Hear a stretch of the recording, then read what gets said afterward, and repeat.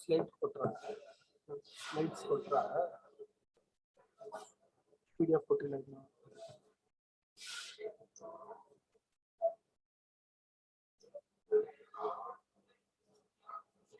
ಏನು PDF already use ಮಾಡ್ತಿದ್ದಾರೆ. ಹಾಂ ಅವರೇ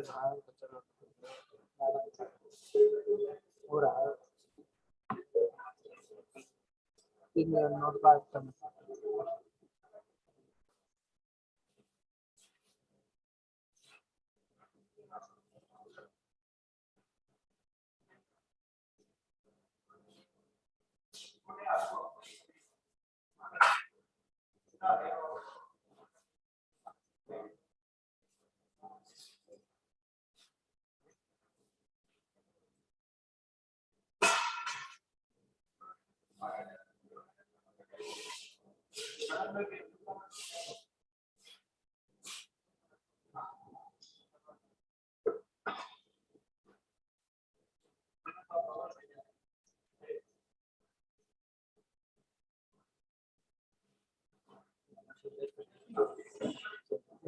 ಹೋಗಿ ಬಾಪ, ಆರಾಮಾಗಿ ಹೋಗ. ಅದಕ್ಕೆಲ್ಲ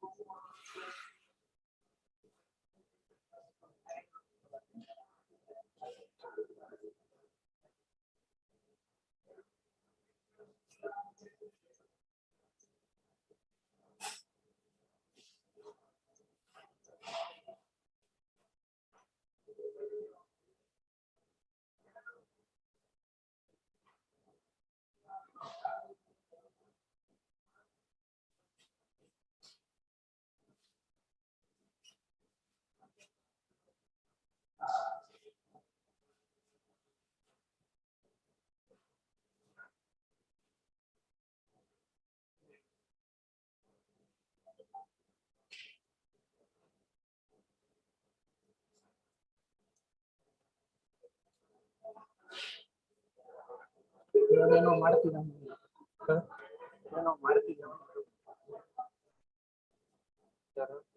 ರಿಮೋಟ್ ತಗೊಂಡಿದ್ದಾನಲ್ಲ, ಅವನೇನೋ ಮಾಡ್ತಿದ್ದಾನೆ.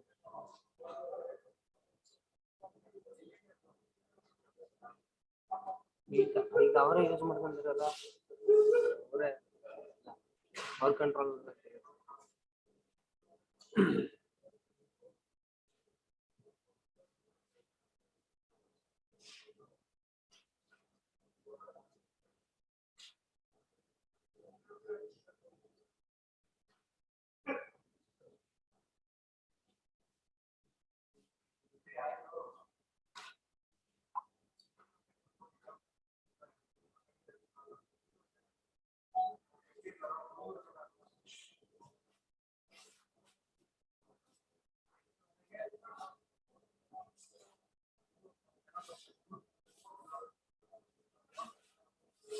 ಟೇಬಲ್ ಕೊಡ್ತೀನಿ ಹಂಗೆ ಚಾರ್ಜಿಂಗ್ ಅಡಾಪ್ಟರ್ ಒಂದೇನೆ ಇರೋದು ಲ್ಯಾಪ್ಟಾಪ್ ಅಲ್ಲಿ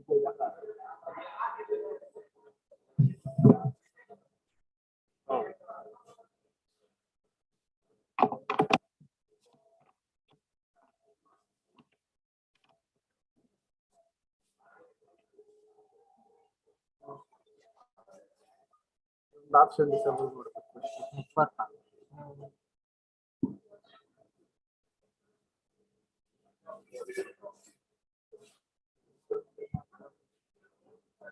ಫುಲ್ ಮಾಡ್ಲಿಲ್ಲ.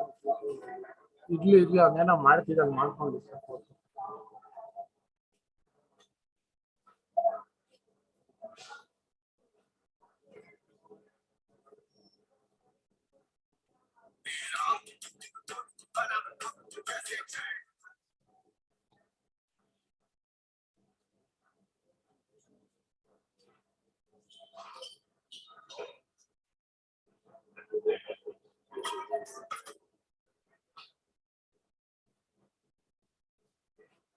అందరూ మారిపోతున్నారు.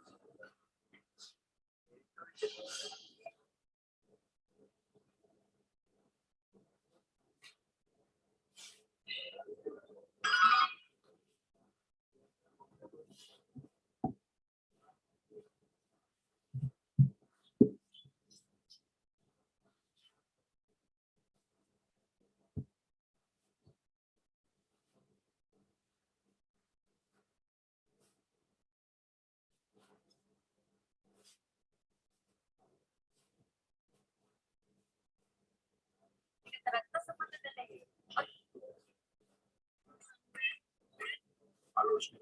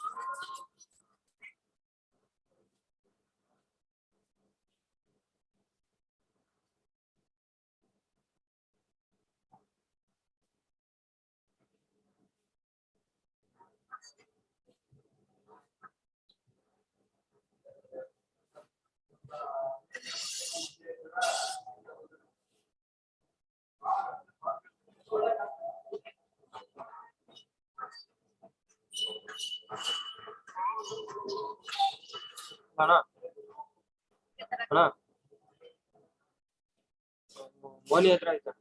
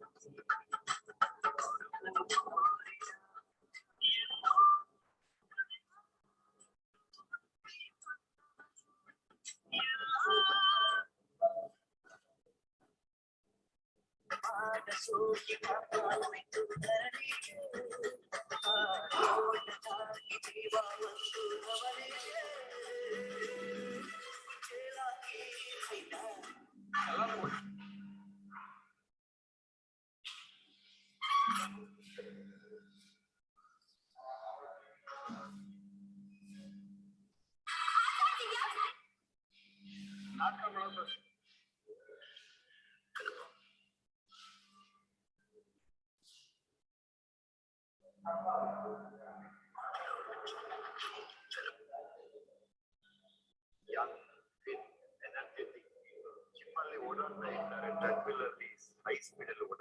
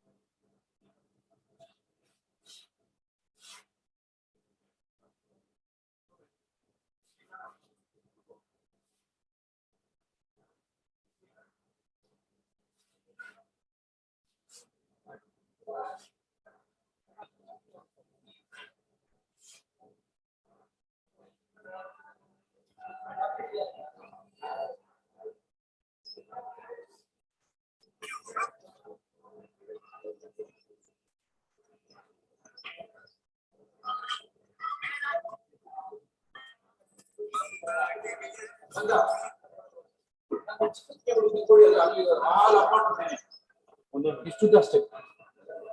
ಏನಾಯ್ತು, ಏನ್ ಬೇಕು? ಅಯ್ಯೋ, ಇದು ಇನ್ನೊಂದು ಸ್ವಿಚ್ ಹಾಕೊಳಕ್ಕಾಗಲ್ವಾ? ಅಲ್ಲ, ಇಲ್ಲಿ ಕೇಬಲ್ ಅಲ್ಲಿರುತ್ತೆ ಅಂತ ನಾವು ಇದು ಎಕ್ಸ್ಟ್ರಾ ಕೇಬಲ್ ನಾವು ಇಲ್ಲಿದೆ. ಈ ಕೇಬಲ್ ಅಂತ ನಾವು ಮಿಸ್ ಆಗ್ತಾರೆ.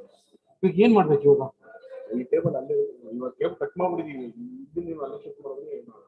ಮತ್ತೆ ಸೊಲ್ಯೂಷನ್ ಏನಾದ್ರು ಕೊಡಿ ಬೇಗ. ಕೇಬಲ್ ಬೇಕೇ ಬೇಕು. ಅಲ್ಲ, ಕೇಬಲ್ ಸದ್ಯಕ್ಕೆ ಇಲ್ಲ ರೀ. ಇಷ್ಟೊಂದು ಇದ್ದಿದ್ದು ನಾನು ಕೊಟ್ಟಿರ್ತದೆ. ಒಂದು ಎಲ್ ಇ ಡಿ ವಾಲ್ ಯಾವ್ದಾದ್ರು ಉದ್ದ ಕೇಬಲ್ ಇದ್ರೆ ಕೊಡಿ ಪ್ಲೀಸ್. ಅರ್ಜೆಂಟ್ ಪ್ಲೀಸ್ ಹೆಲ್ಪ್ ಮಾಡ್ರಿ. ಯಾರು ಎಲ್ ಇ ಡಿ ವಾಲರು? ವೆಂಕಟೇಶ್.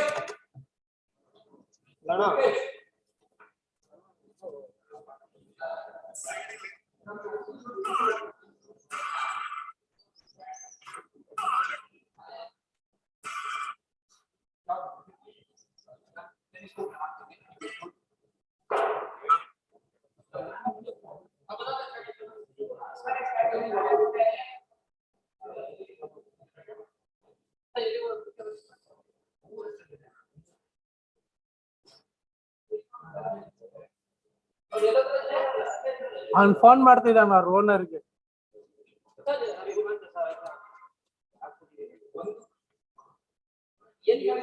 ಮಾಡ್ತೀವಿ ರಾತ್ರಿ ನೋಡಿದ್ರೆ ಅಲ್ಲಿಂದ ಇಲ್ಲಿ ಶಿಫ್ಟ್ ಮಾಡಿದ್ರೆ ನೀವು ಕೇಳಿದ್ರೆ ಮಾಡಲ್ಲ, ಏನಿಲ್ಲ. ಅಲ್ಲಿ ನೀವು ಅಲ್ಲಿ ಹಾಕ್ಸ್ಬಿಟ್ರಿ. ಇವಾಗ ಕೇಬಲ್ ಎಲ್ಲ ಸರಿ. ನಾನು ಇವಾಗ ಯಾವ್ದು ಅಂಗಡಿ ತಗೊಂಡ್ಬರಕ್ಕೆ ಮೂರು ಹಾಲ್ ಎಲ್ಲ ಇದು ಬರಲ್ಲ. ಸ್ವಲ್ಪ ನನಗೆ ಏನಾದ್ರು ಹೆಲ್ಪ್ ಮಾಡ್ಬೋದು. ಕೇಬಲ್ ಯಾವುದೋ ಇಲ್ಲ ನಂಬರ್ ಕೂಡ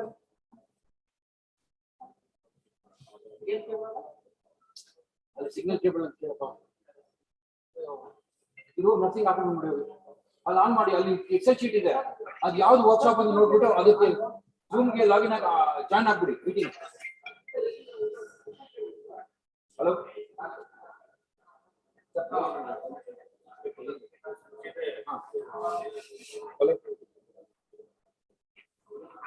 ಒಂದು ವಾಟ್ಸ್ಆಪ್ ಇನ್ನೂ ಒಂದು 15 ಮಿನಿಟ್ಸ್. ಸರಿ ಸರ್, ಒಂದು 15 ಮಿನಿಟ್ಸ್ ಕೂಡ ಇಲ್ಲಿ ಸೆಂಡ್ ಆಗ್ತದೆ. Some technical issues we are sorting out. ಇದೆಯಾ? ಗಾಡಿ ಬೇಗ ಸರ್. ಸ್ವಲ್ಪ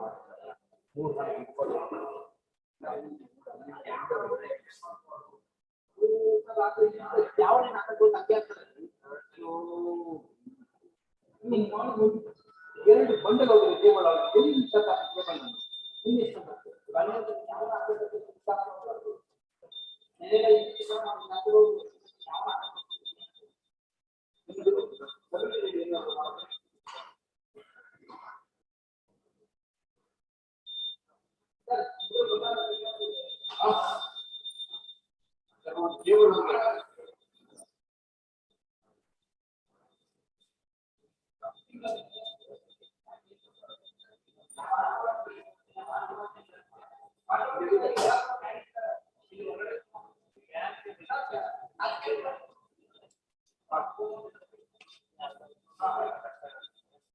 ಫ್ಯಾನ್ ಎಲ್ಲಿದೆ? Please do not disturb me for 1 hour. Requesting you. Your stall is more important than the conference. No, please, half an hour. Please, 1 hour with you. Please, requesting you. Please, you are under too much of pressure. This is technical that is going on. You are behind me from at least half an hour, 1 hour. Walking in the dirt and untouching light.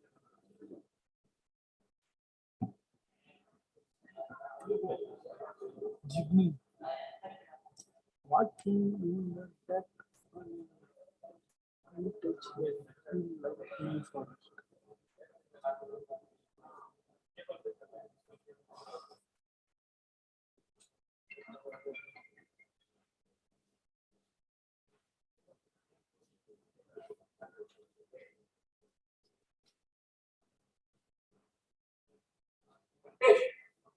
Sir ತರಕ್ ಹೋದ್ರು.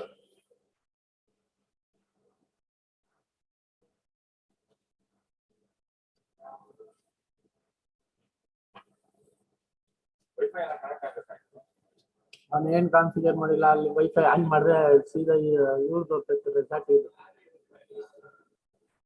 ಇದೇನಾದ್ರು ಅಲ್ಲಿ connect ಆಗಿದೆ at least ಅದು wifi ಇಲ್ಲೇ ಮಾಡ್ಬೋದು. ಹಾ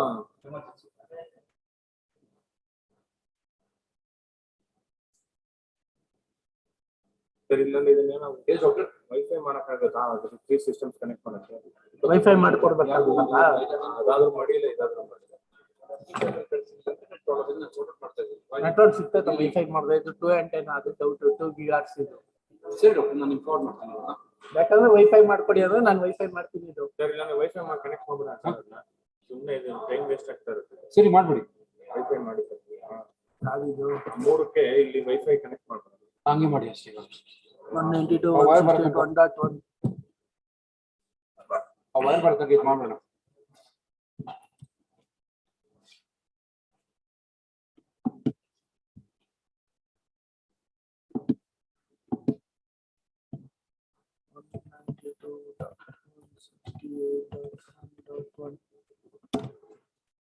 user name password ಏನಿದೆ ನೋಡಿ ಸರ್ ಅದ್ರಿಂದ.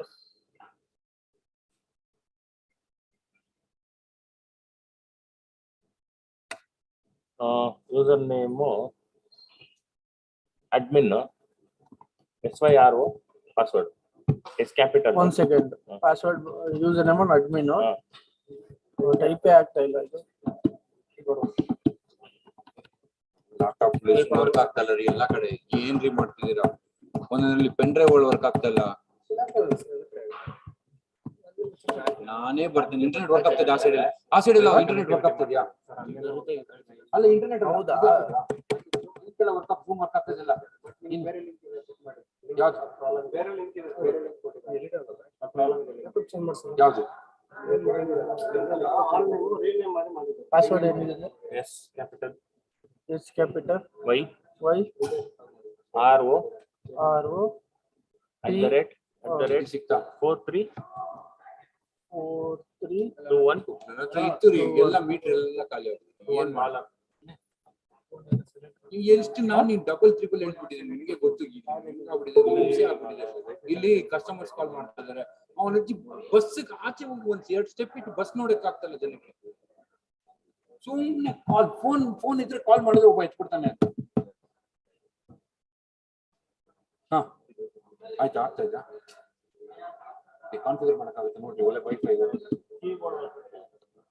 ಸರಿ. ಬೇರೆ ಯಾವ್ದನ್ನ ಇದೆತ್ಕೊಳ್ಳಿ ಇರ್ತೀನಿ. ಬೇರೆ ಲ್ಯಾಪ್ಟಾಪ್ ಹಾಕ್ಬಿಟ್ಟು ಕನೆಕ್ಟ್ ಮಾಡೋಣ. ಒಂದು ಲ್ಯಾಪ್ಟಾಪ್ ಕೊಡಪ್ಪ ಇಲ್ಲಿ ಬೇಗ, ಯಾವ್ದನ್ನ ಪರವಾಗಿಲ್ಲ. ಸರ್ ಈ ತರ ಇದ್ರೆ ಇವಾಗ ಹೆಂಗೆ ಸರ್ ಅದೇ ಚೇಂಜ್ ಮಾಡ್ತಿದ್ದಾರೆ ಸರ್. ಸರಿ ಇದನ್ನ ಹಾಕ್ಬಿಟ್ಟು ಬಿಡಿ, ಹಾಕ್ಬಿಡಿ ಬೇಗ. ಟೆಸ್ಟಿಂಗ್ ಪರ್ಪಸ್ ಇಟ್ಟಿದೆ. ಅದು ಪರವಾಗಿಲ್ಲ, ಇನ್ನೊಂದು ಲ್ಯಾಪ್ಟಾಪ್ ತಗೊಂಡು ಹಾಕಿ. 2 ನಿಮಿಷ ಕೊಡಿ ಸರ್. ಫಸ್ಟ್ ವೈಫೈ ಕಾನ್ಫಿಗರ್ ಮಾಡ್ಕೊಂಡು ಕೊಡಿ. ಅಯ್ಯೋ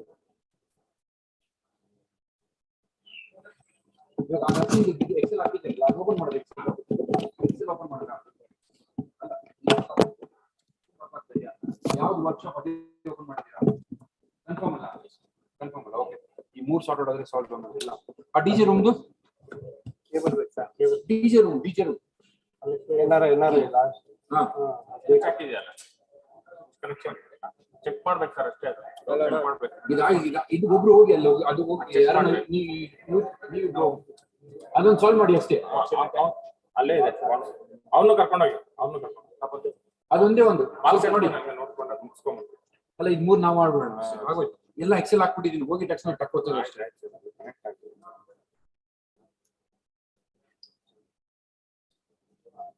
ರಾತ್ರಿ ಇದಕ್ಕೆ ಇಂಟರ್ನೆಟ್ ಅಪ್ ಆಗ್ಬಿಟ್ಟಿದ್ರೆ ಈ ಟಾರ್ಚರ್ ಯಾರಿಗೆ ಬೇಕಾಗಿತ್ತು?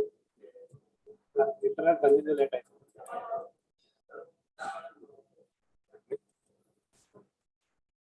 ಕ್ಯಾಪಿಟಲ್ ಇಷ್ಟಲ್ಲ. SYRO @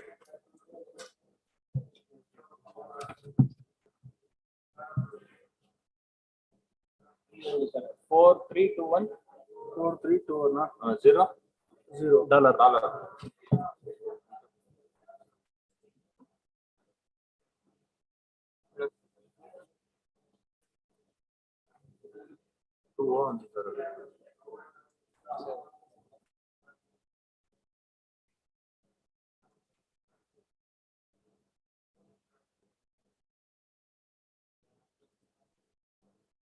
ತಗೊಂಡಿಲ್ಲ ಪಾಸ್ವರ್ಡ್ ರಾಂಗ್ ಅಂತ. ಎಸ್ ಕ್ಯಾಪಿಟಲ್ ಹಾಕಿದ್ರಾ? ಹಾ ಸ್ಮಾಲ್ ಹಾಕಿ ಮಾಡೋಣ ಅಷ್ಟೇ. ಎಸ್ ಕ್ಯಾಪಿಟಲ್ YRO@432110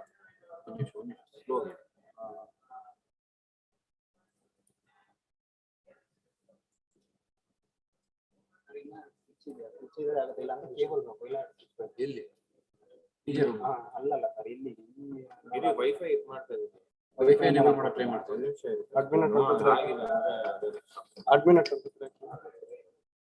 ಸ್ವಿಚ್ ಎಷ್ಟು ಸ್ವಿಚ್ ಹಾಕಿದ್ದೀರಾ ನಾವು? ಅಲ್ಲೊಂದು ಟಿಪಿ ಲಿಂಕ್ ಬಂತು, ಇನ್ನೊಂದು ಟಿಪಿ ಲಿಂಕ್ ಬಂತು. ಅದು ಅಲ್ಲಿಂದ ಅಲ್ಲಿಗೆ ಅಲ್ಲ ರೌಟರ್ ತಗೊಂಡ್ಬಿಡ ಒಂದು. ಇದು ರೌಟರ್ ತಾನೆ? ರೀಸೆಟ್ ಆಪ್ಷನ್ ಇದೆ ನೋಡಿ. ಅಲ್ಲ ರೀಸೆಟ್ ಮಾಡಿದ್ರೆ ಇದು 3 ವೋಲ್ಟ್ ಆಗುತ್ತೆ ಸುಮ್ಮನೆ. ಅಲ್ಲ ಅದು ಅಲ್ಲಿ ಒಂದಿದೆ, ಅಲ್ಲಿ ರೀಸೆಟ್ ಮಾಡಿದ್ರೆ ಏನು ಹೋಗಲ್ಲ. ಅಲ್ಲ ಮತ್ತೆ ಪಾಸ್ವರ್ಡ್ ರೀಸೆಟ್ ಆಗುತ್ತೆ. ಪಾಸ್ವರ್ಡ್ ಮಾತ್ರ ರೀಸೆಟ್ ಆಗೋದು, ಇನ್ನೇನು 3 ಹೋಗುತ್ತೆ. ಒಂದು ನಾವು ಮಾಡಕ್ ಹೋಗಿ ಹಂಗೇನು ಆಗಲ್ಲ ಸರ್. ಸರಿ ಆಯ್ತು ಮಾಡಿ ನೋಡಿ. ರೀಸೆಟ್ ಅದು ಅಲ್ಲ ಲಾಗೌಟ್ ಆಗೋಗ್ಬಿಡ್ತಾರೆ ಬೇರೆ ರೂಮಲ್ಲಿ. ಜೂಮ್ ಲಾಗಿನ್ ಆಗಿದೆ, ನಿಮ್ದು ಜೂಮ್ ಲಾಗಿನ್ ಆಗಿದೆ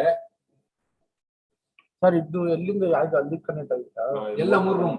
ಅಲ್ಲಿ ಇದು ಅಲ್ಲಿ ನರ್ಸಿಂಗ್ ವರ್ಕ್ಶಾಪ್ ಟ್ರೈ ಮಾಡೋಣ ಬನ್ನಿ. ಅಲ್ಲಿ ವೈಫೈ ಟ್ರೈ ಮಾಡೋಣ. ಹಾ ಅದು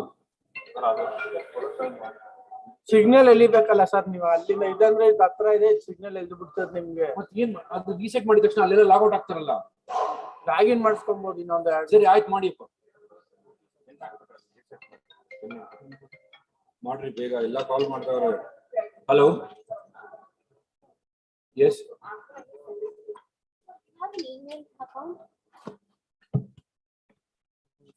sir, go there, ask your Nitin Sahu sir where we should arrange or doctor call Dr. Please.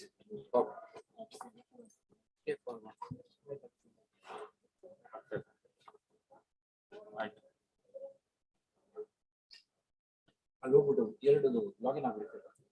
2 workshop reset ಆಗಿದೆ. ಅವು 2 ವರ್ಕ್ಶಾಪ್ ಎಕ್ಸೆಲ್ ಇದೆ, ಅಲ್ಲಿ ಡೆಸ್ಕ್ಟಾಪ್ ಮೇಲೆ ಇದೆ. ಈ ಕಡೆಗೆ ಸರ್, ಈ side 2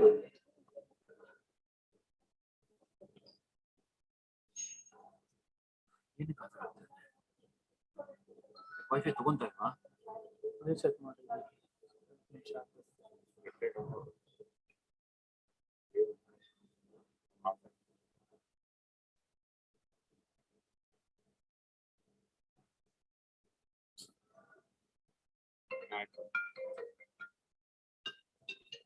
Hello. Yes. Just WhatsApp me, ma'am. I'll send it to you. Default. What is your email ID, sir? 1 second, madam. Sir, please, our workshop is No, no, should have send me on started by WhatsApp. now. Can you please, sir? Email ID. Okay, I'll just forward you. Thank you. Shabab.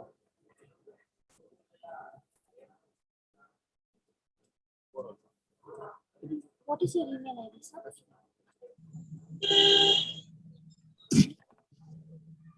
basava.b.connect.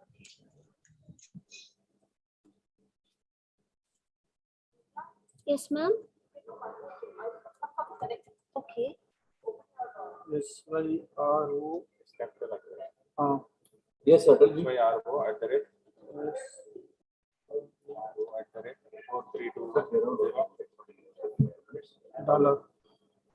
Yeah. Thank you. Zero K.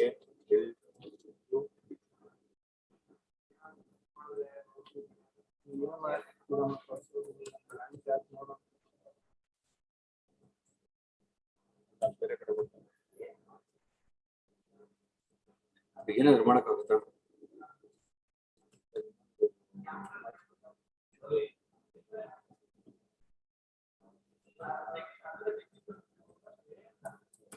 Jagadish ಅಲ್ಲಿ switch ಏನಾದ್ರು ಇದೆಯಾ? ನಿಮ್ internet ಏನ್ ಇದೆ ಅಲ್ಲಿ? Switch ಏನಾದ್ರು ಇದೆಯಾ ಅಲ್ಲಿ? ಅಲ್ಲ ರೌಟರ್ ಇದೆ ಗೊತ್ತಾ ನನಗೆ, ಸ್ವಿಚ್ ಬೇಕು. ಏನ್ ಮಾಡ್ಬೋದು ಇವಾಗ? ಯಾವ್ದಾಯ್ತು ನರ್ಸಿಂಗ್? ಡಿಜೆಕ್ಯೂ ಗೊತ್ತಲ್ಲ, ಡಿಜೆಕ್ಯೂ ಮಾಡಿದ್ರಾ? ಡಿಜೆಕ್ಯೂ ಒಂದು ಮುಗಿಸ್ಬಿಡಿ ಅದನ್ನ. ಹೆಂಗ್ ಮಾಡೋದು? ಈ ಸ್ವಿಚ್ ಇದೆಯಲ್ಲ ಇಲ್ಲಿ, ಇನ್ನೂ ಒಂದು ಸರ್ ಮಧ್ಯದಲ್ಲಿ ಇನ್ನೂ 2 ಸ್ವಿಚ್ ಆಗಿದೆ.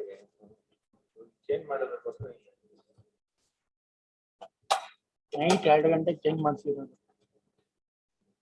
ಏನಾದ್ರು ಬೇರೆ ಸೊಲ್ಯೂಷನ್ ಮಾಡಿ ಪ್ಲೀಸ್. ಏನಾದ್ರು ಒಂದು ಸೊಲ್ಯೂಷನ್ ಮಾಡೋಣ. ನಾವು ಇವಾಗ ಅದನ್ನ ಸರ್ ಕಂಪ್ಲೀಟ್ ಮಾಡ್ಕೊಂಡು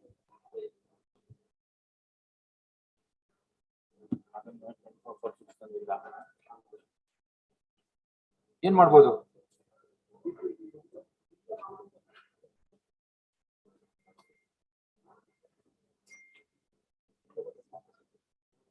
ಅಲ್ಲ ಕೇಬಲ್ ಇಟ್ಕೊಂಡ ಈ ಕೇಬಲ್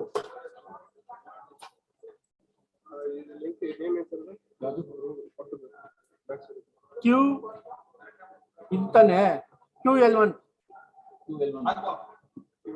ಅದು ಪಕ್ಕದ Q1 ಇದು ಪಕ್ಕ ಪಕ್ಕ 100%. ಅದಾಗಲೇ ಕನೆಕ್ಟ್ ಮಾಡಿದ್ದಾರೆ.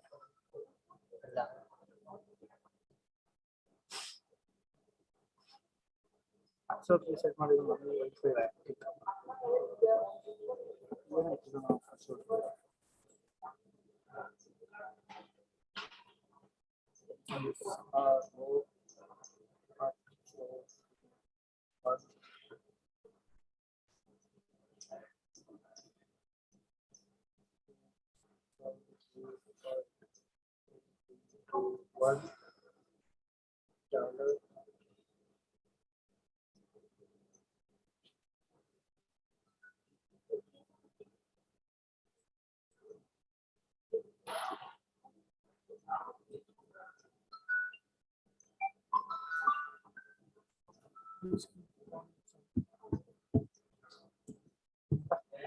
ಅಲ್ಲ ಇಂಟರ್ನೆಟ್ ತಗೊಳ್ಳೋ ಇಂಟರ್ನೆಟ್ ಇಲ್ಲ.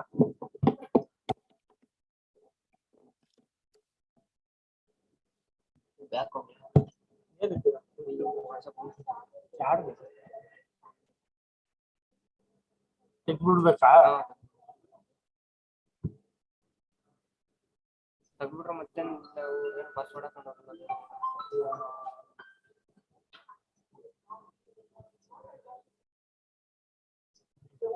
ಅವ್ರು ಈಗ ನೋಡ್ಕೊಳ್ಳಿಲ್ಲ. ಜೂಮ್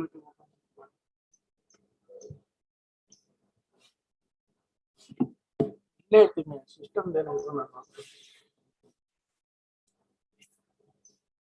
ಲ್ಯಾಪ್ಟಾಪ್ ಕೀಬೋರ್ಡ್ ಚೇಂಜ್ ಮಾಡಿಸೋದು ಏನೋ ಟೈಪ್ ಮಾಡಬೇಕು ಸಡನ್ ಆಗಿ ವರ್ಕ್ ಆಗಲ್ಲ. ಲ್ಯಾಪ್ಟಾಪ್ ಇರೋದು ಇಷ್ಟು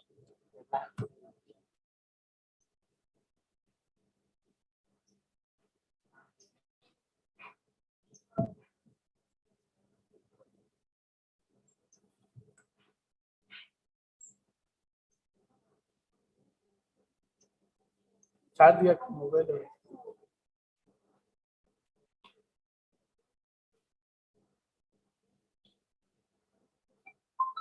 ಕೀಬೋರ್ಡ್ ಬರುತ್ತೆ ಬಟ್ ಕಾಣಲ್ಲ ನಮ್ಗೆ.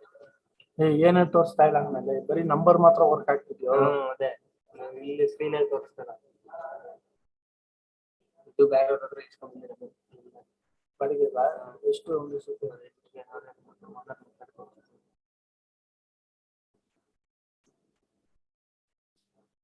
ಮೊಬೈಲ್ ಇಲ್ಲೇ ನಿಮಿಷ ಬರ್ತಿದ್ದೀನಿ. ಚಾರ್ಜ್ ಇಲ್ಲ 30 ಫೀಲಿಂಗ್ ಆಗ್ತಿರ್ತದ.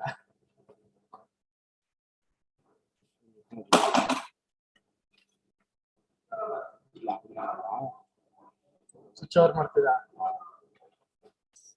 ಇದು ಕೀಬೋರ್ಡು ಕಾಣಿಸಲ್ಲ ಟಚ್ ಮಾಡಿದ್ರೆ. ಟೈಪ್ ಮಾಡಿದ್ರೆ ಏನು ಗೊತ್ತಾಗಲ್ಲ. ಬರೀ ನಂಬರ್ ಮಾತ್ರ ಓದಾಗ್ತಿದೆ. ಆನ್ಬೋರ್ಡ್ ಕೀಬೋರ್ಡ್ ಆನ್ಲೈನ್ ಕೀಬೋರ್ಡ್ ಅದೇ ಮಾಡ್ಬೇಕು ಅಷ್ಟು ಕ್ಲೈಂಟ್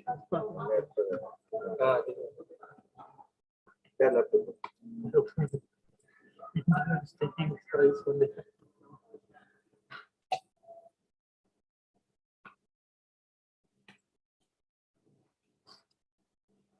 ಅಲ್ಲೇ ಕೇಳಿದೆ ಅಲ್ಲಿದೆ ನೋಡಿ ಸರ್, ಅಲ್ಲಿದೆ ನೋಡಿ. ತಿರ್ಗಾ ಕೇಬೋರ್ಡ್ ಲೆಂತ್ ಪ್ರಾಬ್ಲಮ್ ಆಗುತ್ತೆ.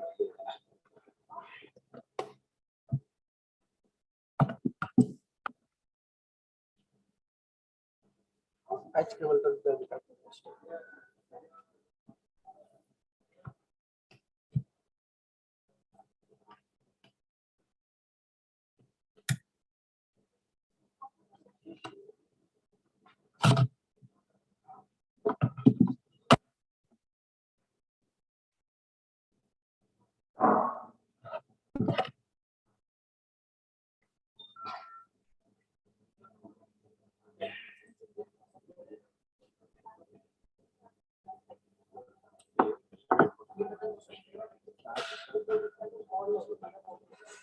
Tax table. Where are some other things? Read it.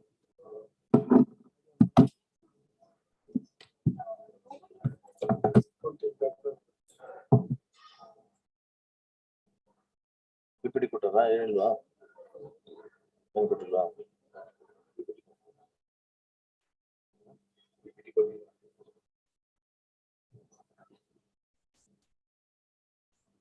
ಇಲ್ಲೇ ಇರು ಏನಿಲ್ಲ ಅನ್ನ ಸಮಸ್ಯೆ ಬಗೆಹರಿಸ್ತಾರೆ ಇಲ್ಲೇ ಎಲ್ಲೂ ಹೋಗ್ಬೋದ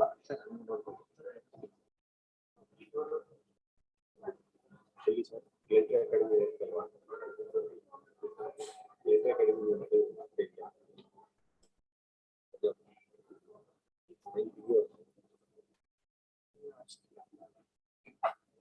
Gurul Gautam करेगा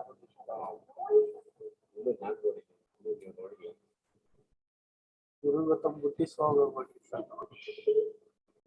बुद्धि नारे separate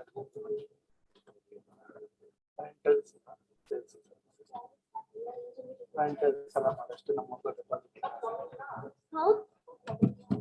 I sent it on the phone, but the system service CCTV. Yes, ma'am. Yeah, ma'am. You were able to load it? Yeah, you have submitted the mail. Yes, ma'am.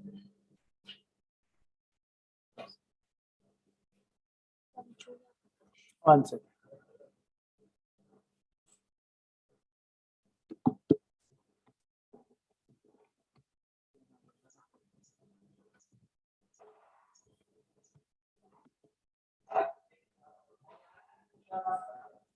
Mobile is working.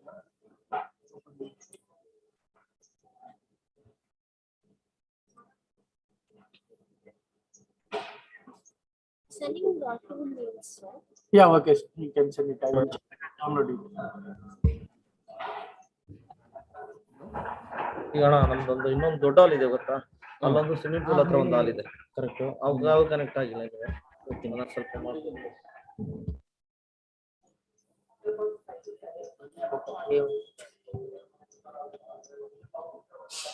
ಒಂದರಿಂದ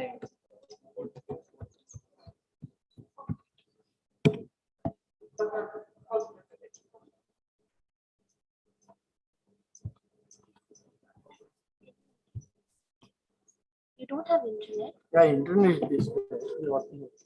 Can you download these two, please? Yeah.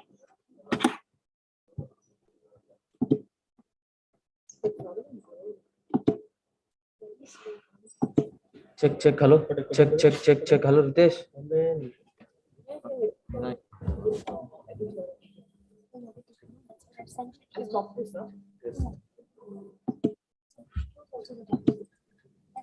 Mic on ಇದೆಯಾ sir ಇದು video on ಇದೆಯಲ್ಲ hello hello hello hello hello hello ಆ ಕಡೆಯಿಂದ box ಎತ್ಕೊಡೋದು ಇದು of ಆಗಿದೆ ಅದು There is a ಹಾಂ sir Check test. Hello, Ritesh, can you hear me? Hello? Hello, Niranjan? Hello? Hello, Niranjan? Hello? Check.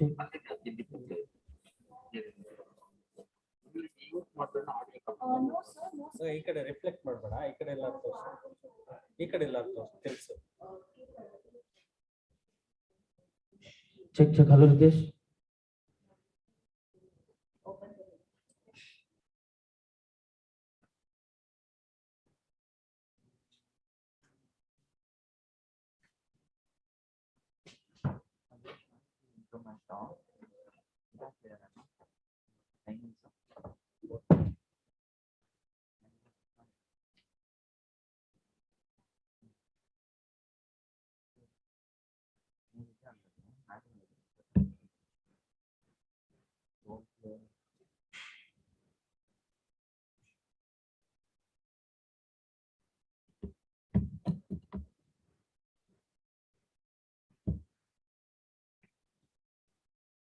ಬರೋ ಇಲ್ಲಿ hello hello hello Rathod hello hello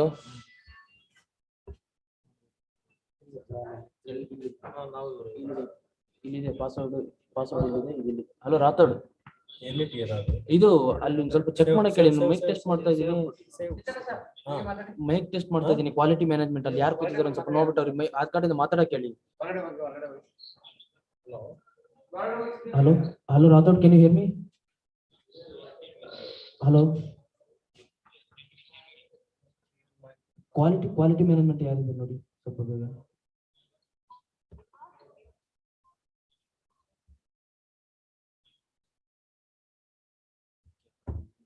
check. Hello Ritesh.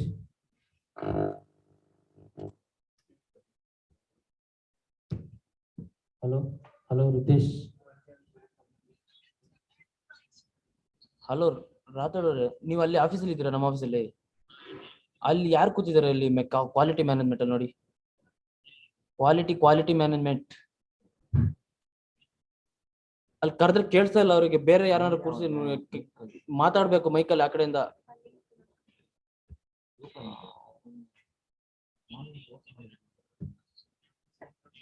ಹಾ, laptop ಮುಂದ್ಗಡೆ ಯಾರಿದ್ದಾರೆ ನೋಡಿ. Quality improvement. ಹಲೋ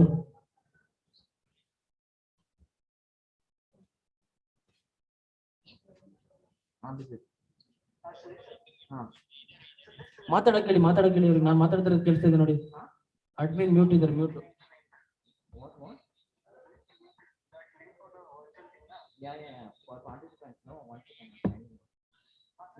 ಮ್ಯೂಟ್ ಇದೆ.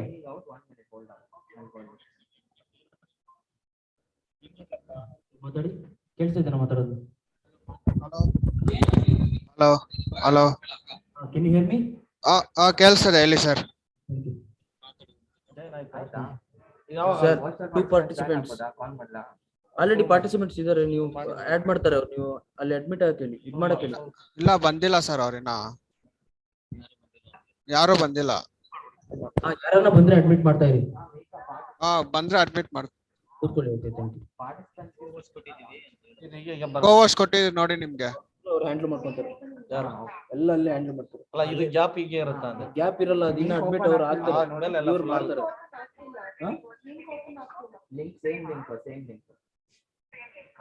ಮತ್ತೆ group ಅಲ್ಲಿ ಹಾಕು ಪಾಪ. ನಾವೇನಾದ್ರೆ ಕಾಲ್ ಮಾಡ್ತೀವಿ ನಿಮ್ಗೆ.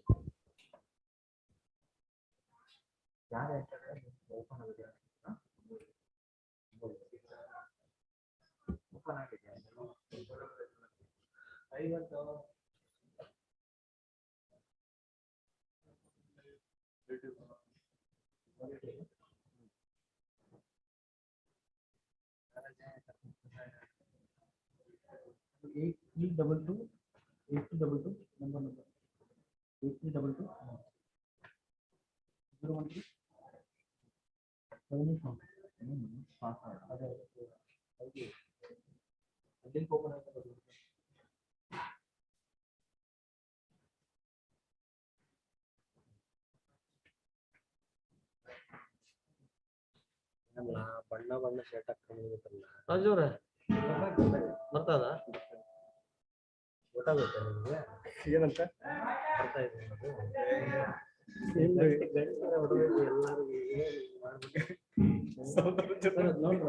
ಲಿಂಕ್ ಎಲ್ಲ ನಿಮ್ಮಲ್ಲಿ ಎಕ್ಸೆಲ್ ಅಲ್ಲಿ ಡೆಸ್ಕ್ಟಾಪ್ ಈ ರೂಮ್ ಒಂದೇ ಇರುತ್ತೆ.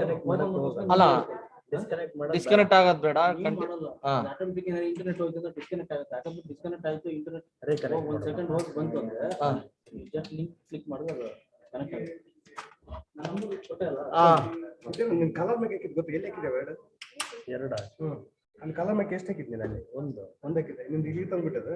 ನಂದೇ ಅದು. ಎಲ್ಲಿ? ಅಲ್ಲಿರೋ ಮತ್ತೆ ಇಲ್ಲಿರೋದು ಅದು ಕಲರ್. ಇಲ್ಲಿ ಯಾವ ಕಲರ್? ಒಂದೇ. ನೀನು ಅಲ್ಲಿ ಹಾಕಿದೀಯಾ? ಬಿಚ್ಚಿಟ್ಟಿದ್ಯಾ? ಅಲ್ಲೇ ಅದು ಬಿಚ್ಚಿಟ್ಟಿದಾರೆ ಇಲ್ಲ ನಿಮ್ಮಲ್ಲಿ? ನಾನು ನೋಡಿದೆ ಪಾಪ. ಇಲ್ಲಿ ಏನವಾಗ ಹಿಂಗ ಹೇಳ್ಬಿಟ್ಟೆ, ಅಲ್ಲಿ ಮೇಲೆ 3 ಮೈಕ್ ಹಂಗೆ ಇದೆಯಲ್ಲ.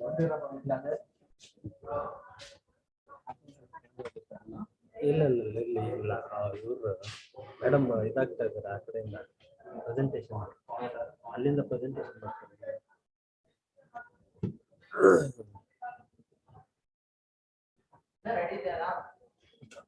ಹಾ ರೆಡಿ ಇದೆ ರೆಡಿ ಇದೆ.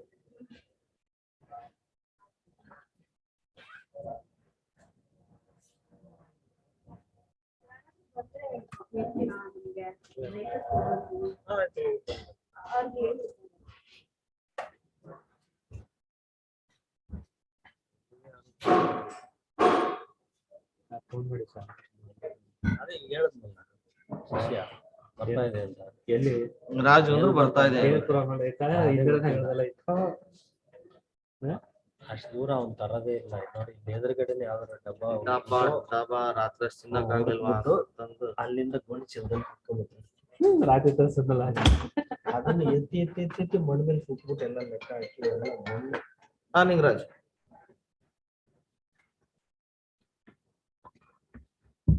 ವೆಂಕಟರಾಮ್ ಫೋನ್ ಹಾಕೊಂದು ಅಲ್ಲಿ ಮಾದೇವಣ್ಣ ಇಲ್ವಾ? ಊರಿಗೆ ನೋಡಿ ಕರೆಕ್ಟ್ ಆಗಿ ಎಲ್ಲಿ ನಾವೇನ್ ಕೆಲಸ ಆಗ್ಬಿಟ್ರಲ್ಲ ಲೈವ್ ಇಲ್ವಂತ? ಹೌದಾ? ಶಿಷ್ಯನ ಅಲ್ಗ ಇವ್ರು ನೋಡ್ಕೊಂಡಾಗ ಅಮ್ಮ ನೋಡ್ಕೋಬೇಕು. ಅವ್ ಪಕ್ಕದಾಗ ಒಂದ್ ಹುಡುಗ ಇದಾನ ನೋಡು. ಕೊಡಲ್ಲ ಅಂದ್ಬಿಟ್ರೆ ನಾವೇ ತರ್ಸ್ಕೊತೀವಿ ನೆನ್ದಿ.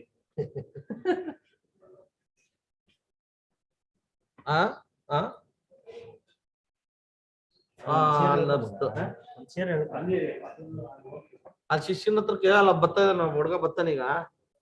ಅವ್ನ್ ಕನೆಕ್ಟ್ ಮಾಡ್ಬಿಟ್ಬಿಡು, ಅವ್ನು ಒಂದೇ ಒಂದು HDMI ಹಾಕ್ಬಿಟ್ಬಿಡು, ಅದು ಹೋಗ್ಲಿ ಅಷ್ಟೇ, ಬೇರೆ ಇನ್ನೇನಿಲ್ಲ.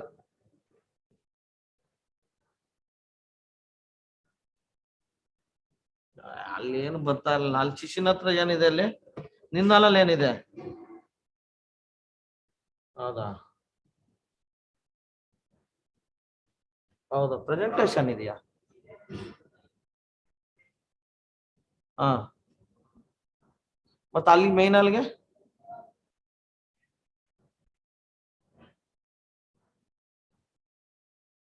ಅಲ್ಲಿ ಪ್ರೆಸೆಂಟೇಶನ್ ಇದ್ರೆ ತೋರ್ಸ್ಬಿಟ್ಟು ಬಿಟ್ಬಿಡು ಅಷ್ಟೇ, ಏನ್ ಮಾಡಕ್ಕ. ಆಯ್ತು, ಅವ್ರು ಏನ್ ಬರೀ ಕನೆಕ್ಟ್ ಮಾಡಿ ಹೋಗ್ತಾ ಇದಾರೆ ಅಷ್ಟು ಬಿಟ್ರೆ ಬೇರೆ ಇನ್ನೇನಿಲ್ಲ.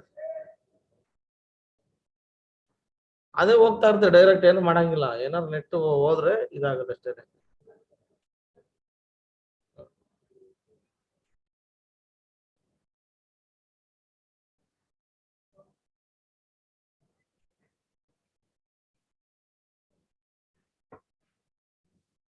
ಹಾ ಹೇಳ. ವೆಂಕಟ್ ಹತ್ರ ಮಾತಾಡ್ದ? ಹೌದೌದು, ಝೂಮ್ ಸಾಫ್ಟ್ವೇರ್ ಒಂದು ಡೌನ್ಲೋಡ್ ಮಾಡೋಗ್ತಾರೆ. ಹಾ ನೆಟ್ ಕನೆಕ್ಟ್ ಆಗಿದೆ, ಅದು ಲಿಂಕ್ ಎಲ್ಲ ಬರ್ತಾರಿರೋ ಬಂದು ಅವ್ರದ್ದೊಂದು ಲಿಂಕ್ ಬರುತ್ತೆ ಅವ್ರ ಆಫೀಸಿಂದ. ಅದೇ ಅದೆಲ್ಲ ಅವ್ರು ಕನೆಕ್ಟ್ ಮಾಡ್ತಾರ. ಅವ್ರಿಗೆ ಅವ್ರಿಗೆ ನರ್ಸ್ಗಳಿಗೆ ಹೇಳು, ಅವ್ರು ಇನ್ನೂ ಬಂದಿಲ್ಲ ಕೊಟ್ಟಿಲ್ಲ ಅಂತ ಹೇಳಷ್ಟೆ. ಆಯ್ತು.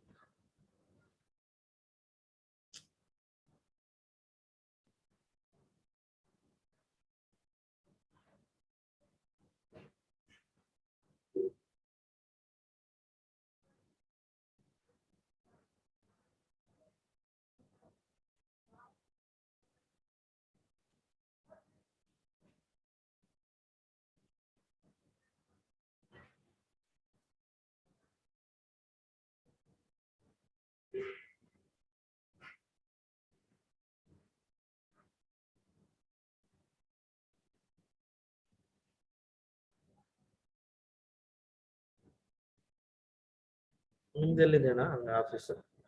ಕಟ್ಟಿದ್ದಾರೆ. ನಿಮ್ದು ಸಿಸ್ಟಮ್ ಹಾಕಿದ್ದೀರಾ?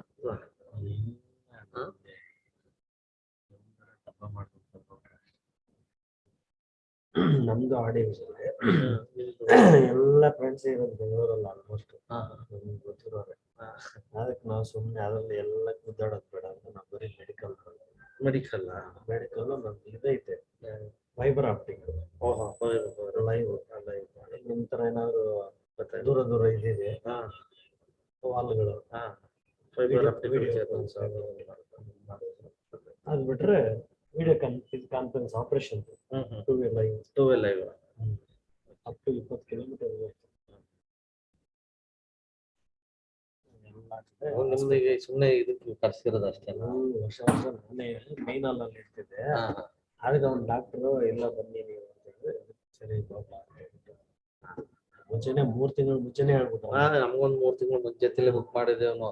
ರೇಟ್ ಕನ್ಸೆಷನ್ ಏನ್ 70 ರೂಪಾಯಿ ನಂಗೆ ಆಗ್ತಾ ಇದೀವಿ. ಇವತ್ತು 4 ದಿನ ಅಂದ್ಬಿಟ್ಟು ಅಷ್ಟೇ. 70ಗೆಲ್ಲ ಆಗಕ್ಕಾಗಲ್ಲಪ್ಪ. 80 ರೂಪೀಸ್ ಕೊಡು. 70 ಕೊಡ್ತೀನಿ, 70ಗೆಲ್ಲ ಆಗಲ್ಲ. ಹಂಗಿದ್ರೆ ನಾನು ಬೇರೆ ಕಡೆ ಹೋಗ್ಕೊಂತೀನಿ ಹಿಂದೆ. 80 ರೂಪೀಸ್ ಅಂತ ಹೇಳಿದಾನೆ. ನೋಡೋಕೆ ಒಂದ್ಸಲಿ ಪುನೀತ್ ಅಂದ್ಬಿಟ್ಟು ಈಗ ಅವನೇ ಮಾಡಿದ ಪುನೀತ್ ಅಂತಾನೆ. ಹೆಂಗಟ್ಟು ನನ್ಗೂ ರೇಟ್ ಡಿಫ್ರೆಂಟ್ ಆಯ್ತು ಅಂತ ಇರ್ಬೇಕು. ಕರ್ವ ಹಾಕ್ಸಿದ್ದ ಏನೋ ಕಾರ್ಡ್ ಕೊಡ್ತೀನಿ. ಸರಿ ನಾನೇನೋ ಮಾತಾಡ್ತೀನಿ, ಇವ್ನು ನೋಡಿದ್ರೆ ಡೈರೆಕ್ಟ್ ಆಗಿ ನಮ್ಮ ಹುಡುಗರು ಮಾಡೋ ತಪ್ಪು ಕೆಲಸ ಅದು. ಈಗ ನಾವು ಅವ್ರ ಕಡೆಯಿಂದ ಎಷ್ಟು ಕಷ್ಟ ಇದೆ. ಅದು ಬಿಟ್ಬಿಟ್ಟು ಇನ್ನು ಬಂದವರೆಲ್ಲ ಹಿಂಗ್ ಮಾಡ್ಬಿಟ್ರೆ ಈ ಜಾಗಕ್ಕೆ ಒಂದು 20 ಸಲ ಬಂದೋಗಿರ್ಬೇಕಾಗುತ್ತೆ. ಹೌದು.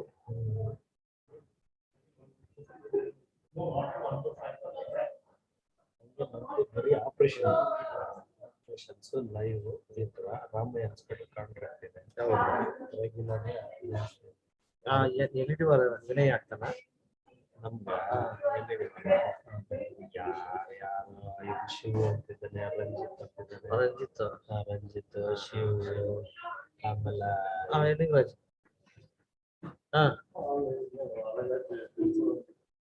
ಯಾಕೆ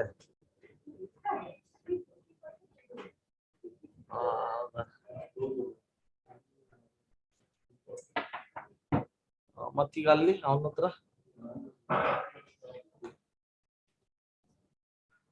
ಸರಿ ಮಾಡಕ್ ಹೇಳು, ನೋಡೋಣ. ಅಲ್ಲಿ ಇಲ್ಲಿ ನೋಡೋಣ. ನನ್ನೆಲ್ಲಗೂ ಜೂಮ್ ಮತ್ತೆ ಇದೆಲ್ಲ ಇದೆ. ನೋಡೋಣ ಅಲ್ಲಿ ಇಲ್ಲಿ ಮ್ಯಾನೇಜ್ ಮಾಡೋಣ. ವರ್ಕ್ಶಾಪ್ ಎಲ್ಲ ನೋಡೋಣ, ಯಾವ್ದಾಗುತ್ತೆ ಅದ್ ಮಾಡೋಣ. ಹೌದಾ? ಹಾ ಅಲ್ಲ ಆನ್ ಮಾಡೋಣ, ಅವ್ನು ಪೆಟ್ರೋಲ್ ಹಾಕ್ಬಿಟ್ಟು ಅಲ್ಲಿ ಇದು ಮಾಡೋಣ ಅಷ್ಟೇ. ಸರಿ ಆಯ್ತು ಮಾಡೋಣ.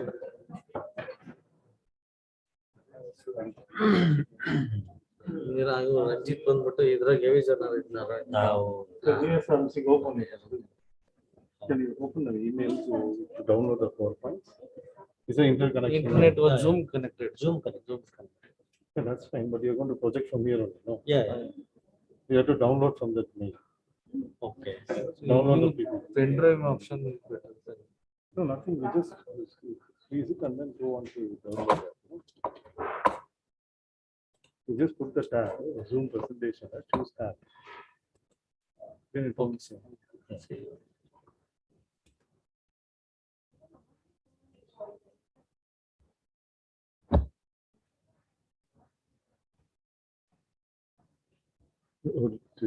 Can I move it here or if you can move?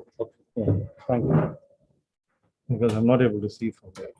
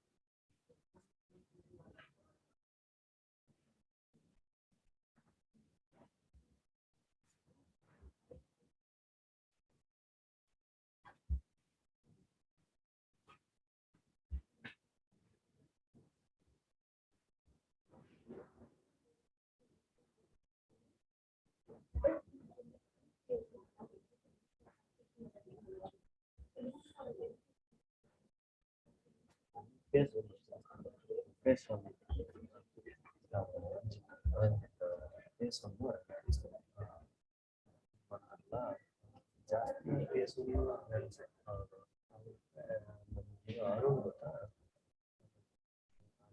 ಅಲ್ಲ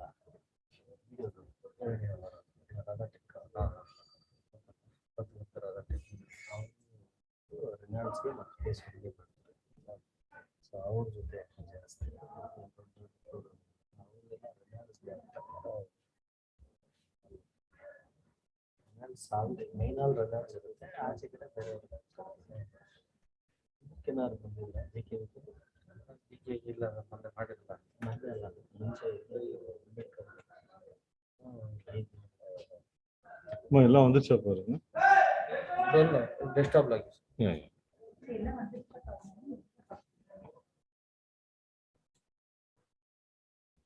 இல்ல இந்த இதுல டவுன்லோட்ஸ் இருக்குமா ಡೌನ್ಲೋಡ್ಸ್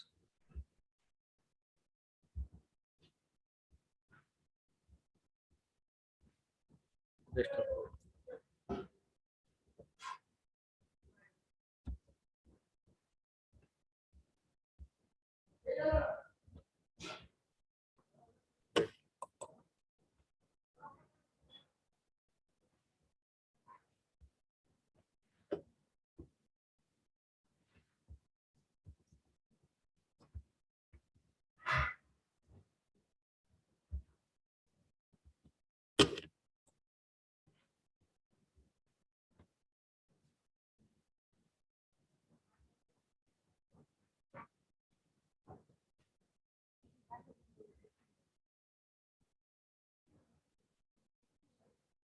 அம்மா அதை செக் பண்ணிக்கலாம் எல்லாம் இருக்கான்னு.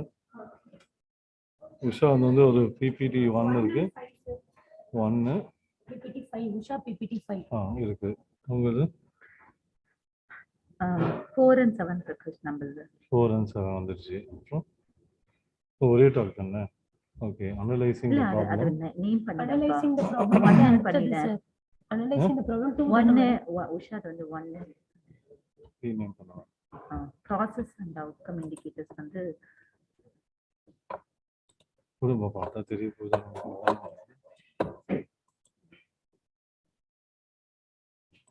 ஒன்னு போடு ஃபர்ஸ்ட் ஒன்னு போட்டு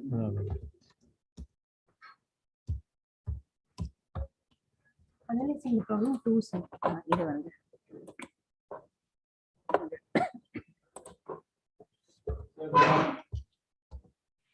இது process வந்து 3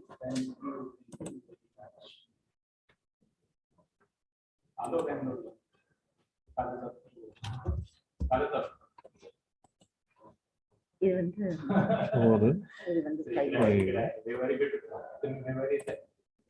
ஷரத் தான்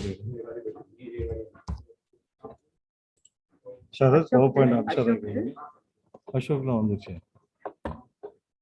3 மார்க் பேஷன்ஸ் 3 டே ஆட் பண்ணுங்க. அதான் அசோக். அப்போ வந்து அது வந்து 8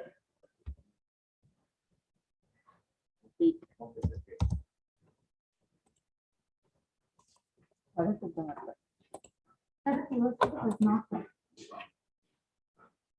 1 2 3 4 5 அதான் ஷரத் 6 இல்லையா?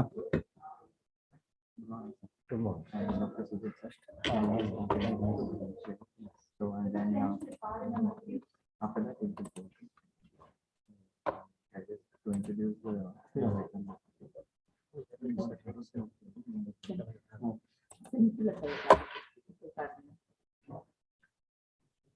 ஷரத் தான்.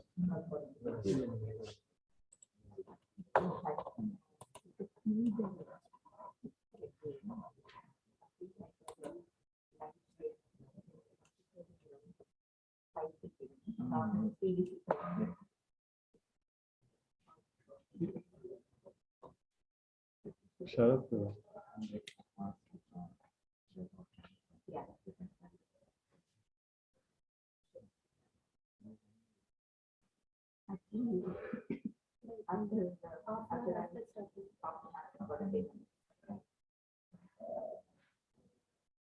என்ன சொன்னீங்க? ஷரத் என்ன சொன்னீங்க? ஷரத் அம்ஸ்டர் எதுல சரந்தி பாருங்க. நீங்க சொன்னா இருக்கும். சென்டென்ஸ் வந்து காது. ஓகே.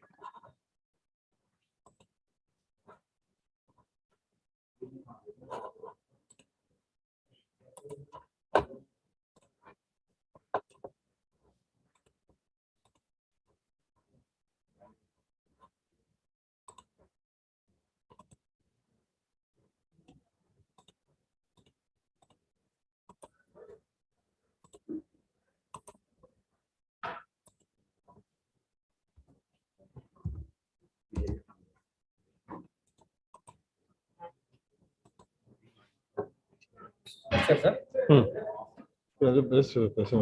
ಫಸ್ಟ್ ಪಿಪಿಟಿ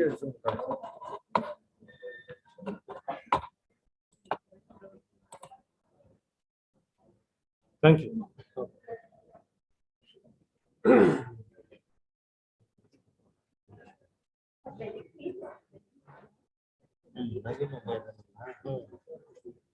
ನವೀನ್ ಕೇಳಿದ್ದೀನಿ.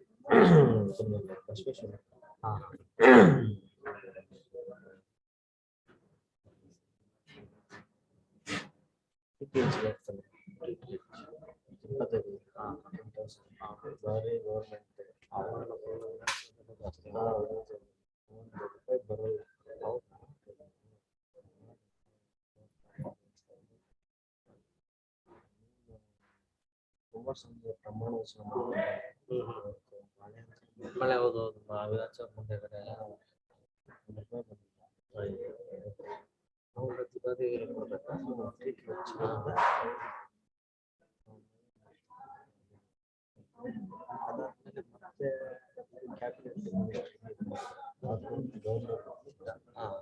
ಅದು ಬರಲಿಲ್ಲ.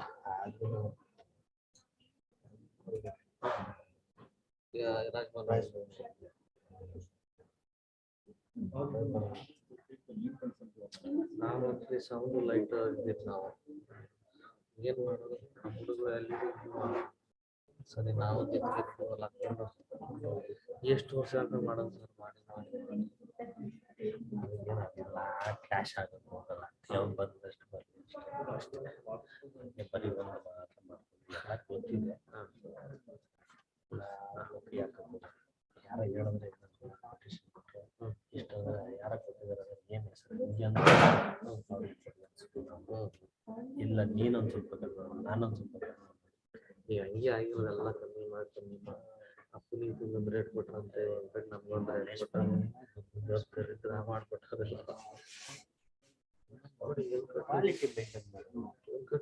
ಕಮ್ಮಿ ಸ್ಟ್ಯಾಂಡರ್ಡ್ ರೇಟ್ ಕೆಲಸ ಪಕ್ಕ ಇರುತ್ತೆ. ಮೆಡಿಕಲ್ ಒಂದು ಸ್ವಲ್ಪ ಗಲೀಜಿದ್ರು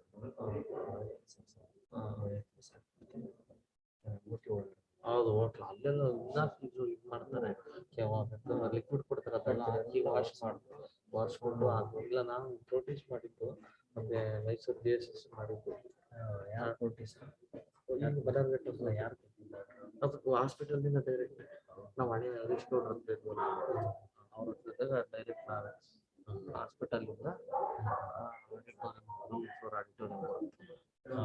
ಬೇಸ್ಮೆಂಟ್ ಆಗಿ 7th floor ಇಂದ ಹೌದು ಪ್ರೋಟೀಸ್ ಹಾಸ್ಪಿಟಲ್ ಫಸ್ಟ್ ಒಕ್ಕಾಡ್ ಇತ್ತಲ್ಲ ಇಲ್ಲ ಎಲ್ಲಿರೋ ಪ್ರೋಟೀಸ್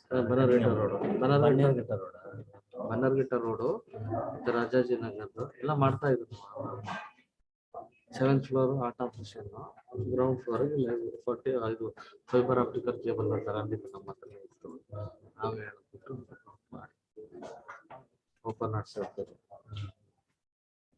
ಅದೊಂದು ಮದರ್ ಹುಟ್ಟಿದಂದು ಮತ್ತೆ ಮಕ್ಕಳಾಗ್ತಿದ್ದಾರೆ ಎಲ್ಲ ಮಕ್ಕಳು ಮಾಡ್ತಾರೆ ಅದೊಂದು ಆಪರೇಷನ್ ಮಾಡಿದ್ದು. ಅದಾದ್ಮೇಲೆ ಇನ್ನೊಂದು ಇದ್ರ ಹತ್ರ ರಾಜೇಂದ್ರನಗರ ರಮೇಶ್ ಹಾಸ್ಪಿಟಲ್ ಅದು ಬಂದ್ಬಿಟ್ಟು ರಮೇಶ್ ಹಾಸ್ಪಿಟಲ್ ಯಾರು ಕೊಟ್ಟಿದ್ದು ಅದಕ್ಕೆ ಡೈರೆಕ್ಟ್ ಡಾಕ್ಟರ್ ಕಡೆಯಿಂದ ರಮೇಶ್ ಡಾಕ್ಟರ್ ಕಡೆಯಿಂದಲೇ ಅಶೋಕ ಹೋಟೆಲ್ ಅಲ್ಲಿ ನಮ್ಮ ಶಿಷ್ಯ ಒಬ್ಬ ಇದ್ದಾರೆ ಯಾರಿಗೂ ಬಿಡಲ್ಲ ಡಾಕ್ಟರ್ ಕಡೆಯಿಂದ ರಮೇಶ್ ಹಾಸ್ಪಿಟಲ್ ಅಲ್ಲಿ ಆಪರೇಷನ್ ಅಶೋಕ ಹೋಟೆಲ್ ಚೆನ್ನೈಯಿಂದ ಕೇಬಲ್ ರನ್ನಿಂಗ್ ಮಾಡಿಸಿದ್ರು. ರೈಲ್ವೆ ಟ್ರ್ಯಾಕ್ ಹೇಗಿದೆಯೋ ಹಾಗೆ ಟ್ರ್ಯಾಕ್ ಆಲ್ರೆಡಿ ಹಾಕಿ ಬಿಟ್ಬಿಡಿ ಅಲ್ಲಿಂದ ಅಶೋಕ ಹೋಟೆಲ್ ರಾಜೇಂದ್ರ ಎಂಟ್ರೆನ್ಸ್ ಇಂದ ಅಲ್ಲಿ ಬಂದ್ಬಿಡಿ ಏಟ್ರಿ ಹೋಟೆಲ್ ಬಂದ್ಬಿಡಿ ಅವರು ಅವಾಗ ಅವ್ರು ನಡೆಸ್ತಾನೆ ಅಂತ. ಹೌದು ರಮೇಶ್ ಅದು ಬಂದ್ಬಿಟ್ಟು ಆಡಿಯೋ ರವಿ ಅವರು ಮತ್ತೆ ಇವರು ಮಂಜು ಅವರು ಸ್ಕೈಲೈಟ್ಗೆ ಅವ್ರು ಮಾಡಿದ್ರೆ ನಾವು ಅವ್ರ ಹೆಸರು ಹೇಳಿದ್ರೆ ಫ್ಲಾಶ್ ಮಾಡಿದ್ರು ಅನ್ಸುತ್ತೆ. DSS ಮೈಸೂರಲ್ಲಿ ನಾವೇ ಹೇಳಿದ್ದು ಕೇಬಲ್ ಗ್ರೌಂಡ್ ಫ್ಲೋರ್ ಇಂದ 3rd floor ಫೈಬರ್ ಆಪ್ಟಿಕಲ್ ನಾವು 2 days ಹೇಳೋದು.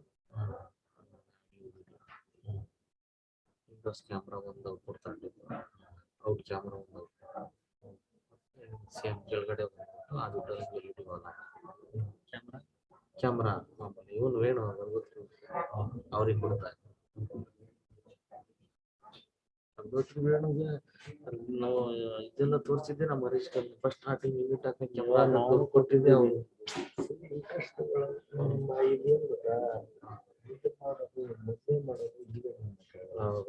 ಈವೆಂಟ್ ಮಾಡೋದು ಹೌದು ಅದೇ ಬೇರೆ ಏಜೆಂಟ್ ಕೆಲಸ ಮಾಡಬೇಕು. ಇನ್ನೊಂದು ಸಿಂಗಲ್ ಕ್ಯಾಮ್ರಾ ಇವೆಲ್ಲ ತಗೊಂಡ್ರೆ ಜಸ್ಟ್ ಯಾಕಂದ್ರೆ ಇದ್ರ ಜೊತೆ ವರ್ಕ್ ಮಾಡಿ ಝೂಮ್ ಮಾಡೋದು ಕೇಳಿದ್ರೆ ಅದು ಡಿಪೆಂಡ್ ಆಗ್ಬಿಡುತ್ತೆ. ಸಿಂಗಲ್ ಕ್ಯಾಮ್ರಾ ಅದೆಲ್ಲ ಇರ್ತಾರೆ ಅದೇ ರೂಢಿ ಆಗಿರ್ತಾರೆ ಹೇಳ್ತಾರೆ ಯಾರಾದ್ರು ಅಂತ ಒಂದ್ ಕಡೆ ಹಂಗೆ ಅನ್ಸ್ಬಿಡ್ತಾರೆ. ಅದು ಝೂಮ್ ಇಟ್ಟಿರ್ತಾರೆ ಎಲ್ಲಿದ್ರು ಹಂಗೆ ಇಟ್ಟಿರ್ತಾರೆ ಮಾಡಲ್ಲ ನೋಡಿ ಇಲ್ಲಾಂದ್ರೆ ಏನ್ ಮಾಡ್ತಾರೆ ಕೈ ತೋರಿಸ್ಬೋದು ಮುಖ ತೋರಿಸ್ಬೋದು ಔಟ್ ಕ್ಯಾಮ್ರಾ ಒಂದು ಆಪರೇಷನ್ ಕೊಡಿ ವಿಂಡೋಸ್ ಒಂದು ಇಲ್ಲಾಂದ್ರೆ ರೆಕಾರ್ಡಿಂಗ್ ಮಾಡೋದು ಅದನ್ನ ನಿಂತ್ಕೊಂಡಿದ್ರೆ ಮಾಡೋದಿಲ್ಲ ಸುಮ್ಮನೆ ಏನೋ ಮಾಡ್ತಾರೆ ಸುಮ್ಮನೆ PPT ಒಳಗೆ ಹೋಗ್ತಾ ಇರುತ್ತೆ ಅದೆಲ್ಲ ಮಾಡ್ಬೇಕು. ಏನ್ ಲೈವ್ ಹೋಗ್ತೈತೆ ಆನ್ ಮಾಡೋದು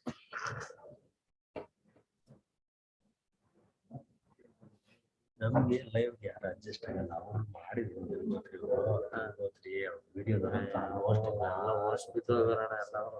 ಗಂಗೋತ್ರಿ ಅಂತೆ ಸ್ವಾಮಿ ಅಂತೆ ಅವನು ಇವನು ಯಾರ ಮಂಡ್ಯ ನಾವು ಇನ್ನೊಂದು ಮಾಡ್ಕೊಂಡಿದ್ದ ಅದನ್ನು ನಿರ್ಲಕ್ಷಿಸ್ಕೊಂಬರೋಣ ಅಂತ ಇದರಲ್ಲಿ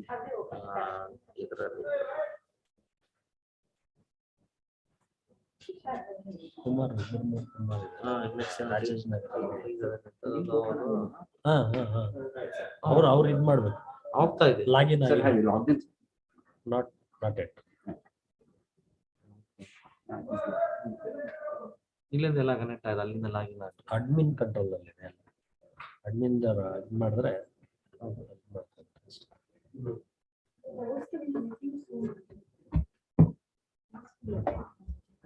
It's in the administration control.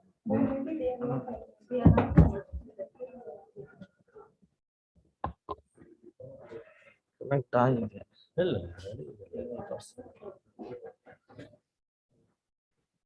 ಅವರು ಫಸ್ಟ್ ಇಲ್ಲಿಗೆ ಬರಲ್ಲ. ಇದು ಅಡ್ಮಿನ್ ಬರುತ್ತೆ ಅಲ್ಲಿಂದ ಅವ್ರು ಯಾರು ಇದ್ ಮಾಡ್ತಾರೆ ನಮ್ಗೆ ಇಲ್ಲಿ ರಿಫ್ಲೆಕ್ಟ್ ಆಗುತ್ತೆ. ಅವ್ರಿಲ್ಲ ಯಾಕಂದ್ರೆ ಈಗ ಒಂದ್ 10 ಜನ ಬರ್ತಾರ ತಾಲೂಕು ಇವ್ರು ಯಾವಲ್ಲ ಅಲ್ಲಿ ಇಲ್ಲಿಗೆ ಇದ್ ಮಾಡ್ತಾರೆ.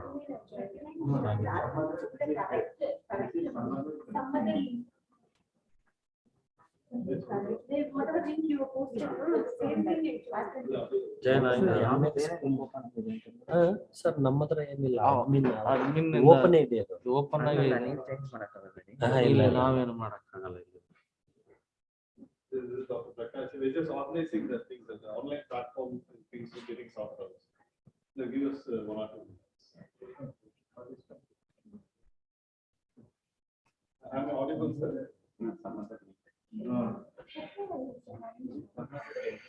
30 participants are there online waiting. Phone ಹಾಕ್ಲ ಅವನಿಗೆ Call ಮಾಡಿ. Oh, okay. No, yeah, we're just sorting out some ಈ ಲಿಂಕ್ ಈಗ ಇದಕ್ಕೆ Completely different. ಡಿಫ್ರೆನ್ಸ್ ಆಗಿದೆ. ಯಾವ್ದು ಬೇರೆ ಇರುತ್ತಲ್ಲ ಏನ್ ಹೇಳಿದ್ರೆ ಟಾಪಿಕ್ ಅಲ್ಲ.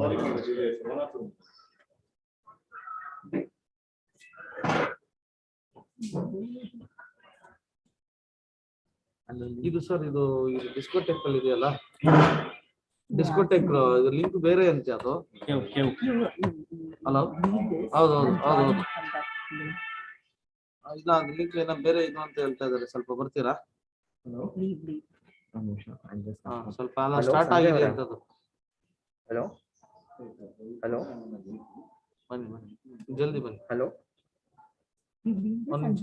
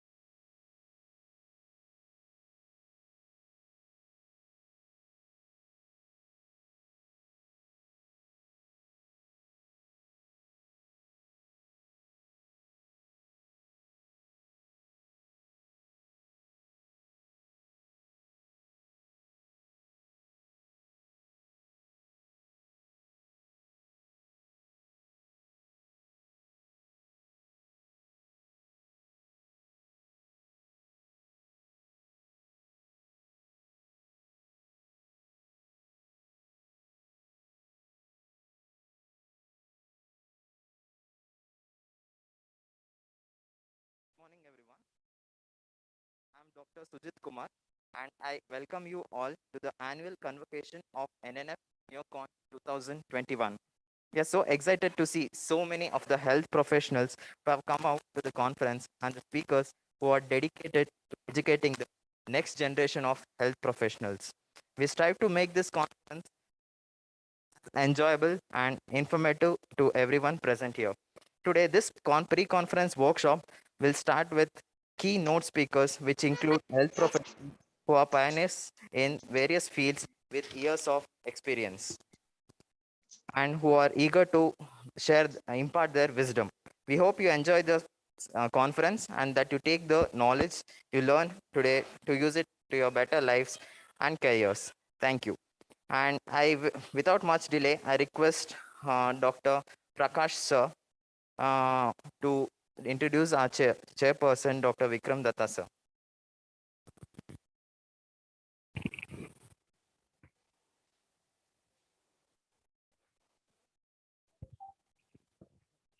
Good morning to one and all here.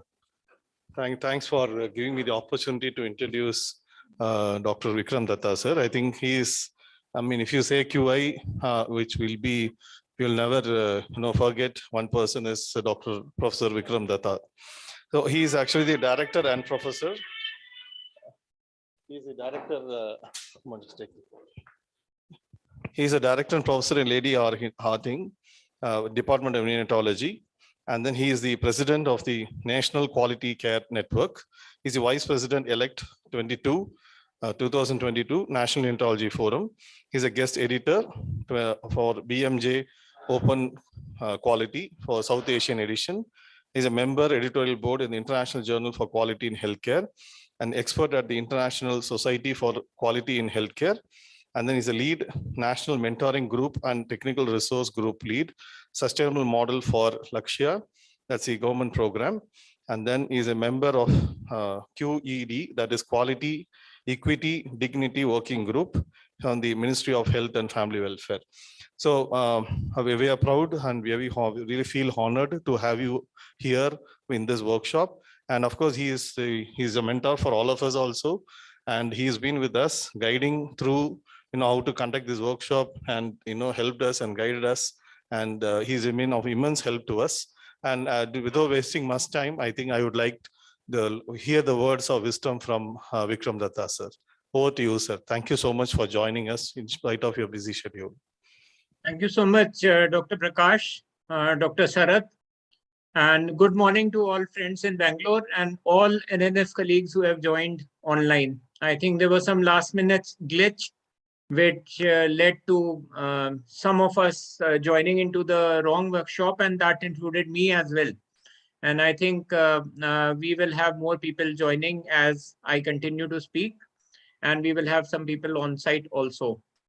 Friends, I would like to congratulate you for taking time out and coming together to learn about the fascinating topic of quality improvement. I will just take you through a brief presentation which will tell you why quality improvement is important and how it can help you in neonatology and what is the way forward.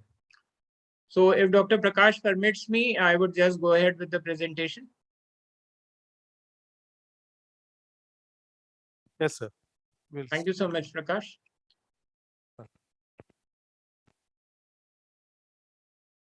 I'm sure my slides are visible to you now. Okay. So I would just be speaking on quality improvement strategies to improve neonatal outcomes. Friends, you all know that we are belonging to a great organization, that is the National Neonatology Forum of India.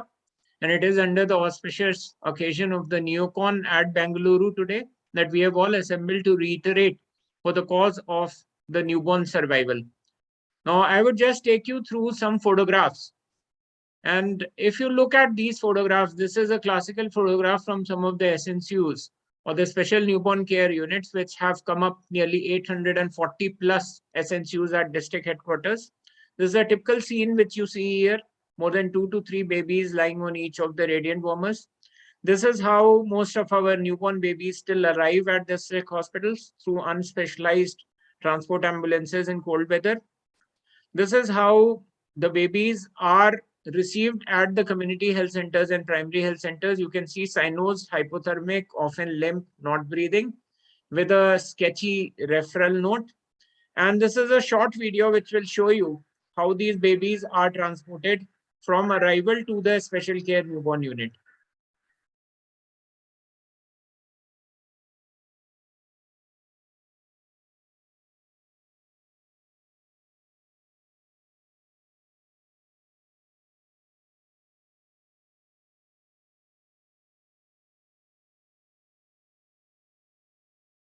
And when you see this in the hands of the nurse, this is not a piece of cloth, but this is a living newborn baby.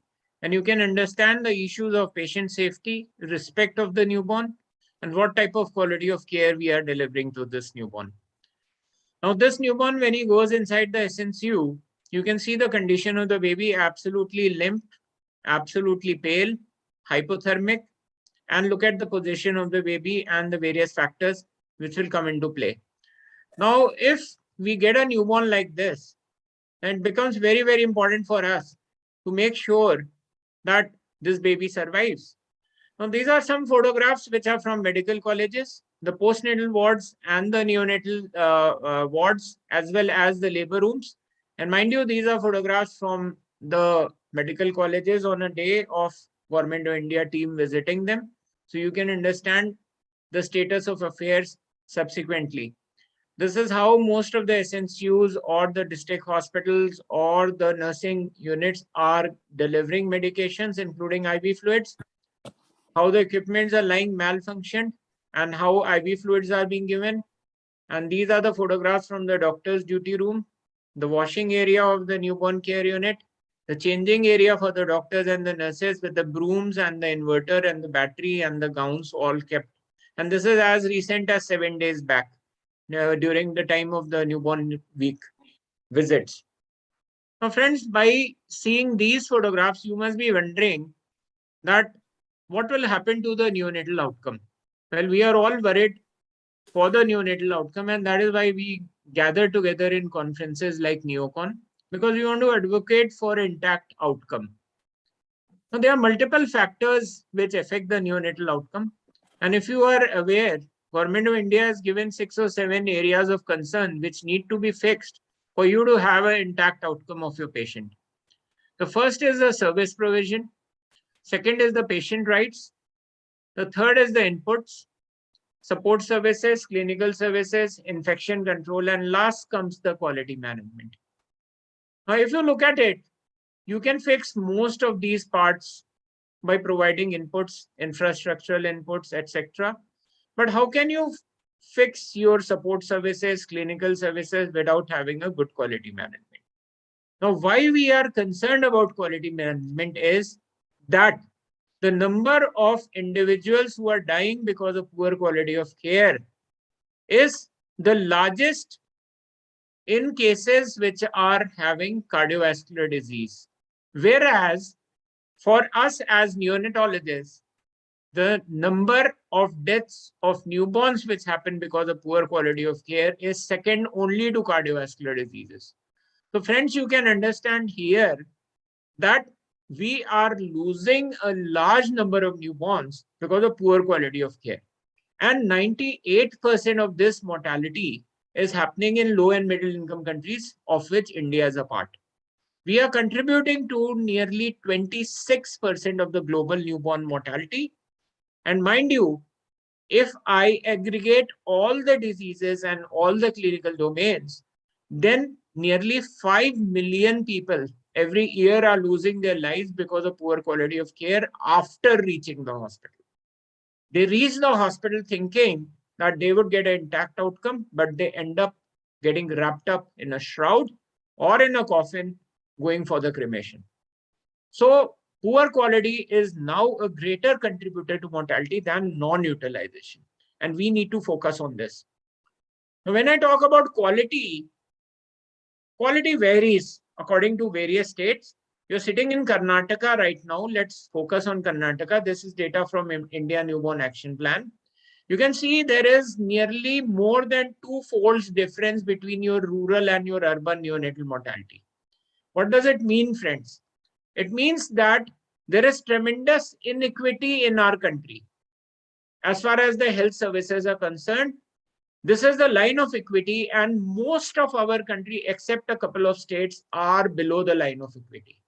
And what does it mean? That our healthcare services are not equitable. And equity is one of the major components of quality. Now, you must be thinking why I'm talking about all of these things in a workshop.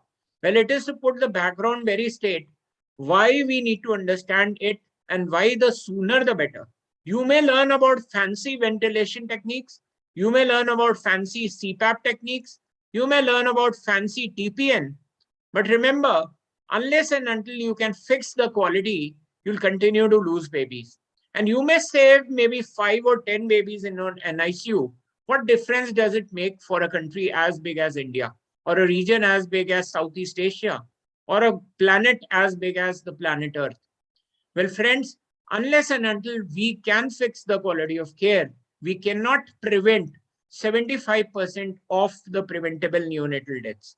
And it is a well-known fact that if we focus on the area, which is the care around the birth, we can save nearly 3 million lives of newborns, their mothers, and otherwise destined stillbirth babies. Now, that is something which is a big number. And that is what has brought Government of India's attention to focus on quality. Because friends, if your utilization of your hospital, the number of footfalls are more than 100%, and if your quality is 0%, you multiply the utilization of 100 with a quality of 0, what do you think your health outcome is going to be? I'm sure we all know this much of maths. that utilization of 100 multiplied by quality of 0, the health outcome is going to be 0. And this is what was rapidly, recognized by Government of India. And Government of India launched these 3 beautiful programs, which are very futuristic. And the program I'm proud to mention here, that Nationwide Quality of Care Network, of which I represent as a national president, and NNF India are signatories to being the major partner of the Muskan program. The Muskan is ensuring quality in child-friendly services in public health facilities. And Lakshya is Labor Room Quality Improvement Initiative. That is, that we cannot have an intact neonatal outcome unless and until we have good antenatal and perinatal and immediate postnatal care of the mother. So these are the 3 national programs which are looking directly at quality certifications and quality improvement, and have beautifully amalgamated the quality improvement process with quality assurance mechanisms. I'm sure my friends are going to be talking more about quality improvement, but why we are talking here about quality improvement is that many of you or your colleagues would be attending workshops today. Let us see what effect size attending a workshop has. Only 10.3%, my friends. And what does it mean? That 90% of the people who are going to attend a workshop today will continue to do the work the way they were doing it. And only 10 people out of 100 are going to change. Well, what does that mean? That means that we have to invest in not only training, but adding quality improvement into training, which has got the largest effect size of 56%. So if I want to change the way my team works, I have to invest in quality improvement. And that is, friends, a futuristic investment. And I'm sure all of us are going to realize it. The sooner we realize it, the better. Otherwise, we are going to learn it the hard way. And that is precisely the reason why we need to be very, very careful about it. Now, how quality improvement can improve neonatal healthcare? Quality improvement can help you in identifying the key contextual factors which cause problems in your setup. It helps you in identifying the root causes of these problems, and my team here is going to be taking you through all of these. It is going to help you to develop change ideas, and these change ideas, which are your team change ideas, will be utilized by a PDSA methodology, that is a Plan, Do, Study, Act methodology. And we have structured sessions today which will take you through the PDSA methodology. And you will learn how you can implement the successful ideas and learn from the ideas which did not work. And lastly, all of you can cross-learn into forums like this, creating national QI collaboratives. So friends, the moment right now is to connect and empower and help each other. We all had the will to improve. We all had the ideas. But till now, the execution plan was missing. Friends, this quality improvement workshop is going to give you an execution plan to implement your ideas with a strong will. And it will also help you to fix the gap, which is the biggest gap in our life. And this is the no-do gap. We know quite a bit, but we practice quite little. Friends, what we have to do at this point is to bridge this gap. So let's fix this gap and let's practice what we know rather than knowing too much, but practicing very little. And let's see how we did it at our point of care facilities. Well, we used a simple 4-step approach for delivering quality of care called POCI, that is the Point of Care Quality Improvement Methodology, which is devised by WHO. And I'm proud to mention here that we are contributors to one of the case studies into this and contributors to the manual of WHO.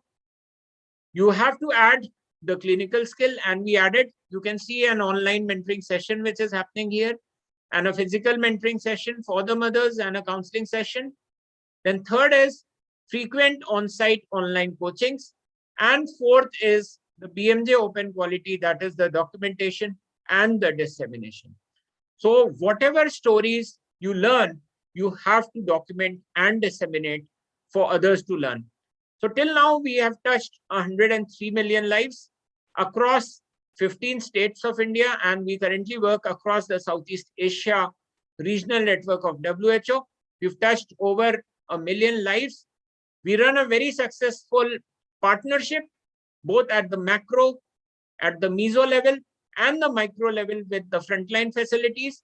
And during the pandemic, we have partnered with the British Medical Journal, and we have launched a Southeast Asia Communities of Practice with the partnerships of organizations like BMJ, ISQA, URC, Oxford, and the World Health Organization as a supporting partner. So I take this opportunity to invite all of you to visit the communities of practice, that is the NQCN communities of practice, and learn from the various implementation models, which are the field implementation models. So what you learn from here today is not meant to be kept in your heart or on the shelf of your office. It needs to spread. And friends, how it is going to spread? So if you are working in a medical college, you have to handhold the PHCs and the CHCs. If you're working in a district hospital, you have to connect to the medical colleges and you have to cross mentor your PHCs and CSCs. So this is a hub and spoke model. And if you are working in isolation or you're working a standalone facility, you can join this very successful communities of practice and become a part of the larger regional network for quality improvement, which we are running for nearly 2 years now. So these are how we implement our point of care quality improvement using the translating research into practice framework. I'm not going to bore you with telling details of this, but you need to understand this. I have a QR code which can be scanned for people who would like to know more about how you can take this to scale, what you learn, how you can take it to scale and implement it across various healthcare facilities. And lastly, friends, I would just like to tell you here that what you learned here today, you can fix neonatal hypothermia, which is a great killer. And you see here that we reduced neonatal hypothermia by 38% and reduced mortality. In our setups, you can reduce late onset sepsis. You can introduce care around the birth packages. You can introduce kangaroo mother care adoption and scale-up bundles, perinatal asphyxia reduction bundles. You can work in the direction of preventing infections. And if you are interested and you work in a rural or a suburban setup, you can talk to your primary healthcare workers and get quality improvement adaptations for them. So friends, these are some of the things where you are going to work here today. So this workshop is going to take you through the steps of the PDSA cycles and implementation of QI interventions. But remember, if you want to make a change in the healthcare system, which is very, very important, because you may learn the skill, but if your healthcare system is working the old way, it will be very difficult for you to, bring about a change in your setup. You need to have a good leadership. You need to have good assessment of your problems with good standards of care and with good stakeholder and community engagement. So friends, I end my presentation now by mentioning a couple of very important points. Remember that we all want people to work well. Let's work well. Let's get trained. Let's perform to the best of our abilities. Let's give good quality care. But how? If we ourselves are not happy or we don't find joy in our work, do you think we are going to deliver high quality care? Well, the answer is no. Do you know that our country ranks 144 in a list of 153 countries on the happiness index? And you will say how happiness affects the quality of care. I'm leaving you with this slide, which tells you that if you are joyous at your work, you have less medication errors, you have less waste, you have high productivity, and you have less absenteeism, as well as reduced turnover time and leading to better financial performance. So friends, let's work towards getting joy into our work and making people feel happy and satisfied and contented and feeling that they are working for a cause. And there are some prerequisites to bring about quality. This workshop is not going to be discussing about elements of psychological safety. We have a full course on psychological safety on the communities of practice. You could visit that. So psychological safety means that you can dissent with your boss or from somebody who's higher up in the hierarchy without the fear of any retribution. Well, that is physical and psychological safety. Just question yourself, do you have it in your setup? If the answer is yes, then you are in a good place. But if the answer is no, like in the most of the settings in India, I'm sure we all need to fix it as leaders. Do you find meaning and purpose in your work? Or does your senior help you to find meaning and purpose? Do you have choice and autonomy in your working pattern? Do you work as a team or you work in silos? Do you feel that there is fairness and equity in your healthcare service delivery system? And do you have a participative leadership? Friends, remember that this workshop is not going to be talking about most of these things except teamwork and maybe a little bit about participative leadership. We need to find these 6 building blocks, which are the prerequisites, or I would say the foundation stone for any setup to have good quality of care. So the way forward, you may think, and unfortunately, I would be in flight coming on the way to Bangalore. So I would not be able to talk to you at the end of this workshop. So what you have to take home from here is that you have to remember that the baseline for any quality improvement work is good data. You may say, we don't want to have a lot of data. Start sharing anonymous data. Whatever little data, maybe your breastfeeding rates, maybe your hypothermia rates, maybe your infection rates, maybe your patient satisfaction scores. So whatever data you have, start sharing it. Try to form your team and try to handhold facilities which are not as fortunate as yours and try and give them a mentoring plan. Forge partnerships. And very important, always, whatever you are learning here today, go back and inform your leadership. Very, very important, because unless you have the leadership on board, you cannot change and create a QI culture. So very, very important, the QI culture starts from me. So I have to be the change which I want to see in the society. And here I quote Mahatma Gandhi, a father of nation. And lastly, no quality improvement can happen without the partnership of an empowered community. Try to get the mothers into your NICUs. Try to hear to their silent gestures. Try to understand their body language and try to connect with them. Don't feel frightened that they are observing you. There will be some retribution. Let's work together, friends. And as it is rightly said by Buddha, we all know the way, but very few actually walk it. So quality improvement is nothing but a common sense approach within the same resources, which makes you more efficient, more happy, and more contented with the active partnership of the community. So I now leave you in the active hands of Dr. Sarath, my core national coordinator, and Dr. Prakash and the team of facilitators, Dr. Uma and other colleagues, and wish you luck and hope to see you all in the evening in Bangalore. So thank you so much. I'm now stopping share. If there are any questions, I would be very happy to answer. Over to you, Prakash. Yes, sir. Thank you so much, sir. I think it was the slides which you have projected build their mind to start on, do the improvement quality in their area. And as you rightly said, that this workshop is going to concentrate on the more of the what you do on the field, and we'll take it from there and under your guidance. And thank you so much for that nice presentation, sir. And we would then should we we'll move on to the workshop now, sir? If you yeah, please go ahead, Prakash. Yeah. Thank you so much, sir. Thank you so much. Yeah.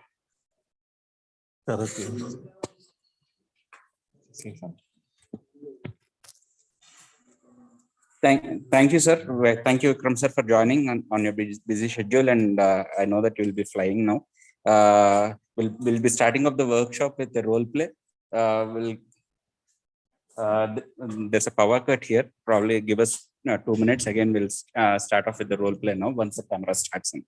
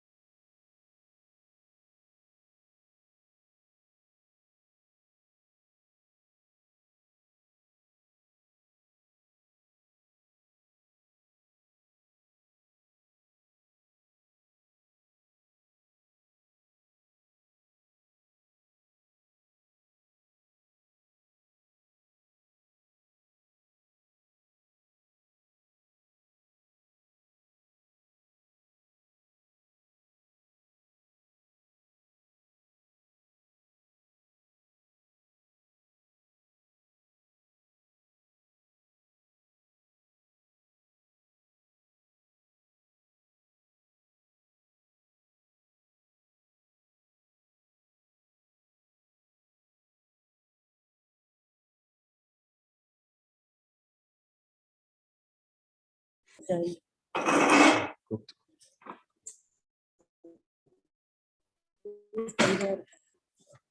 good morning to all the delegates. Yeah, actually, we're just facing some power cut issues here. We're just sorting it out. Probably we can start another 5 minutes. In the meantime, probably we.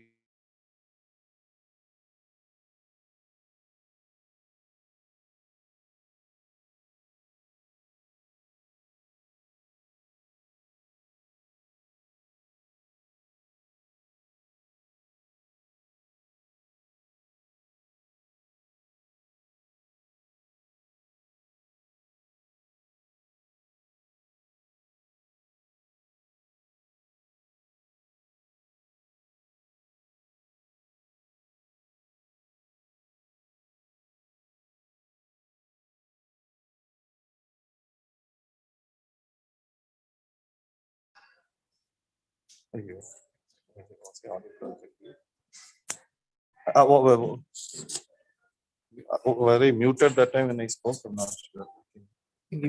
Okay. No, sorry, I'll just say it again.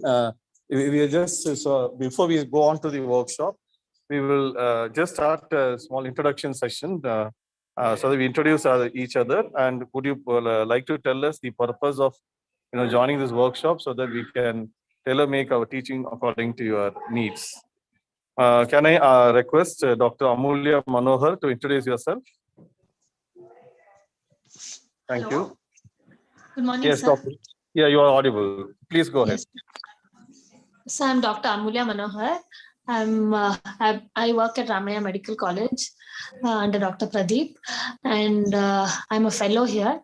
So I wanted to know about the quality control measures that we can take, and sir also inspired me with, and Dr. Kritika and Dr. Sharan. So they've asked us. So I wanted.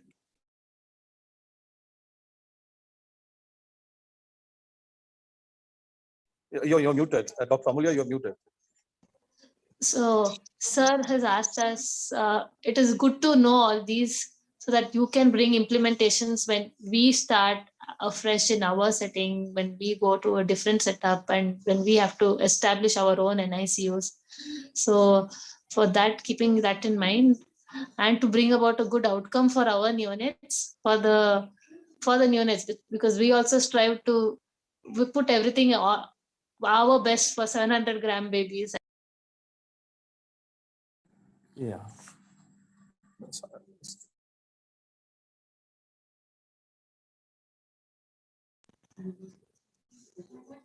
So we should try our best to make sure that we can get them to reach to their maximum potential. Like as sir said, an intact survival for the babies. So to make an important, to make our best effort for the babies.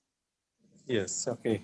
Having said that, I think Dr. Kritika's thesis itself was on quality initiatives, to improve the outcomes of metabolic bone diseases.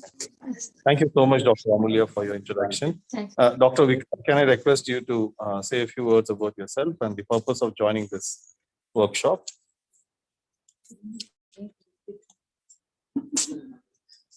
Dr. Vikas, are we audible to you?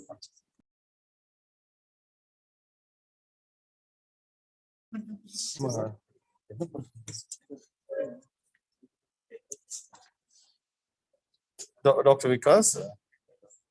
Okay. Dr. Rajpal Singh, can I request you to introduce yourself?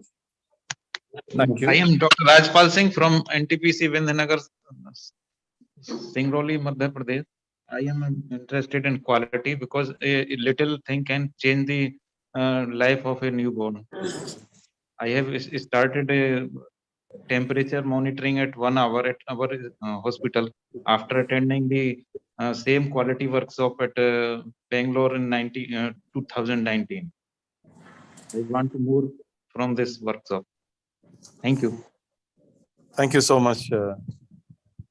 So with this, we'll go on to the thing. The plan of this workshop would be like what we are intending to do is, so we will do a role play where what is usually done in the unit, and then and then from there we learn on like how from there we just learn on with each and every step. How do we go about? So first is will be a role play, followed by a session related to that role play, and then again come back to the right way of doing it, and then we'll have hands-on sessions where I think we'll be sharing some of the things with you online also. So you may have to do it online too, and I think we need your. He is not introduced yet. Okay. And we. Yeah, can you introduce yourself? So just yeah, we have another person on the site here. So we'd like him to introduce himself. Yes. Good morning, ma'am. Hello. She's at the- Okay. So, myself, Dr. Padmasini Birazdar. I'm a practicing pediatrician from Latur, Maharashtra. What else? Thank you. Thank you. Okay. We'll best start in another few minutes. We'll start with the role play. Okay, sir. Thank you so much. Yeah.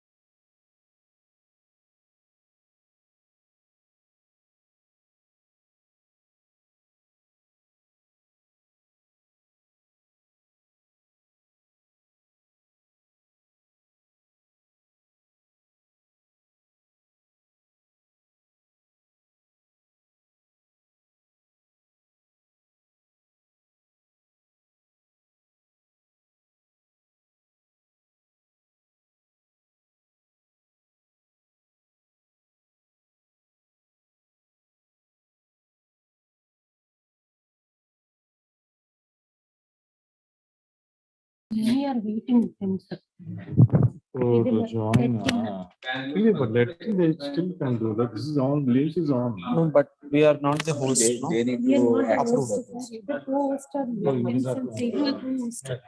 The personal host, just see whether this one is another any personal hotspot. Just see whether it is connected in this. Yeah, this one. 1, 2, 3, 4, 5, 6, 7, 8. 1, 2, 3, 4, 5, 6, 7, 8. Yeah, yeah, that's all.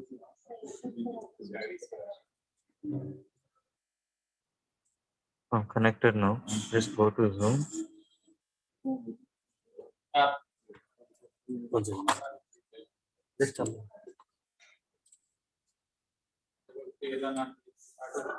எனது இது எடுத்துடுறேங்க sir.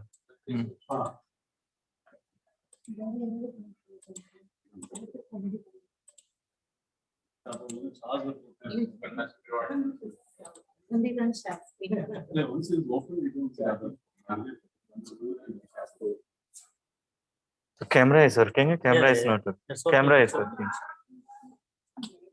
என்னோட Zoom close பண்ணிடுறேன் sir.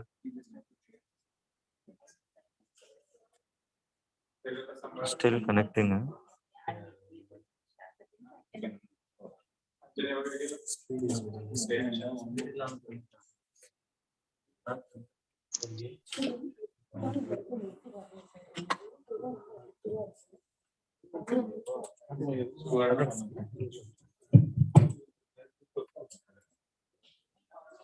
Mohammed Karim or 5, 6 members join. Mohammed Karimullah. Shamini.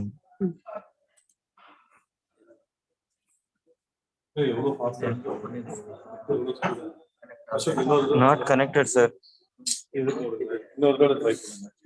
Geo, another time. Can you just try one more time, Geo? That Geo.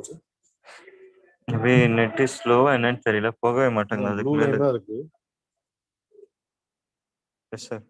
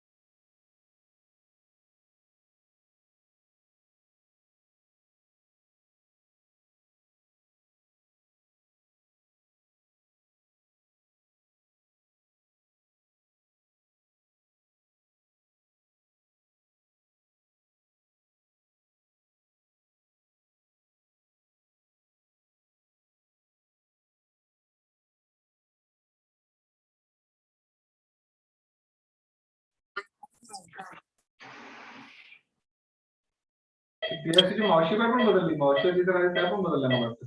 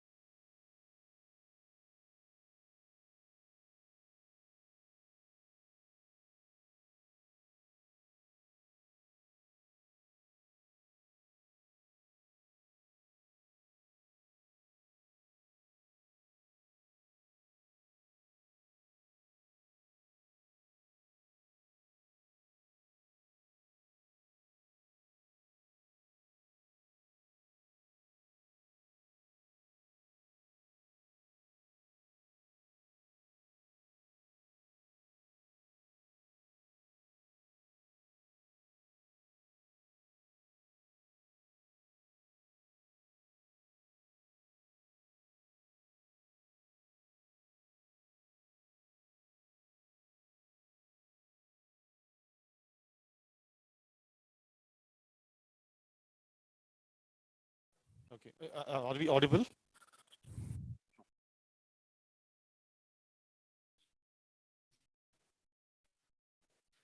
Okay.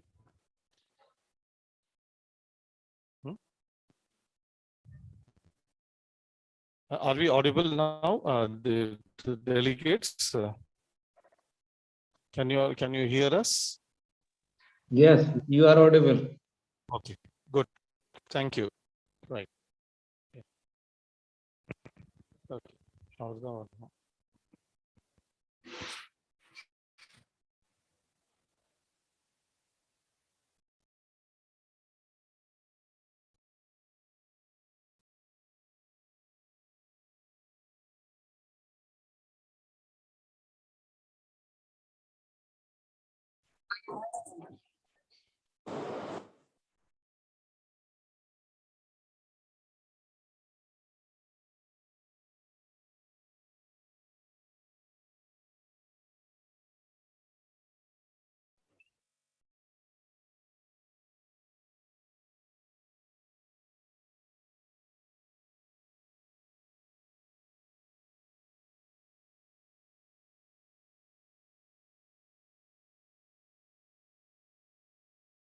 We'll start.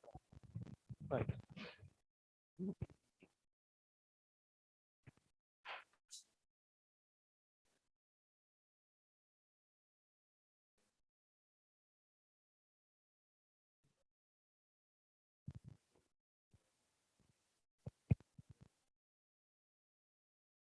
So thank you everyone for patiently waiting for this last minute glitch.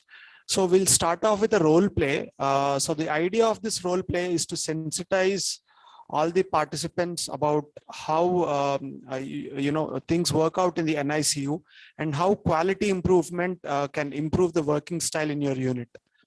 So I invite all the facilitators for this role play. So in this role play, we'd have Dr. Prakash sir as the consultant who is taking rounds. So basically we are in a level 3 NICU and it is morning 9 o'clock and it's the time for rounds, and Dr. Prakash is the consultant who has just joined rounds.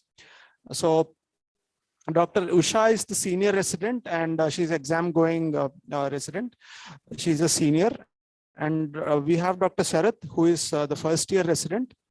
We have Dr. Ashok, he's a quality nurse, who is a skin nurse. And we have Dr. Uma. So Dr. Uma would be playing a role of the bedside nurse.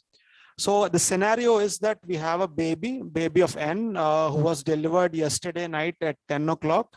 So this baby was born out of an emergency cesarean section. So this is a 29-weeker 1.1 kg delivered by emergency LSCS in view of pregnancy-induced hypertension, uncontrolled BP, and the baby also had absent end-diastolic flow. So the Abgars were fine. The baby was started on delivery room CPAP. shifted to an ICU, and required early rescue surfactant given through insure method. Then the baby was put on CPAP. Currently, the baby is on a CPAP of 5 centimeter and an FiO2 of 21%. The baby was started on TPN with minimal enteral nutrition. So over to this scenario. Yeah. So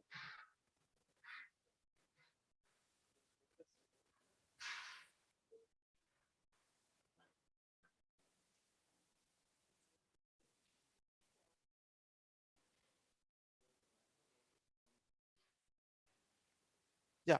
So over to you, sir. Thank you. Yeah, Dr. Usha, have you seen the baby? Good morning, sir. Yes, sir. We have seen the baby, sir. So, can you say what do you think we can improve on the outcome of this baby with VLBW? Sir, it was delivered yesterday. This baby was delivered yesterday night, and admission temperature was normal, sir. And we have started on early CPAP, and we have given early rescue surfactant, and we have put a central line. We have started on fluids. We have maintained normoglycemia, and today morning now we are starting on total parenteral nutrition, sir. We have given optimal care for the baby till now, sir. There will always be opportunities to move on. So do you think anything else that you like to implement here, which you think the outcome of VLBW will improve? Sir, actually, this baby came yesterday night, so we could have started total parenteral nutrition in the night itself. But due to non-availability of staff and logistic reasons, we started now only, sir. But we have started minimal feeds for the baby, and we tried to do echo, sir, yesterday. We asked for the scan machine. We asked for the scan machine from the radiology room. Even Dr. Sarath went to radiology room and requested for the scan machine, but it was not free, and we could not get scan machine. We did not do echo for the baby, sir. So these both things we could have done.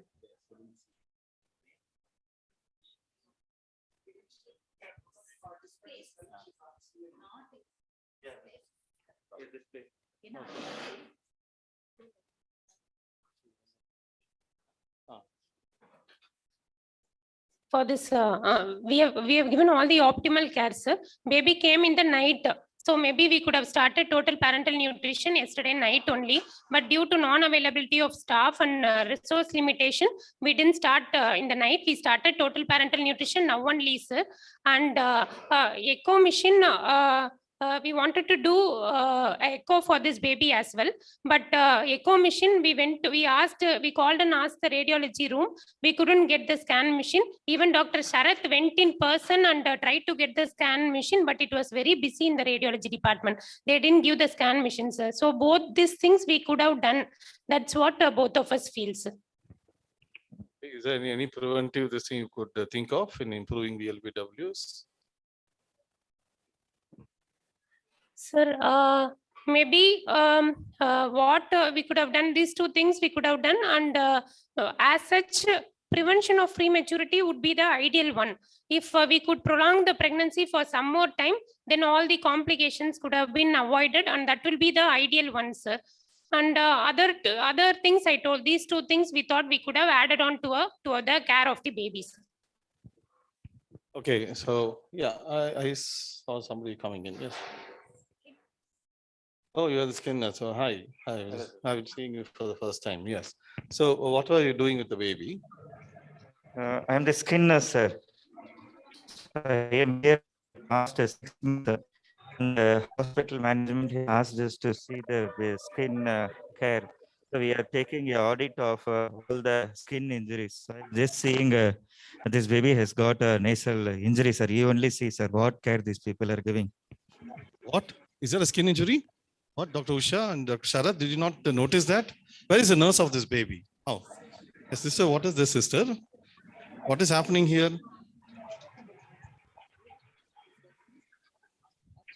Why you not checking? So it's not, don't you think that on baby on CPAP, you should be checking the, is there a nasal injury or not?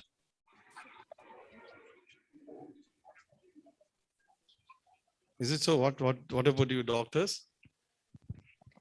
Sir, actually, yesterday night it was busy, sir, and I personally didn't remove the mask and see for nasal injury. We thought that sister would have checked whenever they whenever they took over the baby. We thought that sister would have checked and took over the baby, sir. So sorry, sir, it should not have happened.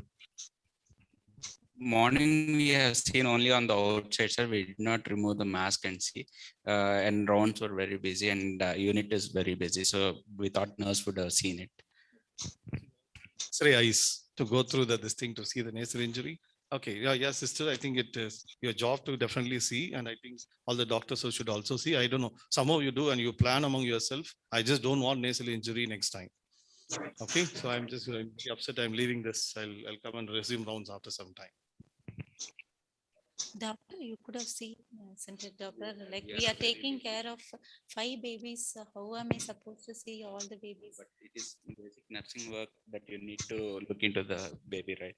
Even we are busy. Both of us have been going around, running around the patient. No, sister, it is nurse's responsibility. Every shift you need to look for nasal injury, and then only you should take over the baby. You cannot put the blame on us, sister. This unit is so busy. I am taking care all alone 6 babies. So each and every baby, like how am I supposed to see? I think like when you were doing first year, you used to see, right? So I think doctors only can see because nurse.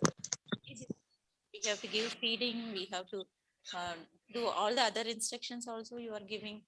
So we are busy, doctor. Anyway, I'm busy with my thesis planning, so I have to submit within this week. I need to do that. I'm also exam going, and I cannot concentrate on all these small things. You need to take care, sister. Okay, so have you planned? Nurses?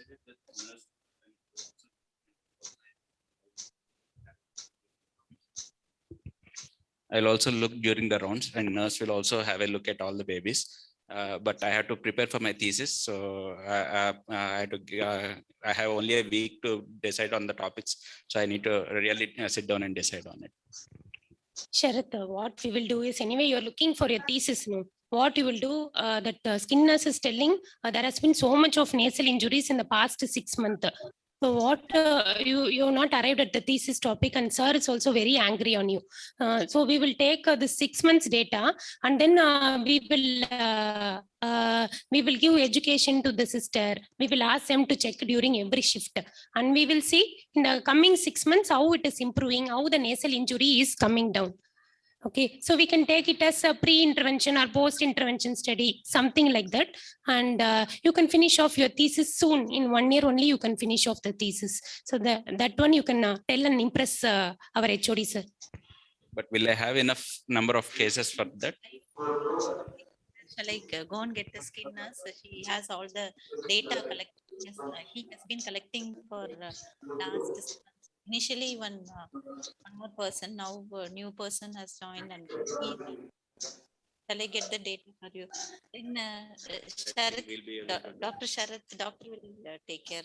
Sure, we'll do that. Okay, I was hearing your conversations. So we have decided to do a thesis on quality initiatives. Yeah, so how are you going to frame? What is your aim of your study? We'll try to reduce the number of nasal injuries for all the babies that were on CPAP for the last 6 months, for the next 6 months. I'll ask the skin nurse to. So data is there, sir. I have submitted to quality every monthly I'm giving. I have not seen or analyzed. Maybe I will just check and come, sir. After you see injury, what do you do with it? My job is to give it to quality team. What do they do after that? Okay, you don't know. Okay. So, okay, I think it is good that you have the this thing and you can start on. So what aim would you like to, I mean, with what aim would you like to do your thesis? Last month, 10 babies has nasal injuries out of 20 babies. So some redness. We'll try to bring down the number of nasal injuries to 0 from 10. Right. So I think you need to go through formal training to how to do a quality initiatives. It's not like we plan and then just like do some interventions. There are ways to do it and see what you implemented and things like that. I think there is a workshop in Neocon happening in Bangalore. I think that you need to go to that, attend that workshop, understand how to do quality initiatives, and then you come back to me with your planning. Right. Thank you, sir. I'll do. Thank you, sir.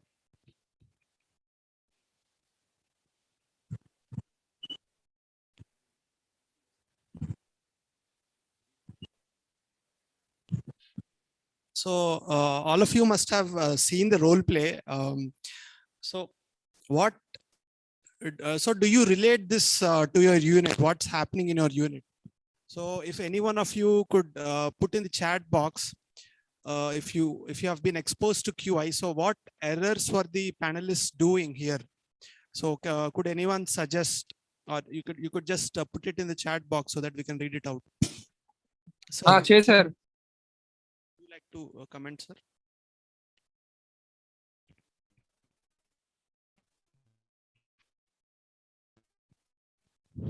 This is, I think, hello. The scenario which just presented by team is very much common in NISUs. Mostly we tend to neglect towards small things, small skin injuries. Most of the time we use cotton stickings, Dynaplast to fix the feeding tubes and our temperature probe. And when we remove the this thing, the sticking, we see that the underlying skin is very much damaged, and the baby which was not septic before becomes septic, and we get raised CRP and raised counts, and we tend to now then step up our antibiotic support, and we make a mess out of a very small thing. That is what my common experience. So as a practicing pediatricians, we should be always be very much careful and have a kind heart towards the small babies, and use our paper stickings, which is very much this thing. And skin being the largest organ of body needs to be looked very carefully. We should not underestimate importance of intact skin in our NICU. Thank you. So we have a chat from Dr. Amulya. So she has rightly pointed out that there has been a blame game. So the senior resident and the nurse were blaming each other for having to take the responsibility of checking the skin. So yes, there is poor teamwork. There are many people who are working for the baby, but there is no clear role allocation on who has to do what. And as rightly pointed out, yes, the skin nurse has been collecting data, and it's a burden on the system. But what is happening to the data? Are you analyzing it properly, and are you translating it to actionable results? The answer is no. So just to add this, if you would have listened, so Dr. she wanted to decrease prematurity. So yes, that is a good aim, but do you think it is achievable, and to what extent is it possible? So here comes the role of QI, and so we have structured sessions to train you in all these aspects, and so that you could implement these in your units. And after we complete this session, you can see how these questions would be addressed in those sessions. So to begin with, we will have a session by Dr. Uma. So okay, Dr. Usha. Okay. So we can have the slides, please. Hi, good morning, one and all. This is Dr. Usha. I'm from Department of Neonatology, Chettinad Hospital. So before by the time the PowerPoint is getting open, so what shall we do is we'll just see what do you think is basic difference between research project as such. I've done many theses during our PG time or maybe specialty or during fellowship. So what is the basic difference between a normal research study and a quality improvement initiative? What do we, maybe you can post your answers in the chat box, or if you want to unmute and talk, that also you can do. So what do you think is a basic difference? Some of the differences, whatever you think, you can just tell, list out. Yes, sir. What I think is this quality initiative program is more for the implementation purpose. We know Vikram Datta sir, right? Not 2 minutes, but we hardly practice our daily routine. So the difference between our routine thesis and this quality improvement is knowledge in our routine daily activities. Thank you, sir. So like what sir has rightly told, quality improvement is more into implementation when compared to other projects. Okay, you take up a project like umbilical cord milk, like that. Once the person finishes the thesis or after 6 months, it might be incorporated in you or you follow that as well. This is for finishing of thesis and completion of a study. So the research project though, might be better. Yes, umbilical cord milking is doing good to the babies. You might have understood that after the research project, but there is no urgency or emergency in implementing your day-to-day practice. Even after it will be deliveries, but umbilical cord milking or delayed cord clamping not be done in the babies.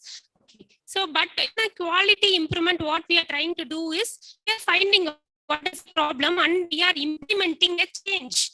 And this change has to be followed day to day in the unit, in the normal quality of care of the babies, and it will be sustained after that also. And any other answers in the chat box? Dr. Amulya, Dr. Shamini, Dr. Namita, any other answers you could think of, like how does study differs from QI? That is what So research study might be a long-term project, QI might be taking a short time. What else? Yes. Apart from that, it helps us to. Yes, Dr. Amulya. Yeah, apart from that, it helps us to bring some changes and to assess like what we are working pattern. If that pattern is the best, we all assume that what pattern we are working is the best pattern. But there are other patterns which we have to be receptive to and receptive to change and to bring in a change in a unit to make the thinking of the entire unit is a challenge, because we have to convince the nurses, we have to convince the other helpers in the unit. Apart from that, our doctors, our juniors, our seniors, all of them have to be convinced to take that step towards an improved quality. What they believe, what they're doing is the right way of doing. So that has to change. For that, leadership quality has to be there in the person who is managing the unit. So that has to be there in all persons involved in quality improvement projects. Yeah, very good, Dr. Amulya. So initiative study, only 1% or 2% might be too much involved in that research study, and they might be too much to complete that study. Whereas in a QI, all team members equally use. Yes, sir. Usually our thesis in a year and 2 years, we hardly people bother about that, what we thesis and what was the outcome of the thesis. But quality improvement initiative has to be there persistent throughout the life, and it's not just a week or something like that. It has to be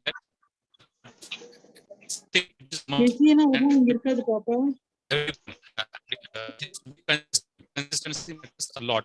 and the leadership has to take a stand for it. Commitment matters a lot in quality.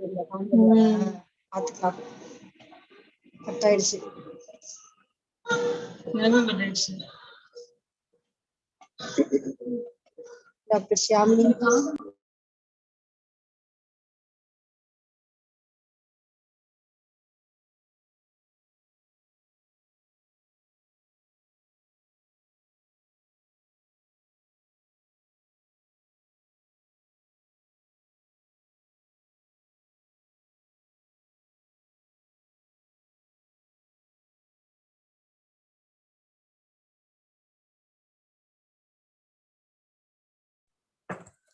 Yeah. Can you hear me? Yes, ma'am. Okay. So, and if you take a QA study, mostly there will be a standard for the baby, but there will be some defect in the process of quality of care which you are giving in your unit. So we are doing the QA to improve that quality of care. Whereas in a research study, you may be introducing a new intervention, which is not the standard. Suppose you are introducing less invasive surfactant administration using a nasogastric tube. That is not regularly followed in the unit and that is not recommended as a standard quality of care. So that is a new intervention. Whereas in quality initiative already established standard of quality of care, you are trying to reinforce and you are making sure it is followed 100% in your unit for the improvement in neonatal outcomes. So this is another difference. So only as we are implementing the same standard quality, many a times IRB approval is not needed for a QA study. Whereas IRB approval is a must when you do some other research study. That is also there. Okay. And can you start? In progress.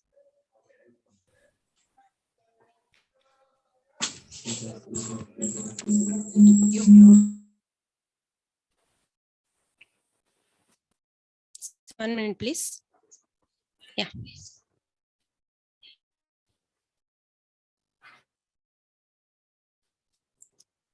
Can you see this? So we'll go to the first topic. Now that we have understood there is a problem on which did the role play. There is a nasal injury, that is blame game going on, and we'll try to solve it with this lecture. How to select an appropriate QA for your unit, how to identify the problem, how to form a team, and how you are going to objective or aim statement. Okay. Next slide. Okay, I'll use slide. Okay, so most of the slides in this presentation have been adapted from POQGate. If you go to www.poq.org, there is more resource materials regarding the QA initiative, which can be used for learning doing study in your unit. So we'll be dealing 15 minutes. We'll be dealing about how to identify problem in your unit.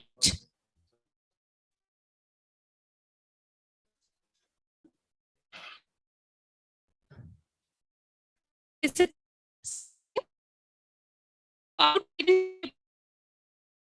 which problem you're going to address to form a statement.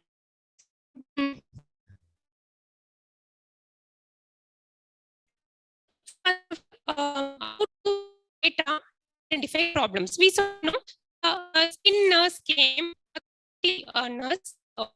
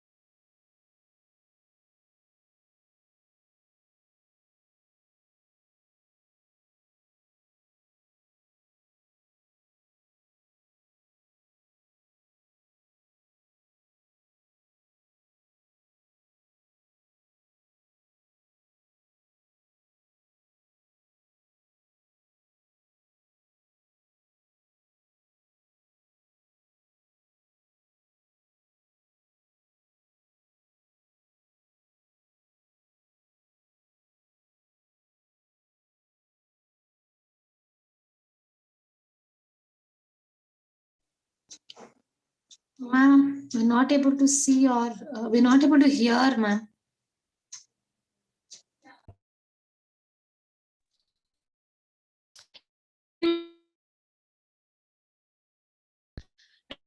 Can you hear me?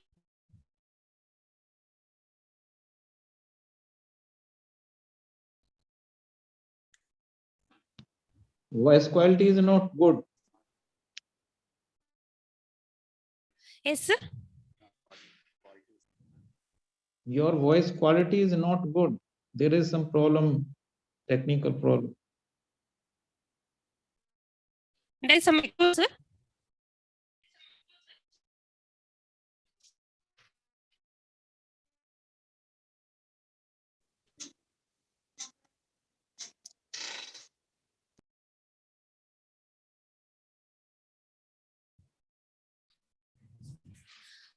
It's now clear.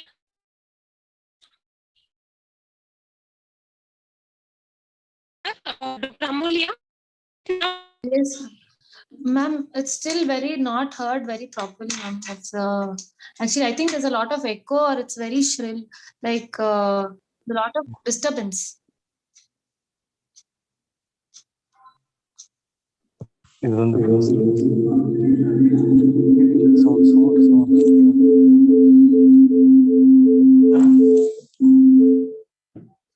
But I'm wrong with this.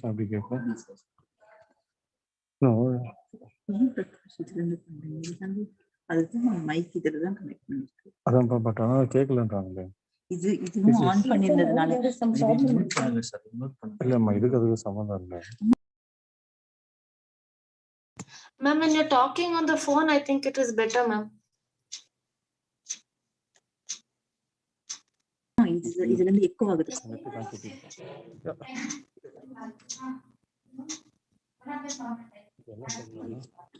But it will be heard in this.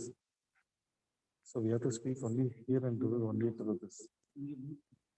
இதுல connect பண்ணுவோம் ஸ்பீக்கர்ல. இது speaker. 1 minute please. Speaker output எனக்கு வரும்.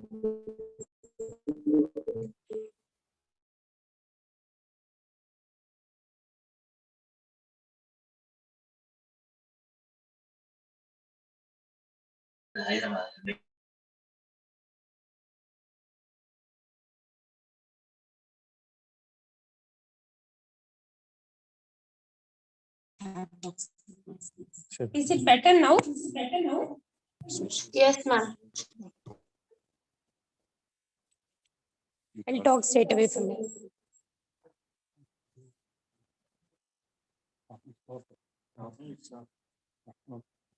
Okay. Is this better now? Yes, ma'am, definitely better, ma'am. Yeah, okay. Oh, first of all, we need to sir, mute agam.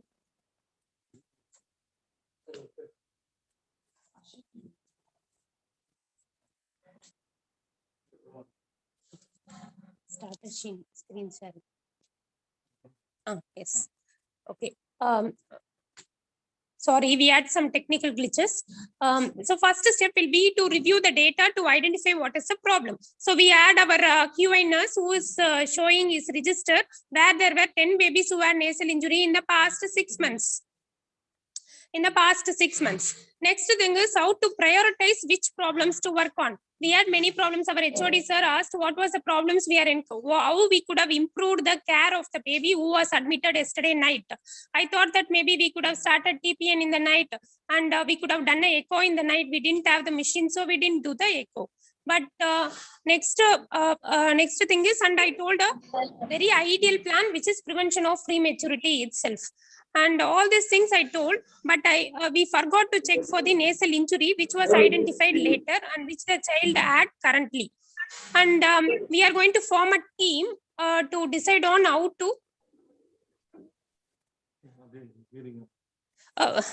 Sorry, are you able to hear?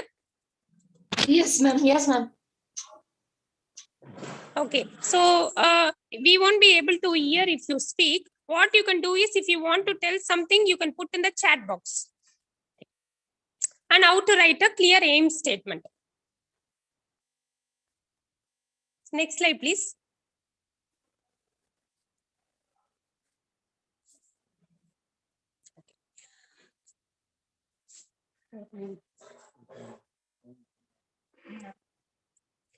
Next, we are going to identify a problem to solve. We are going to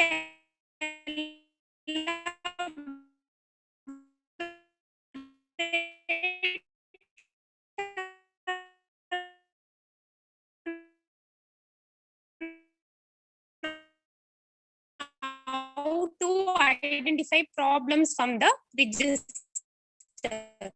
So it is data, like we should have a unit statistics. We should have a local data record from which we need to have percentage of the problem.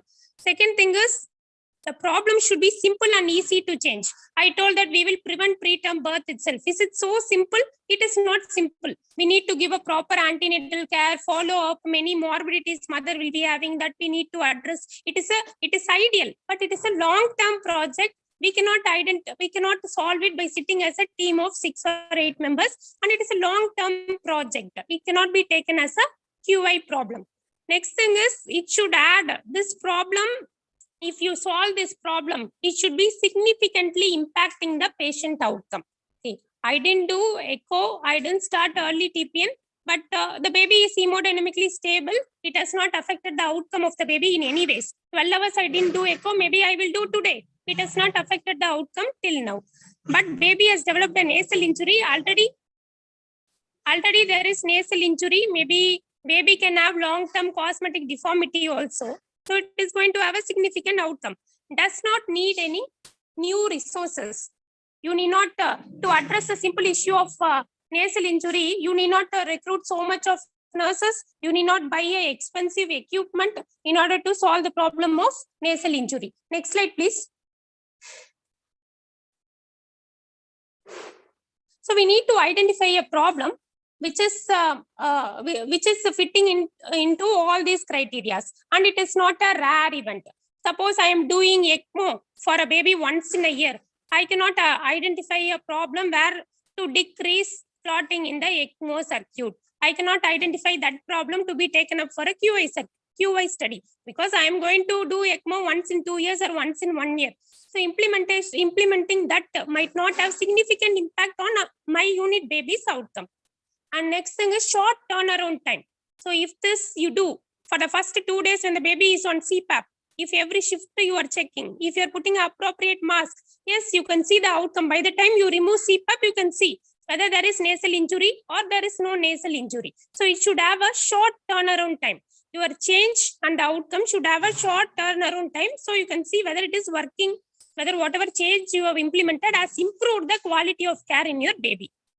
So next is avoid long-term projects. Again, same thing, decreasing hemorrhagic disease of newborn. So if 10,000, 5,000 babies are getting vitamin K and some 500 babies or 2,000 babies are not getting vitamin K, in order to see a hemorrhagic disease of newborn is developing or not, you need to have such a large population. Maybe 1 year babies you need to check, and you need to see maybe some 10 babies I missed vitamin K. Rest all 890 babies I have given vitamin K. Is there any one case of hemorrhagic disease of newborn which has developed? So that much population we cannot address in a short time, and QI might be inappropriate for a long-term project like what I told before, prevention of prematurity. So this QI might be inappropriate for a long-term projects. Next slide, please. So we need to identify a problem which is fitting all these criteria. Resources should be limited. It should be simple to address. What we can see is the next slide will be showing a NICU chart of very preterm babies. I know that many PGs have joined here. So you can put your answers in the chat box. There are many things this NICU chart is showing, and I have tabulated those things. Okay, so plastic wrap, there are 10 babies. We are seeing the NICU chart of 10 very preterm babies born below 32 weeks. It is showing whether plastic wraps used in delivery room for thermoregulation, whether baby was transported in incubator to NICU, what was the admission temperature of the baby when the baby arrived to NICU, and whether baby had respiratory distress after birth, whether baby was started on early CPAP, whether baby required mechanical ventilation, whether baby required surfactant. So these are the things which I am taking from my NICU chart for the 10 babies who have been admitted in the past month. So next slide, please. So there are some processes happening and there are some outcomes of carrier. So in the care given to this very preterm baby, the table columns, some of the columns are processes of care. Some of the columns are showing outcomes of care. Okay. Can you go to previous slide? Put in that what are showing outcomes of this very preterm babies. Process of care. First you can put what are the process we have done in this very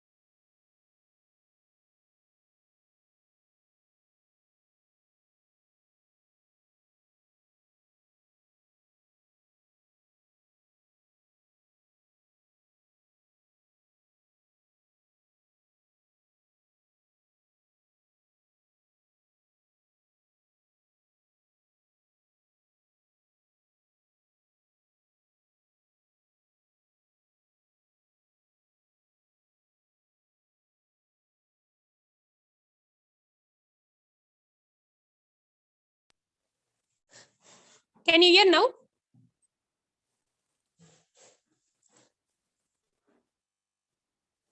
Can you hear now? Yeah. Okay, Amulya. There are some processes of care and there are some outcomes shown in the table columns. So what are the processes of care in the headings? What are the outcomes in the baby we have seen? Can you see the table and tell, first of all, tell what are the processes we are doing in this baby? You can put your answers in the chat box.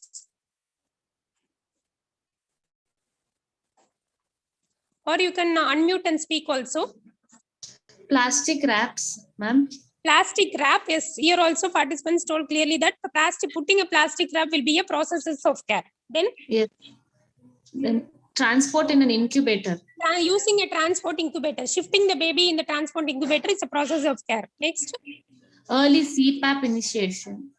Initiation of early CPAP is a process of care. Very good. So what are the outcomes of care we are seeing in this table from this NICU chart? Admission temperature. So admission temperature, whether baby is hypothermic or normothermic, it is shown in the column. That is the outcome of care. Okay. Next.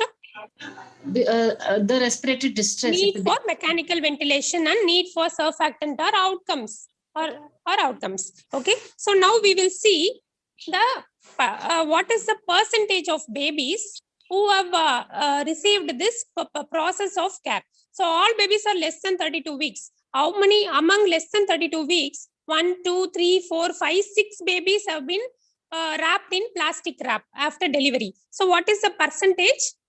6 divided by 10. So 60% of the babies have received plastic wrap. So transport in incubators, can you tell the percentage? 40%. 40%. Very good. So if you take the outcome, so we'll take an important outcome like admission temperature. So can you tell how many babies were hypothermic? 50%. So 50% of the babies we have marked a temperature which is fitting into hypothermia.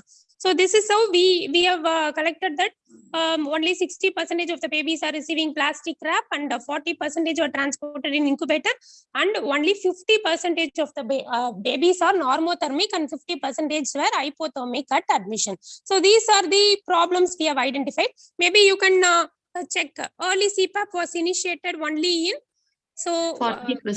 40% babies, but on babies with respiratory distress only we are going to initiate early CPAP. So denominator will not be all the babies. Denominator will be babies with respiratory distress. So 1, 2, 3, 4, 5, 6, 7, 4 by 7. So it will be slightly higher than the some around 60% it will be. Okay, early CPAP was initiated in 58%, initiated in 58% of the symptomatic babies. So this is how you interpret your hospital register, either perinatal, either a labor room register or your NICU chart. This is how we need to extract data, and we need to find out what are the problems existing in our unit. Just telling 1% resident is telling staff is less, we are not doing that, many babies are hypothermic. We need to quantify. Is it really a problem? We need to go to our data and find out what is the percentage of these problems. We need to identify all the problems in that specific area, either it is NICU or labor room. Next slide, please. Next slide. Next slide. So we have seen percentage, performance percentage. Next slide. Next, outcome percentage also we have seen. Okay. So now we have identified all the problems. I'm not using plastic wrap. I'm not transporting in. We are not transporting in transport incubator. We are not starting early CPAP for symptomatic babies. So babies are hypothermic. So babies are requiring surfactant. So babies go for invasive ventilation. All these things I have identified as problems. And we cannot start QI for all the problems together. We need to prioritize which problem we are going to address in our QI first. So we need to prioritize a problem. Prioritize cannot be like a expert opinion. Each one cannot give opinion. I think that surfactant is costly. So maybe early CPAP, if we start surfactant, could have been prevented. Giving need for surfactant could be prevented. So I feel that is the most important intervention. It should not be a personal opinion. We need to work as a team and decide which problem is has a more priority than the rest of the things. So suppose these are the problems we have identified. Hypothermia at admission, and another aim is to decrease the need for ventilation, to decrease the need for surfactant. So the problem should get maximum score in terms of all these entities. Like it should be very much important to patient outcomes when compared to other problems. It must be very much affordable. It should be easy to measure. Like what is the admission temperature? It is easy to measure. Number of babies who received surfactant, number of babies who did not receive surfactant. So it is also easy to measure. It should be under the control of team members. Okay. So, sir, Dr. Amulya, what do you think? Which aim will be having more priority out of this three? Ma'am, to decrease the number of babies with hypothermia, I feel very good. It's important for the patient outcome, because that sets the initial baby's requirements. Yes. So, and baby, it will be affecting baby's outcome and temperature is easy to measure. Yes, ma'am. And it is affordable. If you keep the baby in the warmer, most of the things, and all NICUs will have a warmer off these days. So that has to be done. Okay. So Amulya is telling by stabilizing delivery room temperature itself, delivery room temperature and stabilizing the baby's temperature in the delivery room itself can prevent hypothermia at admission. That also is very simple to do. So and if all of us are motivated to do it, we will. It is under our control. If we are all motivated, we have. Okay. If the nurses are also educated and told about the importance of hypothermia, and it is given priority on a daily basis during rounds, that time they will also understand why it is important. Very good. So this will be getting the maximum priority, maybe a score of 19 and 20. So we have prioritized and we are taking that problem as the QA initiative. And now that we have decided, yes, I need to increase my admission temperature. Admission hypothermia at admission should be decreased.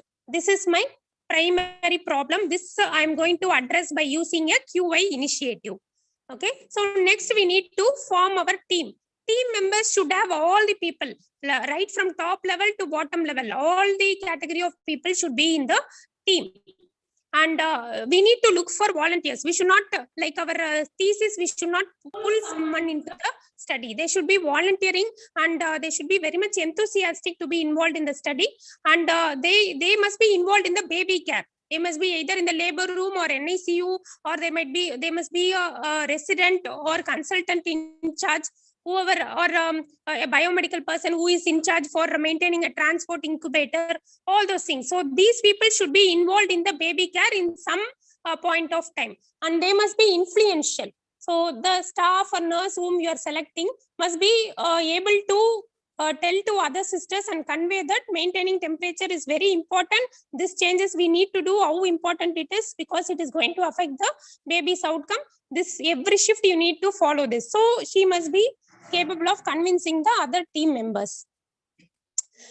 And from every level, we have selected our team members, and we need to assign key roles like leader, communicator, recorder, who is going to record how many babies are coming with hypothermia and what is the sequence of events that is happening. And we are going to, is going to record during every team meeting.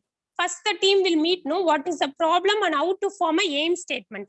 So our HOD sir called Dr. Sharath and myself to ask that how are you planning to decrease the nasal injury? What is your aim of the study? What are you going to do for your thesis? So that's how the team members will meet and they will decide. So what are they going to do? All these team meetings, process, whatever has been concluded, whatever change you are going to implement has to be recorded. So why teamwork is important? Because it involves all the people, and sometimes a consultant or resident might not be able to identify ground level problems, like what are the problems staff is facing. There is a non-availability of plastic wrap itself. If you take this problem, there is non-availability of plastic wrap. Sarah's told that we need to sterilize the plastic wrap and use all the plastic wraps have got exhausted, so only we are not using, ma'am. From labor room, they can tell that these people are coming to resuscitation without taking a plastic wrap. It is not our responsibility to have a plastic wrap in the labor room. So what are the problems? Where is the resistance, either in the labor room or during transport or in the NICU? That also we need to identify. That maybe a junior resident or staff might be able to easily point out. So only we need to have all this type of members in your team. And more participation means all these inputs who will give. That sister or resident who is going for delivery call will be able to give to HOD than a assistant professor or a person at a higher level. And when we accomplish things together, like we are able to reduce hypothermia, it will build the confidence of all the team members as a team, and we will be able to do more to improve the outcome of the babies. Finally, like what sir asked, what is our smart aim? How are we going to address our QI problem? So it is not like another research study. In another research study, we will have PECO or PICOT format, PICO format to write the objective. Whereas in a QI, it is a smart aim statement. Smart in the sense, S stands for specific problem. What is the problem you are going to identify? And it should be measurable, easily. Temperature, yes. There were 10 babies with hypothermia. Now temperature I have recorded this month, no baby is as hypothermia.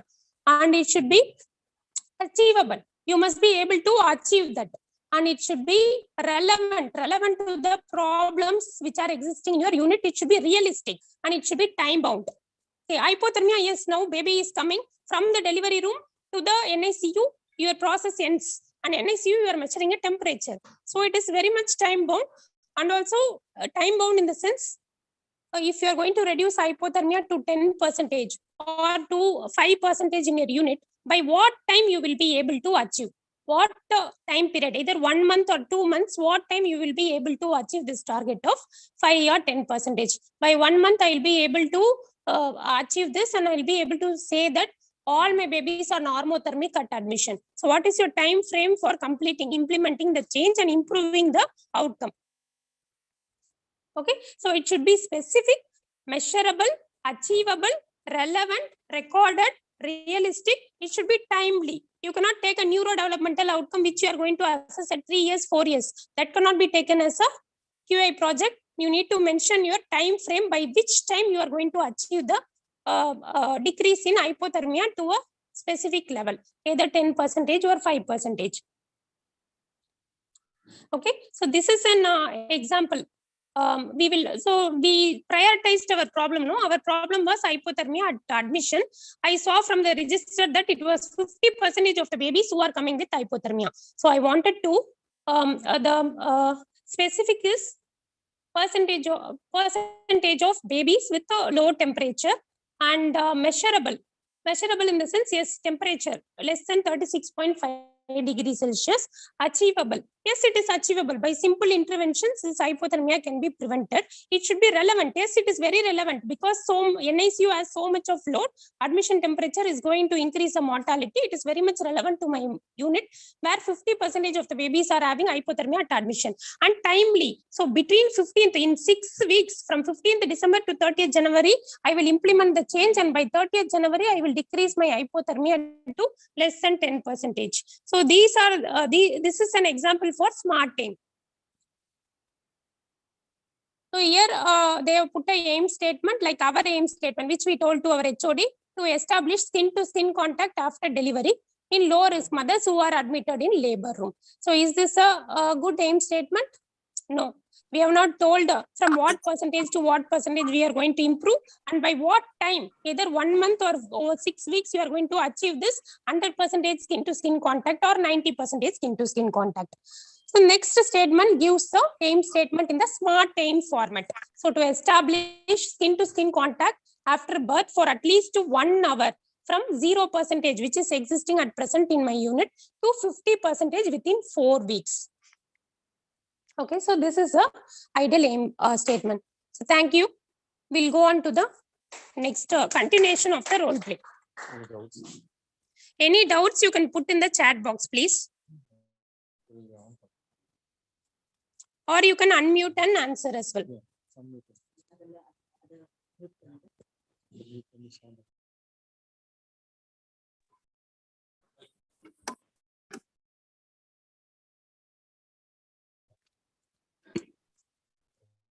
Is it audible now?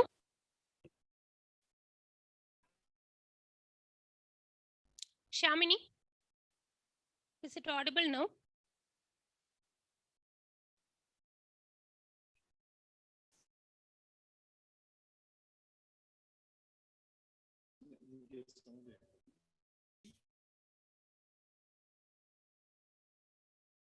Hello.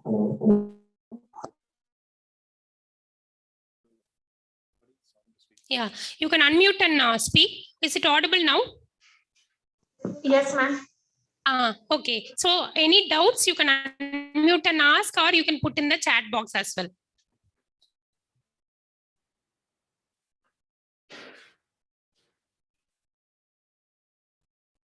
Okay, we can move on to the continuation of role play. We can finish it off. Now that sir, we have attended the yes, sir. We have attended the QA workshop, sir. We went and attended how to write a aim statement, sir, and we understood how it should be written for a QA, sir. Sharath, you want to tell? Sir, we heard the talk of how to create a smart aim. So now that we understood that we need a team to establish. So we'll start off with our skin nurse also to be involved and our staff nurse to be involved and my senior to be involved. If interested, even the consultants can get involved into it because QA is a continuous process and everybody has to learn. And also initially when I thought I'll bring it down to 0, that's a very unachievable aim. Probably I'll put it down to say from 50% that is currently according to the skin nurse, we'll try to bring down to around 20 or 10%. So we'll fix the aim at probably 10%. We'll try to bring down to 10% within 3 months. So we'll follow up this study through and we'll see if we can do that. And I'll request the staff nurse to share data with us, just not to look at the baby and not giving out the data to the unit and giving it directly to the QA team, because the stakeholders are us and we would like to see if we can change the process here. So very good. So, you have already formed a team, and the team consists of everybody who's going to taking care of the baby, and then you formed a smart team. So specific aim is in the name. Specific is reducing the nasal injury, and then measurable is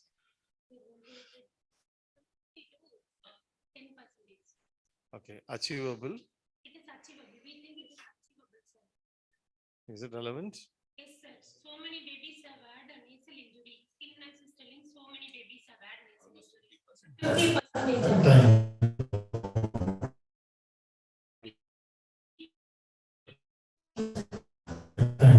Is there any other questions you like to?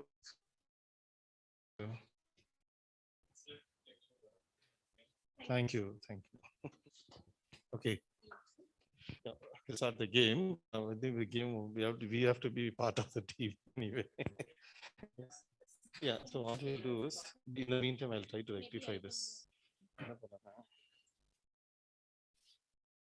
Yes, in the volume. இந்த speaker volume cut பண்ண முடியுமா? Speaker volume மட்டும் cut பண்ணுங்க. அப்போ மைக்ல பேசு.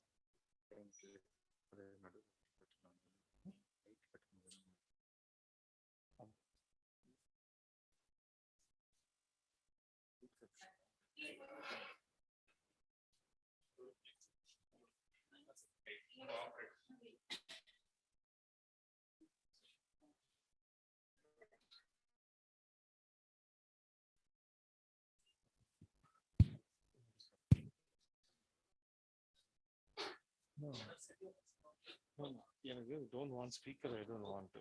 Speaker volume reduce.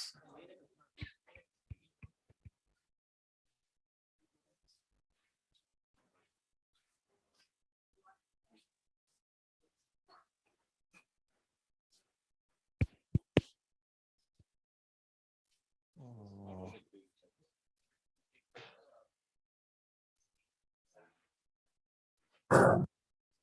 But then we won't hear them well, yeah.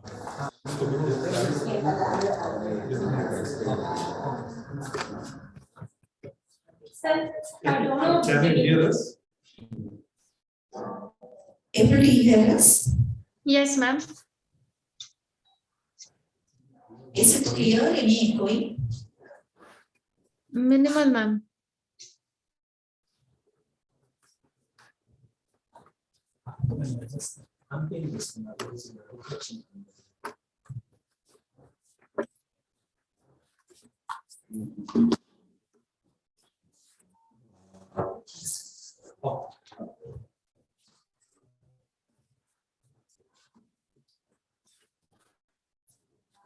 So now, now we are going to play a game. So if all of you have been here as offline, we would have had all the delegates also here, because now it will be by the faculty team and also by the participant. Okay, so basically the rule of the game is this is a stick, so you will be bringing from up to down till the chair. So all of you can participate, please. Okay, so you should never remove the finger out of contact with the stick. Down. It should be, you should be bringing it down, and all the time your fingers should be in contact with the stick. It should never lose contact. All right, shall we start?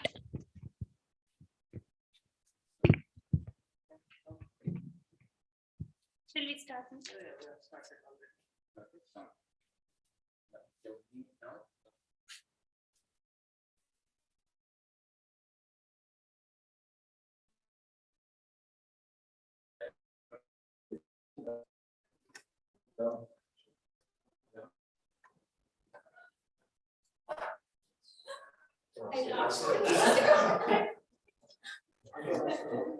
So what have you observed here? This, sir? Very difficult, sir. It is very difficult. So what have you observed here is all of them are trying to bring down the stick, this thing, and then so what is that is happening? Why are you not able to? Leader. Teamwork. Here we are lacking it. Sharat, do you want to be the team leader so that we can listen to you? So now, like, we are just going to follow what Sharat says. Okay, no one is going to do anything other than what he is going to say. Okay, and not do anything. Okay. So what we'll do now is we'll slowly start bringing the stick down. So it is tilted onto the other end. So we'll start bringing down from the other end, slowly, slowly, slowly, keep in contact with the stick. Ashok sir, you can start bringing it down. Uma ma'am, you can also start bringing it down. Usha, please bring it down carefully. Again, another 5 centimeters down, and still bring it down, down. It is being balanced. You can still bring it down. Some more, bring it down. Some more, some more, some more. So good, you reached the target. Yes, very good. So appreciate the team. I think, so what have you observed here now is that before that, do you understand the purpose of this game is that before the thing that, they try to bring it down, each one was not having any idea. So they were doing it on themselves, to, bring it down at their own idea and at their own pace. So that's the reason why the stick could not, we could not keep the stick in a horizontal position. So that's the reason why the stick fell down. After, there was a team leader who was actually directing everyone what to do. And everyone was just following the, instructions from the team leader. And once you keep following the stick, or you could bring down the stick as planned in the beginning of the program. So that's this, stresses on the importance of teamwork, which needs, a leader, and, you need a plan, and so that to execute it. So this is what we are going to see, from now on, how are you going to plan and who's going to do what and things like that. Okay, now next lecturer. Next is. Okay, now will be the hands-on session. So what Dr. Uma would elaborate on how you Chat box.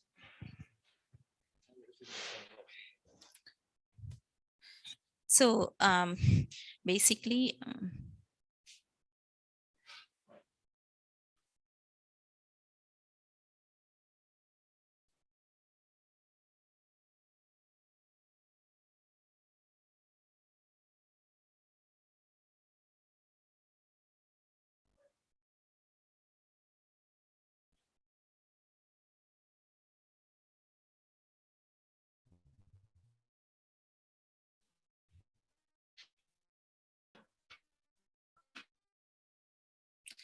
basically, we want you to enter into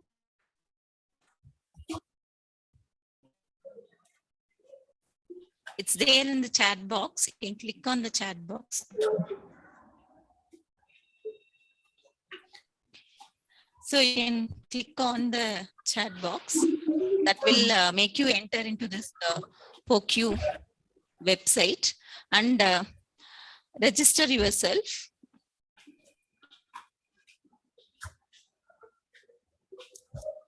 Okay, so if you click on this online POQ certificate course, all of you are following. I hope you're following. So you can enter your email ID and password if you have already registered. If you have not registered, you can register or you can continue as guest. You can continue as guest also. They won't get continue. So you can continue as guest also. So all of you could do that. Have you? Yes, ma'am. So you can unmute if there is any problem.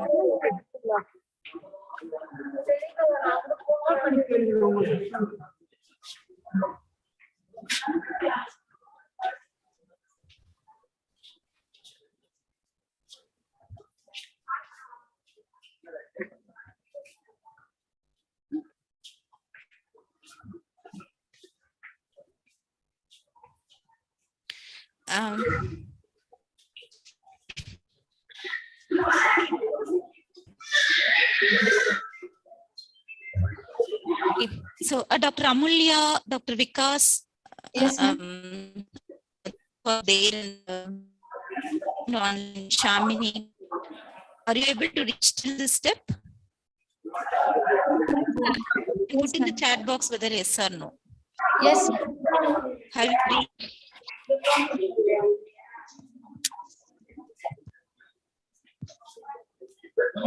Oh,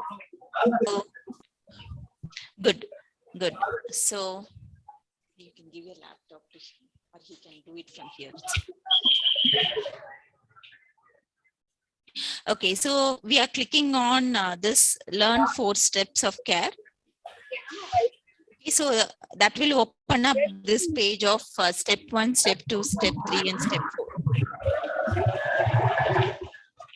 If he can do this one, maybe he can do this only.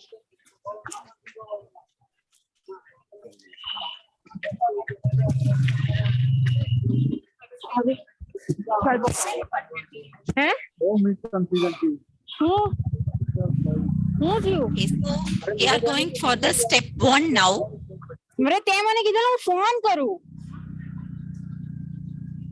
I think someone is talking. Can you please?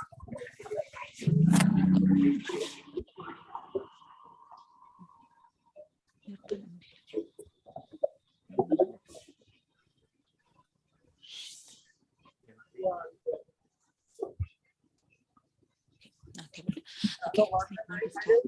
You can start identifying the problem.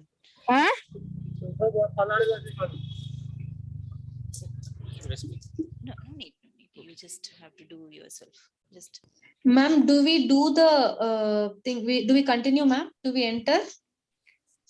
Okay, hope Amulya and other delegates are also doing. Yes, ma'am. Ma'am, do we enter and press the next button, ma'am? Yes, enter and press the next button. You'll get 4 steps of identifying the problem, etc. So click on to that step 1. This hands-on session will be only on step 1. Okay, ma'am. Okay, thank you, ma'am.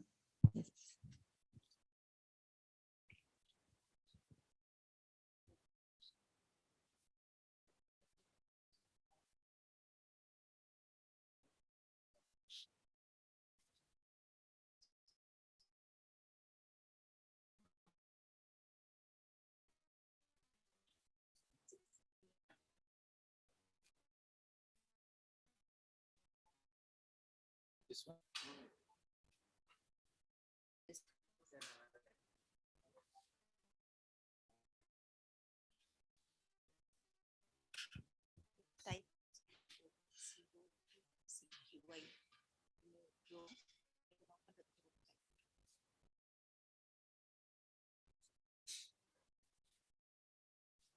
Okay, it has come.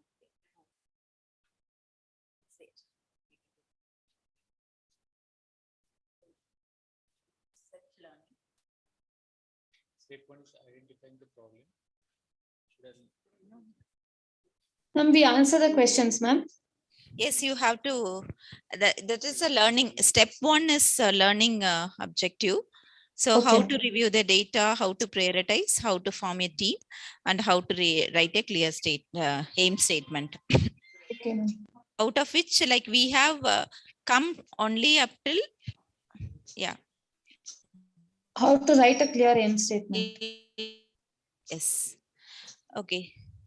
So you can read for yourself. You work in a district hospital of 2000 babies annually.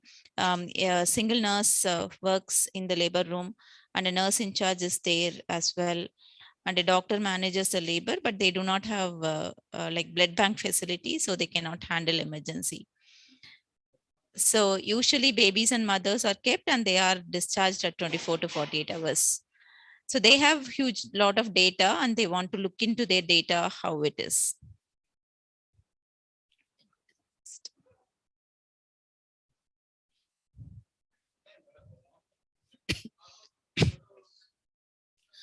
Here, this is the data which they have out of the 10 patients who have come. They have collected a few of the data.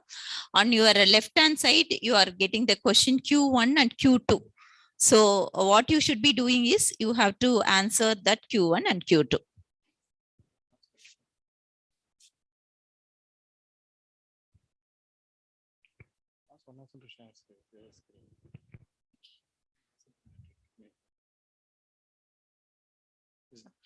Next he can do it. He can do it for this. So doctor. Processes and Apgar score and Okay, temperature. there is a icon here, P and O. So you can click on, you think this is a process or an outcome?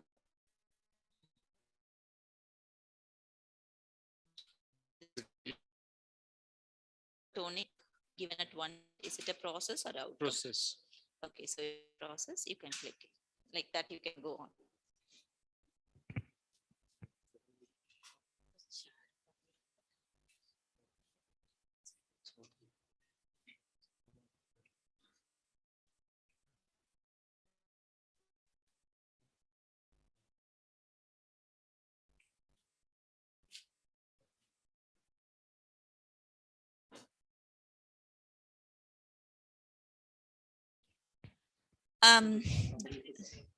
So here we have done some process and outcome, so you can continue. This is a process or outcome. Okay, Dr. Amulya, like are you agreeing with did you also get the same thing? Dr. Vikas, Dr. Amulya.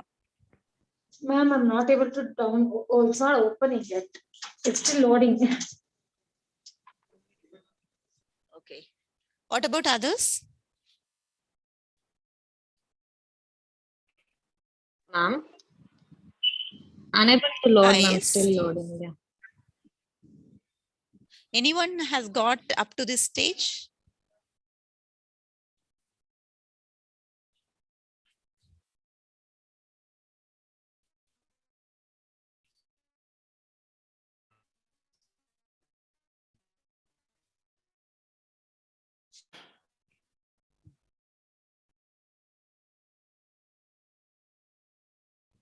Anyone has come up to this stage?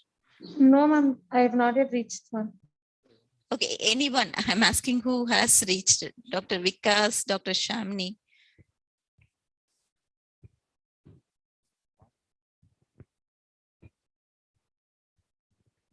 You can go to the next step.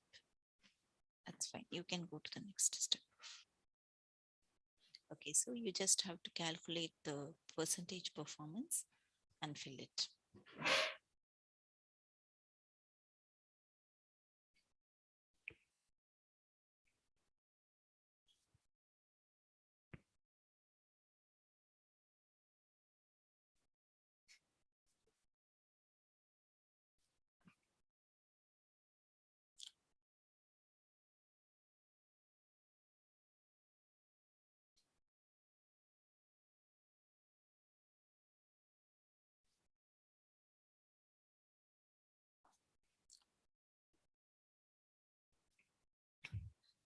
Have you reached this stage? Like anyone from online delegates? Amulya? Yes, this is Dr. Vikas. Yes, we have reached. Yes, I have yes. reached. Okay, okay, good. I think it's more of self-learning. If you Yes, have yes, any yes. queries, you can always ask us or interact with us. We are there.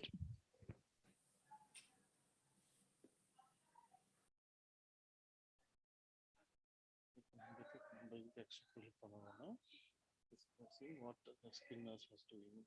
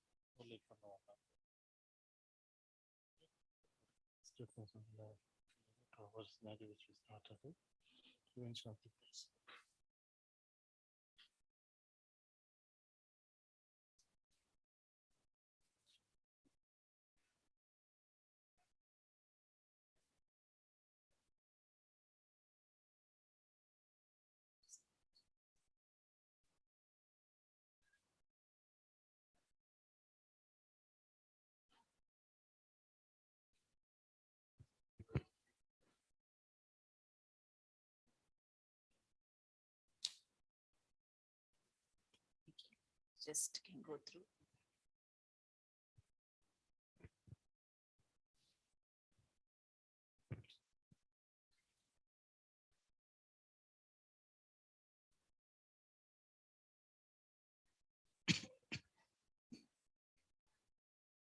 I think hope the delegates online, sorry, we are not able to actually see you. We do not know what you are doing. So hopefully you are in some of these, one of these stage. Yes, ma'am. This is Dr. Vikas. It's Yeah, going nice. No yes. issues. Sure. Thank you. Thank you. If you have done with it, you can go to the next. Are you okay? Like you have understood the concept. And the details. Okay. So this is again a kind of self-learning.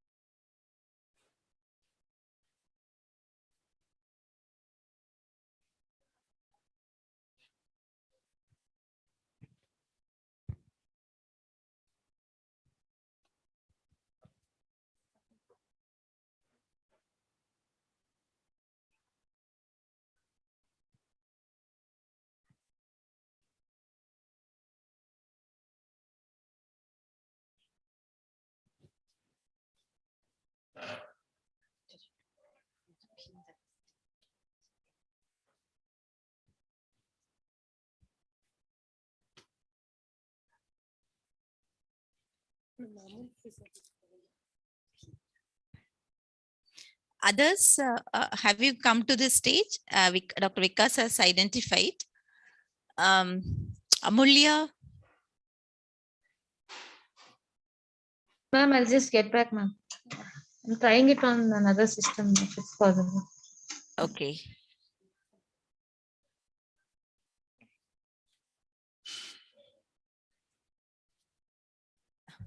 Dr. Raj.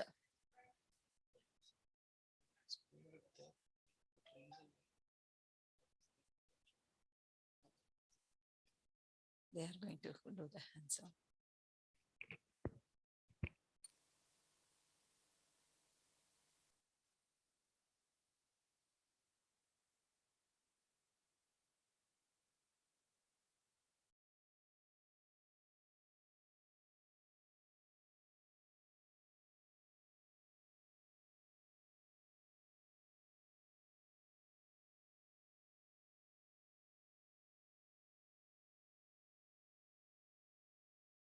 Kind of.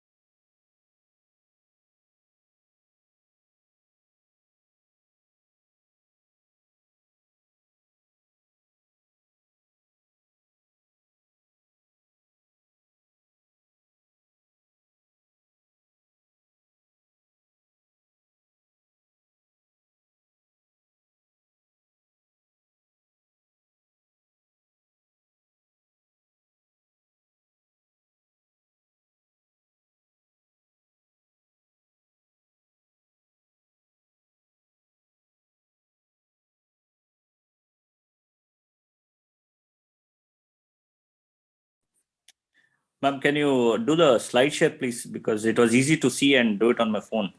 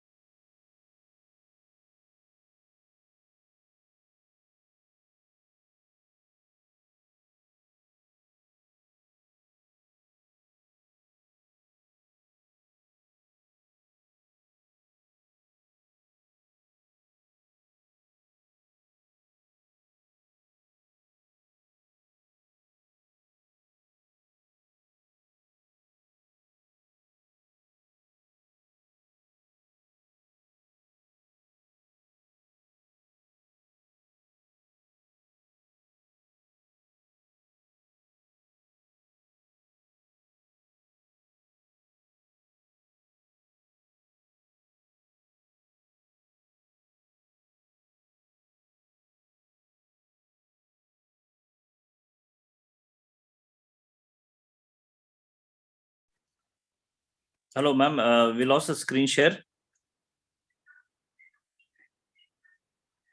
Hello, can anybody hear? Yes, sir. Even we have lost the screen share, sir.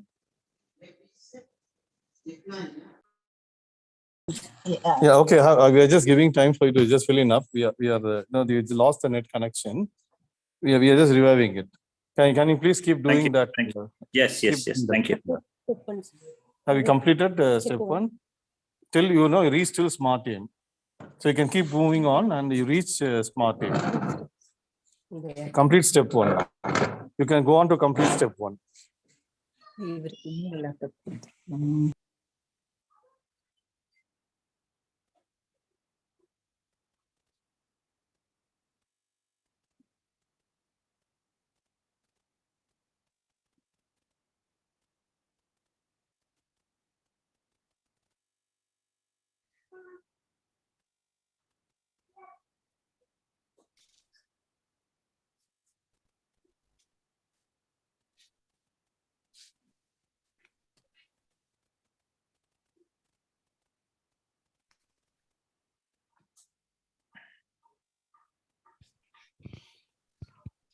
Okay, so in this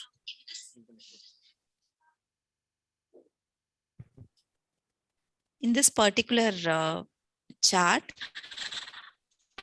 so it basically asks us to identify what is affordable. Dr. Usha was insisting on all these factors repeatedly. So is it important? Is it affordable? Is it easy to measure? Is it under the control of team members? Say, for example, if you take here immediate drying, definitely it is important in terms of the process. It is a process. It is not important to patient outcome as such, but definitely that process is important. That process we are actually doing to make a better outcome, namely decrease in the temperature, low temperature at 1 hour. Okay, so to prevent hypothermia, that is a process which we are doing. It may or may not be as such important to the patient, but it is important as a process. Whereas if you take the other things, namely like affordable, yes, immediate drying is quite affordable, it is easy to measure, and it is under the control of the team. So if I'm taking one more example here, if you take the last example, decrease in lower weight, less than 2,500 grams, it is a aim where even globally or internationally they are not able to achieve. Okay, so basically, so that one, it is important to patient outcome, but it is not under the control of team members. Though it is easy to measure in terms of affordability, in terms of time and resources, it is not possible. So basically, if you have identified many problems, in our mind, we have to prioritize in terms of whether it is it important? Is it affordable? Is it easy to measure? Is it under the control of it? There is no correct or wrong answer to any of these things. But generally speaking, you have to see what is directly under control and what is important in terms of patient outcome.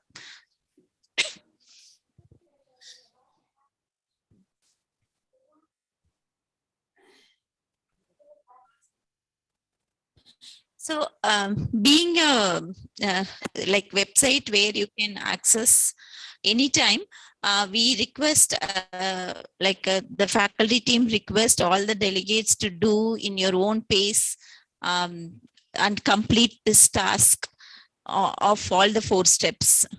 We'll try to have some hands-on session in between, but now we are moving to the next step, namely one more game.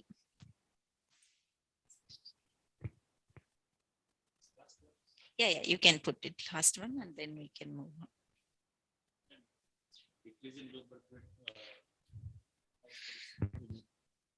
Okay, basically, is it important to patient outcome? Yes, maybe like to the outcome it is important, but it is not affordable in terms of time and resource. So you will place a lesser number for in terms of affordable in terms of time and resources. It is easy to measure because birth weight is a measure which only weighing machine is needed. So yes, it is easy to measure in terms of measure as such.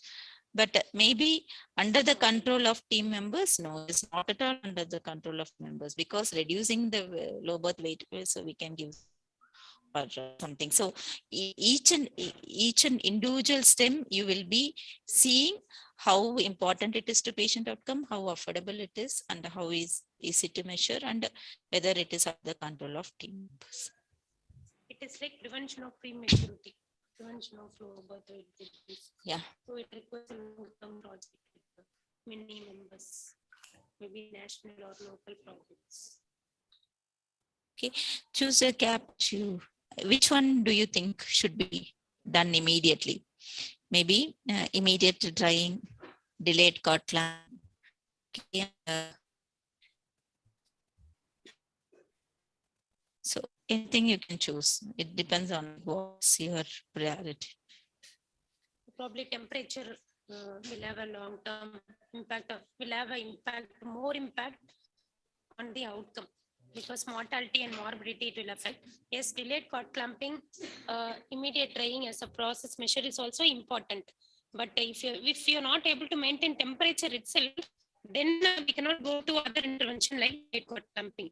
So temperature is of more impact than the other things. So I think that to patient outcomes, we can put 5 for low temperature only when compared to others. Maybe other outcomes might be little lower impact on patient outcomes. It might get some 4 or 3 according to your unit set. If it in your unit, delayed cord clamping may be 5. Already temperature, if you're not able to for that measure, patient outcome measure. So maybe that will be getting 20 marks. Okay, fine. I think we are going on. I call the delegates to do enter into this and complete this task in your own pace at home.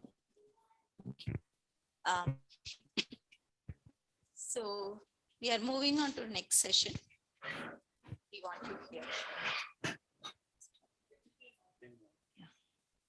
I'm stopping because you can do it later.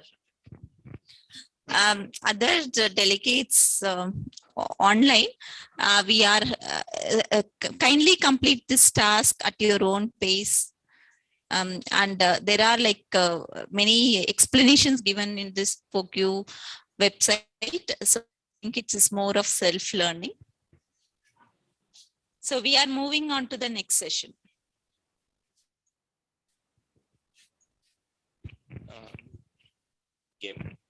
So now we'll see the importance of communication and how communication passes on from one person to another. And your QA is basically communication. If you can communicate from the top level to the bottom level, that is how you manage your QA. So if you do not, if your communication starts failing in between, the final outcome would be totally different from what you have expected. So let's see how this pass on game occurs. So we'll request our delegate to also.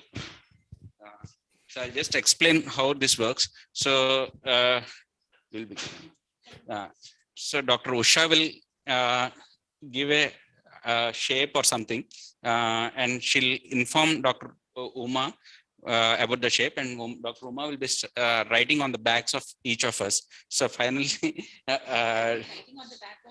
the person in front of them, and finally, doctor will be drawing it on paper to see what has come out. So we'll let us look at the outcome.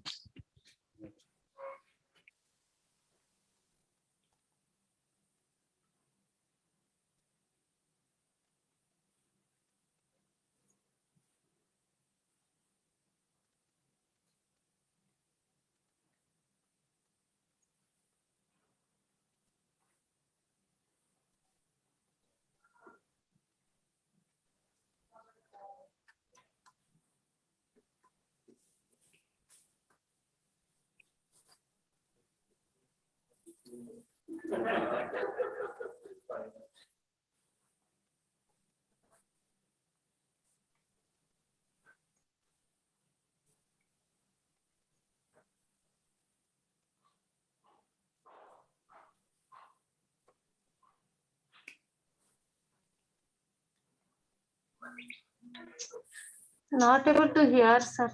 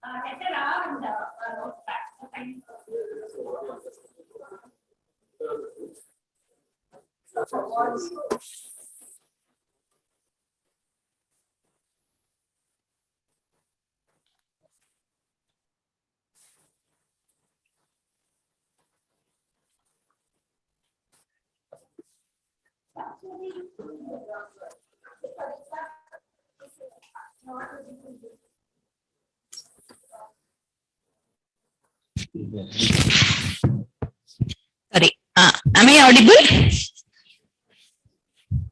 Okay, it's audible. Yes, ma'am. Now, ma'am. Yes, yeah, sorry. Actually, what we are trying to get across is the communication should percolate and it should reach till the end. Say, for example, even in the CPAP injury session, if we think that the CPAP injury should be prevented, the nurse who is taking care in the bedside should know like what the team is planning, and it should percolate in the same manner. The same pace should be percolating in till the end. Sharath, you want to add on? Okay, so You can actually also say you would use the right method of communication also in this. And also when you anything you use, you should have the right method so that probably, to communicate, that elephant to entire the team, probably we could use hearsay, like, probably you could have whispered on to every years, probably we could have, everybody would have understood this instead of drawing. So drawing is not the right method to communicate in this scenario. So like that, the same rule you should apply in your QA project to analyze and do your methodology. So next I invite Dr. Raja. So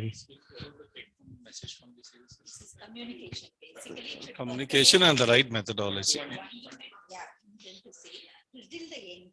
See, team might be saying so many about the nasal injury, but actually it should ideally go into the final person who is taking care. Okay, so we'll move on and we invite Dr. Raja. He'll be talking on the step 2 of quality initiatives. So we'll wait for the slides to be put up. Just give us 2 minutes time.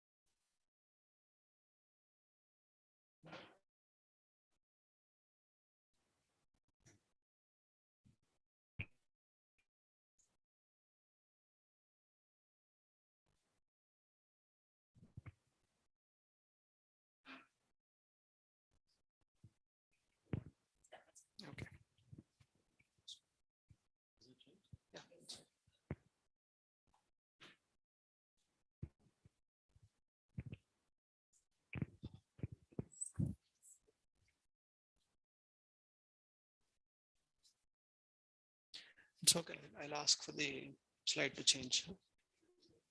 That will be fine. This is not working. No, it's not.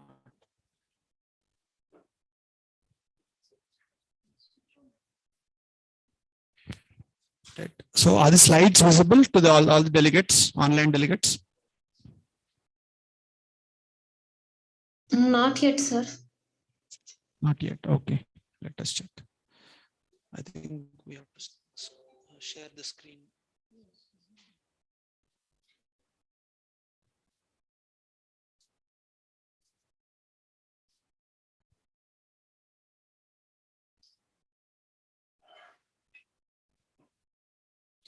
Okay, before we have the slides with us. So far, what have you learned? So you have come across a problem. So you have identified what is the problem. So from the problem, you have prioritized that what problem you are going to work. Then you formed a team. You selected the team members, and in the team members, you clearly allocated roles to the team members. And then you have formed a SMARTing. Okay, so SMART stands for specific, measurable, achievable, relevant, and in a specific timeline. So are the slides visible now? Okay. No, sir.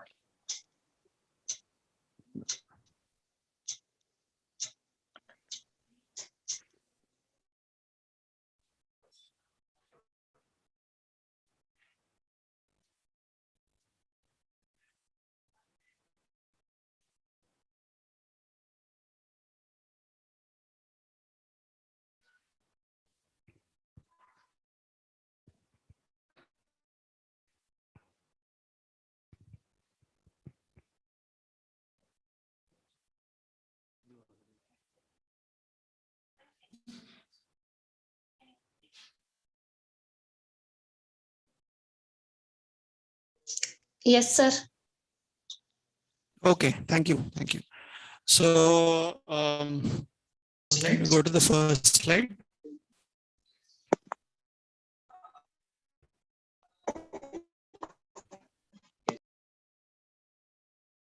Okay, so we have reached the step 2 of quality improvement workshop. So this step deals with analyzing the problem. Myself, I am Dr. Raja Ashok. I work as a neonatologist at Anumai Baby Hospital, Vijayawada. So the next slide. So all the slides which I am presenting, they have been adapted from the POCI guide. They are available freely online at pocqi.org. So you just have to listen to what I'm speaking. You don't have to take screenshots or notes. So the next slide. So at the beginning of the QI session, we discussed that there were 4 steps of QI. So far, we have identified the problem. We have prioritized on what problem to work at. We have formed a team and we have written an aim statement. So in this step, we are going to analyze and measure the quality of care. Next. So what are we going to learn in this session?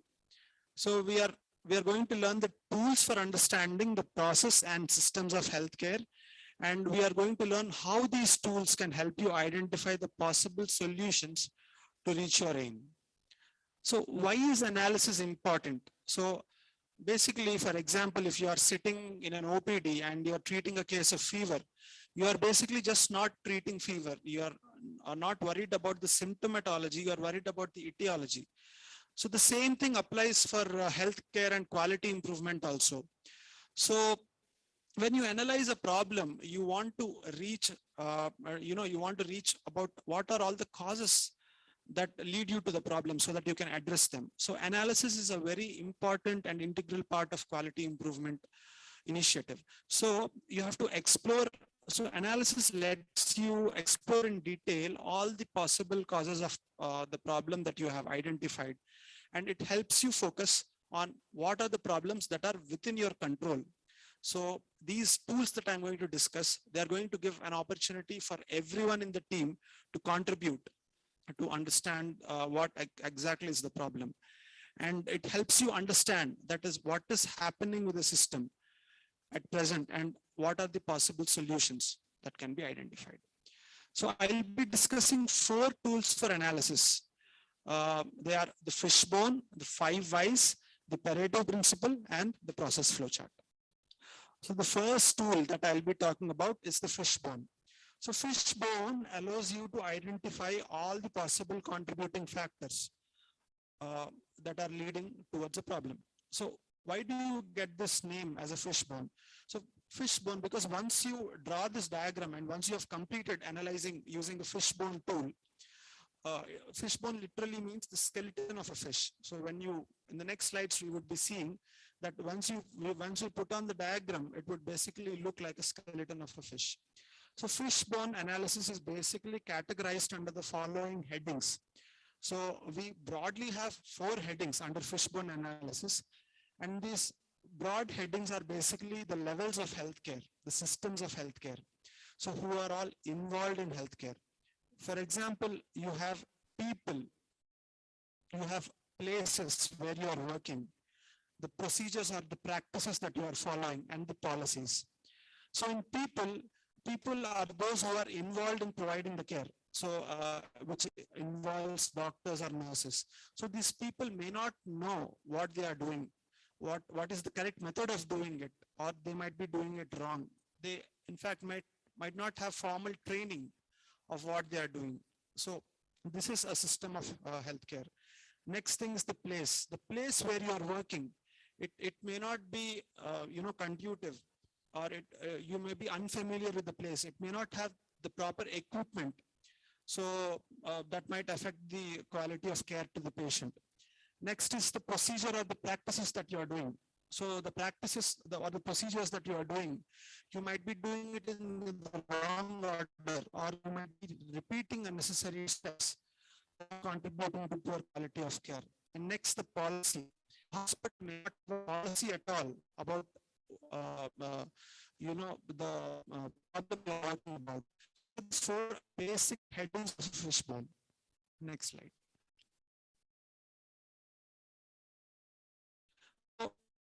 How do you do a fishbone analysis? So in a fishbone analysis, once you begin drawing, so to the right side of your slide, to the right side of your paper, you must first write down the problem. Around the problem, just draw a triangle. This represents the head of the fish.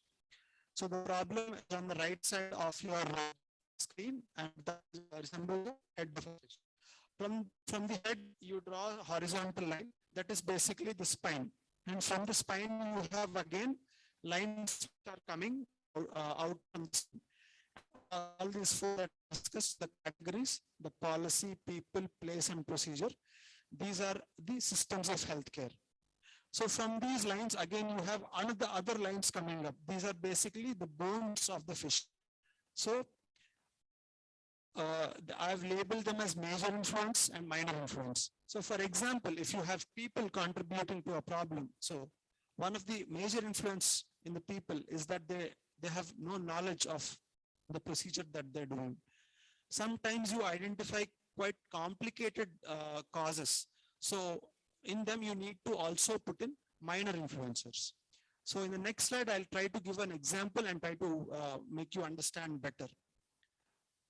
So this is a fishbone analysis for a QI project, which tried to address the issue of delay in initiation of feeds after LSCS.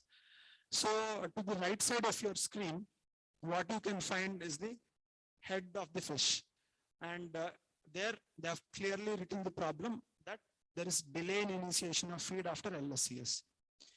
So what are the 4 systems of healthcare that we have discussed? People. So people, what are the problems with the people? Suboptimal awareness of the importance of early initiation, or lack of awareness about the possibility of change. So these are the problems with the people that are contributing to this problem. So what is the problem with the procedure? There are doubts in role allocation for the feed initiation. And people tend to forget about feed initiation after cesarean. So these are the problems with the procedure of the thing which we are trying to address now. So similarly with place, there is lack of information in OT for feed initiation. So and also there is lack of proper recovery room with privacy for the mother. So the place where the mother is being shifted, it is not conducive for breastfeeding. So there is also policy which is contributing. So there is no clear policy that states that feed has to be initiated within 1 hour after delivery. So by drawing a fishbone analysis, we could list out all the possible causes under the 4 headings that I have discussed. So this is how a fishbone works. Okay. So next we move on. We move on to the next tool that we are going to use. It is called the 5 whys. So this 5 whys helps you understand why something is the way it is. Okay, so what you do in 5 whys is you pick up a problem and you start asking why until you reach the root cause. So to give you an example, there is a unit which is trying to improve the breastfeeding rates within 1 hour of delivery. I will take the same example as previously. So just keep asking why till you reach a root cause. So the first why, mothers are not breastfeeding. Why are they not breastfeeding? Because they feel uncomfortable about taking their gown off. So why are they feeling uncomfortable taking their gown off? Because the hospital has a gown which opens at the back. So they have to take the entire gown off to breastfeed. So they feel uncomfortable. So then you ask, why do we have this type of gown? So the answer is, this is what the storekeeper orders. So why does the storekeeper order this gown? Why doesn't he order better gowns which are suitable for appropriate breastfeeding? So because no one has requested him to do that. So because this tool, you have now understood that the root cause for this problem is that the concerned person hasn't ordered the right type of gown. So you can take action on this and you can see the result. So that we would be discussing in the subsequent sessions. Next slide. So the scenario that I have described, it may be different in your hospital or it may be different in another setting. So, and sometimes it's not necessary that you ask why 5 times. For example, in this alternative scenario, the question why was asked only 4 times and we have reached the answer. So mothers are not breastfeeding. Why? Because they feel uncomfortable taking their gown off. Why? Because there is no privacy to breastfeed, so they feel exposed. So the problem in this scenario is not about the design of the gown. The problem in this scenario is with the place. The place is so designed that there is no privacy. So the mother is not taking the gown and she's not breastfeeding. And also you have to note that we haven't asked why 5 times here. So 5 why, as the name mentioned, it's not necessary that you have to ask the why 5 times. Okay. So next, the third I'm going to discuss is the Pareto principle. So what is this Pareto principle? So this, yeah.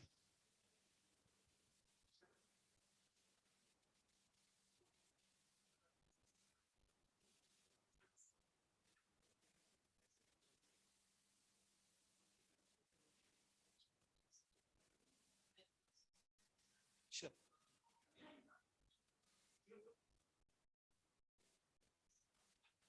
Okay, no problem.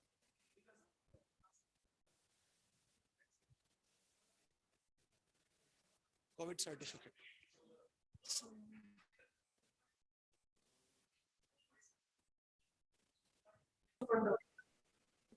Yes.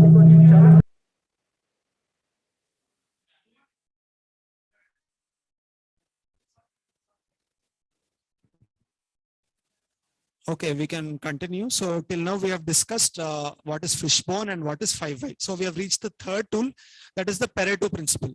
So what is this Pareto principle?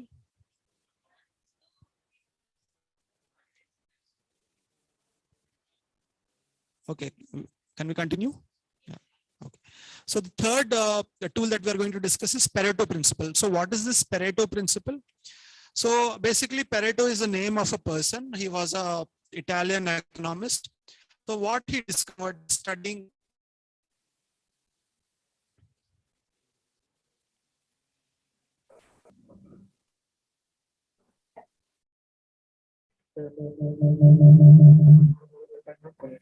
ಇಲ್ಲ ಅದು laptop switch ಮಾಡಿಬಿಡಿ ಅಷ್ಟೇ. Okay. Switch ಮಾಡಿ switch. Okay. Again, I'll begin from what is Pareto principle. I think there was a issue with the transmission.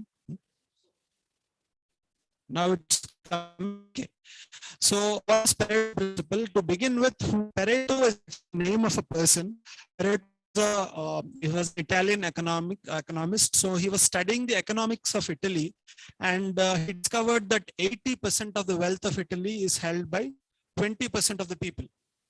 So the same concept when applied to healthcare and quality improvement, what we have found that 80% of the problem is because of 20 causes.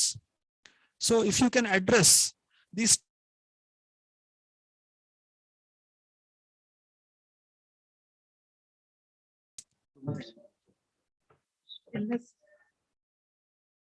They took it out.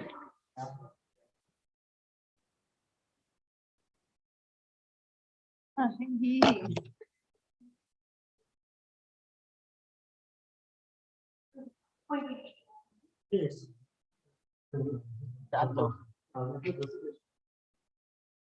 So there is a lot of disturbance, sir. Yes, use the laptop, the internet connection is restored. Just bear with us for 2 minutes. Okay, sir.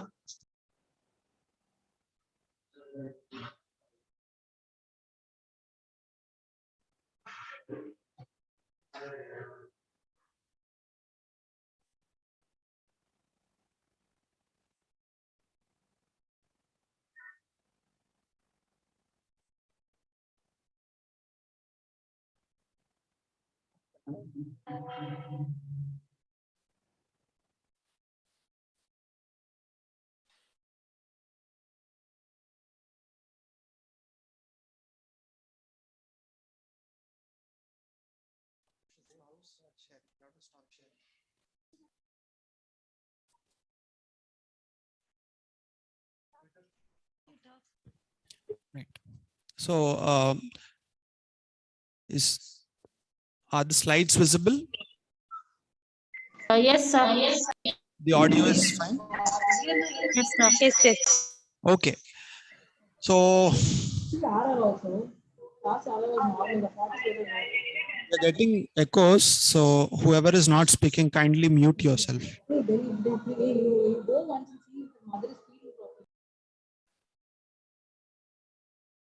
Okay. So what?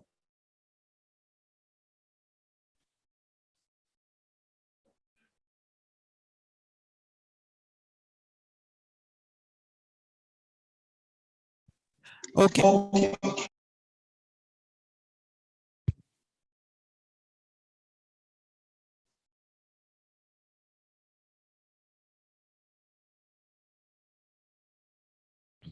So, okay, what's Pareto principle?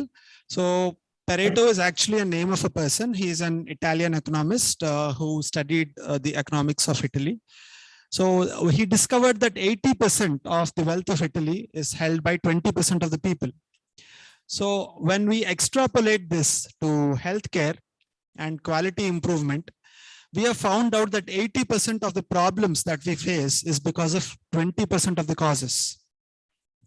So if you can address the 20% of the causes, you can achieve 80% of the results. So the 20% of the causes they are called the vital few, and 80% of the the causes are the trivial many. So what Pareto principle tells you is that you have to focus on the important causes that you have identified to achieve results faster. So I'll explain this better by giving you an example, and we can move to the next slide.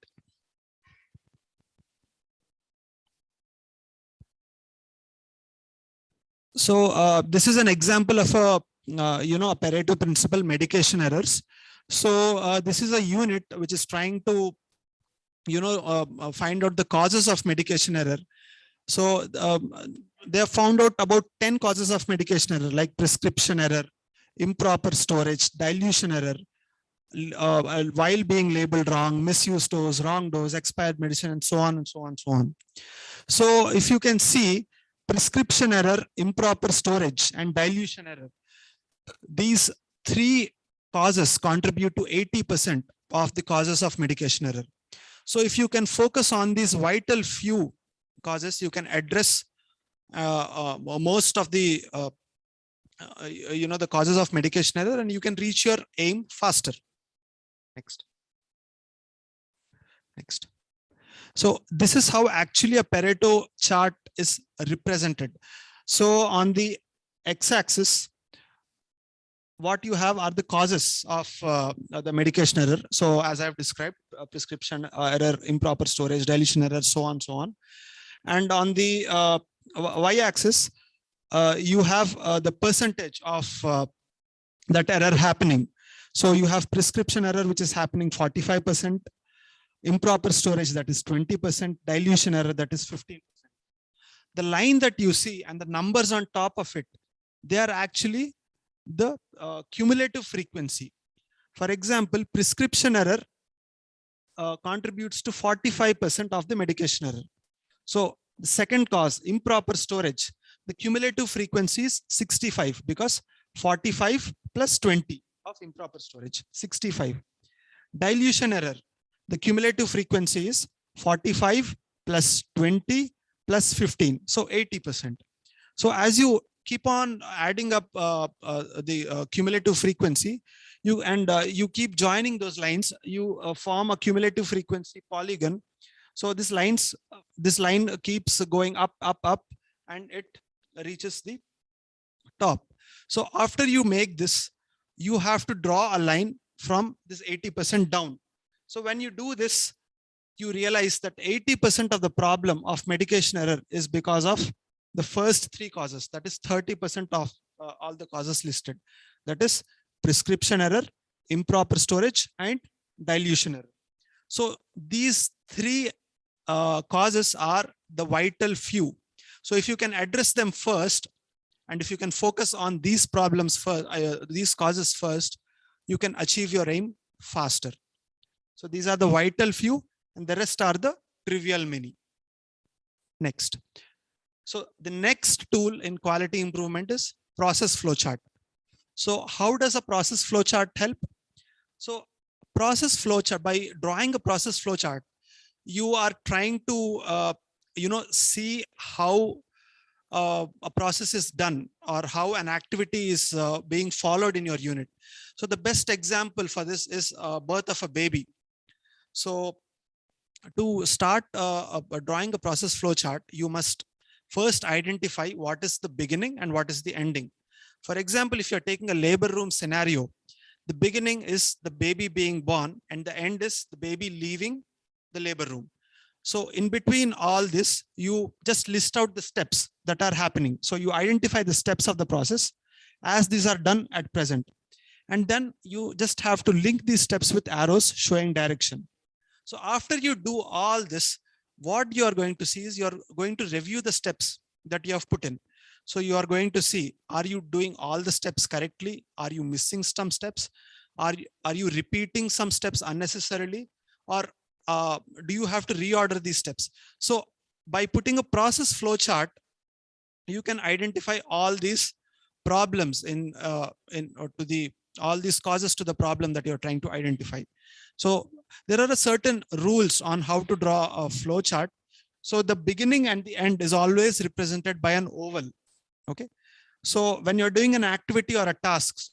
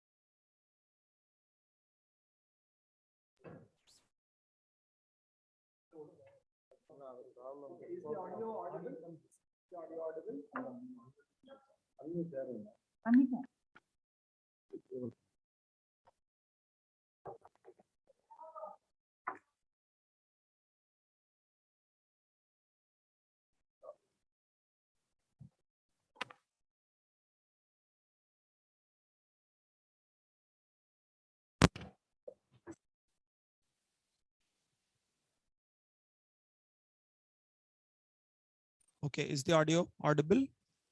Yeah, okay. So we were discussing about the rules of how to put a flow chart. So we know when to put a rectangle, when to put a diamond, when to put a cloud step. So what is this cloud step? I was discussing this. So cloud step, this you use whenever you are in doubt, or if you are unsure if that step is happening or not. Those kind of steps you represent with a cloud diagram. Okay. So for example, just to give you an example, I was discussing about the labor room scenario. So on the hands-on session, we'll have a better idea about how a flow chart, tries to help you reorder things so that you get better outcomes. So next. So the last slide. So analysis helps you identify several causes of the problem. Sir, I have a doubt, sir. So like in our unit, we identified that hypothermia at admission was a problem, and we were not using plastic wraps, and we were not transporting in transport incubator in a substantial number of babies. So we don't know what to, we haven't done root cause analysis, sir, like what you told. Should we use this process chart, Pareto chart, fishbone chart, everything to analyze the problem, or what we should do, sir? Each tool, so the question, okay, I think the question was audible to everyone. So each tool has its significance. So so the issue raised was hypothermia in very preterm babies and admission temperature being low. So for this scenario, the first thing I would like to use is, I would like to understand the processes which are happening. So the first thing I would put is a process flow chart. So the baby is being born and the baby is reaching the NICU. So what are all the things which are happening in between? So then, so say, let's say the baby is being born. So after that, the cord is being clamped, the baby is being brought to the warmer, and then you are switching on the warmer, and then you have dried the baby. Then you are searching for a cling wrap. You have put the cling wrap. Then you have put the baby in a transport incubator, but you have realized, okay, I haven't switched on the transport incubator. You switch on the transport incubator, and then you bring the baby to NICU, and you realize that the temperature is low. So if you just analyze the steps that I have discovered, I have told. So you are doing everything that is being described in the book. So you are using a cling wrap, you are using transport incubator, you are nursing the baby under a warmer, but the order of doing the steps is different. See, so you haven't pre-warmed the linen, that you haven't switched on the warmer before the delivery. And after the baby, you actually don't have to dry the baby. You just have to use a cling wrap. And after you have put the baby in the transport incubator, you are then switching it on. So just by using this process flow diagram, you have realized that the order of doing things is wrong. And you have also realized that you are doing an unnecessary step of drying the baby. So you come to a conclusion that you just have to reorganize things to address the issue. So you don't have to have additional staff. You don't need any additional resource. So this is the beauty of this tool, process indicator. So when would you use a fishbone diagram for this? So fishbone diagram again. So in a fishbone, you would you will discover that the place where you are working. So you will you'll come out with problems like the temperature probe is not working in the radiant warmer, or the incubator is not being put in charging mode before you are transporting the baby, or cling wrap is sometimes not available, or the plastic bag that you are using, it is kind of open, so there is evaporative loss happening. So all the causes that are there, you will come to know by using a fishbone analysis. And the other thing is 5 whys. For example, you have realized that the transport incubator is not being put in charging. So then you keep on asking those 5 whys. So why is it not being put in charging? Because the gynecologist hasn't informed that the delivery is going to happen. So why is the gynecologist not informed that the delivery is going to happen? Because she has put it on the board and assumed that the resident would read it. So why didn't the resident read it? Because there is no policy written that the deliveries which would happen would be listed on the board. So you have come to a root cause that the communication is the problem. So once you address that, or you address the policy that the incubator has, the transport incubator needs to have 100% battery charge, or it has to be in charging mode all throughout the day. So you kind of address the root cause and lead to a better outcome. Yeah, that's true. So even the place where the the 5 whys, when you're applying, it can change based on the scenario where you're working. It depends upon the shift or even the place according to the hospital that you are working. So one possibility, an alternate scenario is that where you are keeping the transport incubator, where you are kind of stationing it, it doesn't have a socket. So you're not able to charge it.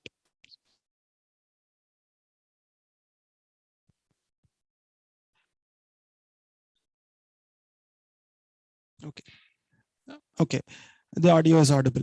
So basically, there is no fixed answers to these tools, like the 5 whys or the Pareto or the process flowchart. They are specific to each system and to each setting. Yeah. So, okay, sir, thank you. So next we were planning to do a hands-on session about these tools. So we can continue with the pocqi.org. Step 2. You could come here, sir, and just we can continue doing it online. So the delegate here would be doing it online, and I request all the online participants to just follow him, and we'll be reading out loud on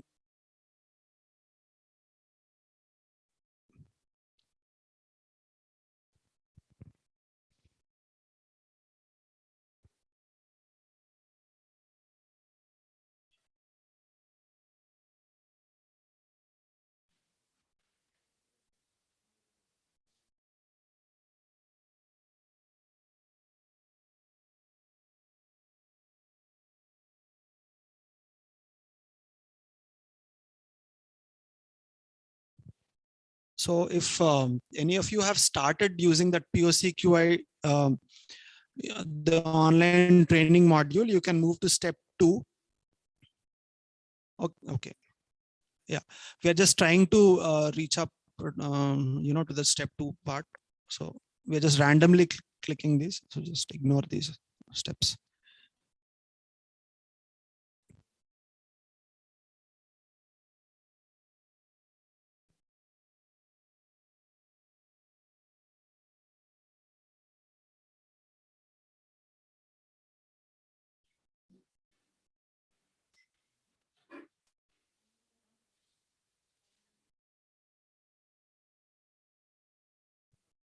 Okay, do we have any online participants who are who have reached step 2? They can share the screen. So we can do that also.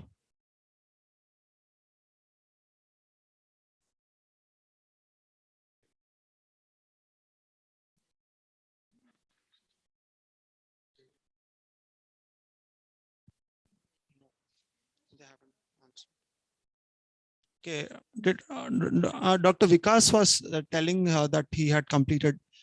So has he reached step 2, Dr. Vikas?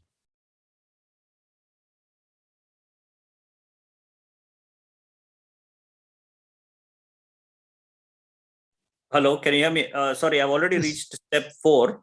So Very that's good. that's the reason I've kept quiet. Very good. Great.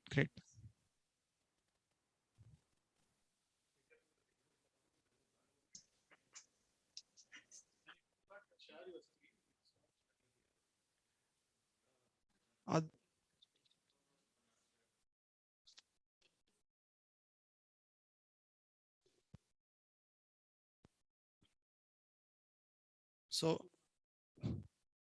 I think we have discussed all this theory in the slides itself. So you can just click on next and move to the next. Just click on next. You go down and you'll have next written in it.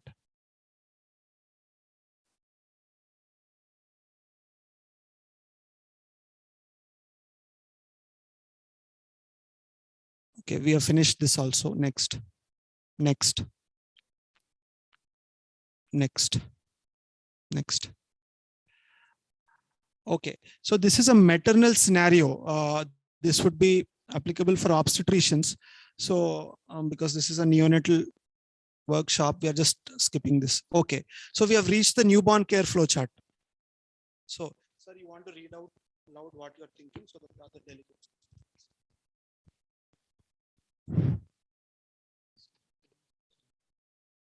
Just answer the question that is written.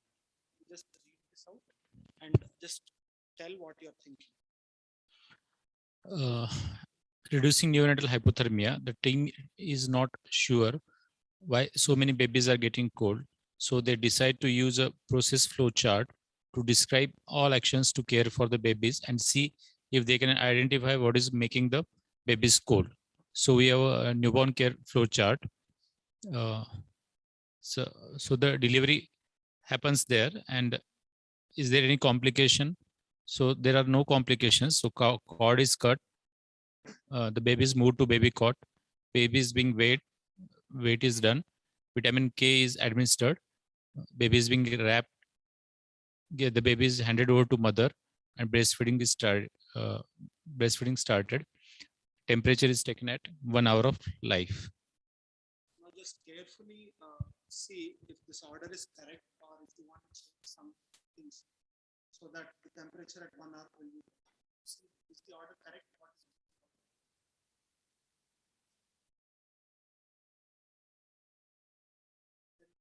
is steps which you want to bring forward? Some steps later which are not. I think immediately after birth, the baby should have been dried, and this thing, temperature has to be maintained. But before that, we have to have pre-warmed linen, and the weighing of baby should be can be done later on also. So it's not an emergency thing. And the last, Right. so one thing after you. Actually, the process chart is beginning with the circle and ending with a circle. So we learned that so the delivery is starting there and ending there. So the process flow chart, this is making me understand the process flow chart, how I should draw. And the complication is decision making, because if the baby is crying and well, baby will be with the mother side where it is going to take us no, or if the baby is not crying, then it is going. So that decision making is in diamond. So there are two arrows as already discussed. After that, the sequence, as discussed, I think the sequence should be changed because weighing the baby is not a priority. And giving vitamin K also can happen later. We should not forget, that's all. And baby can be put to skin contact straight away after the delayed cord clamping.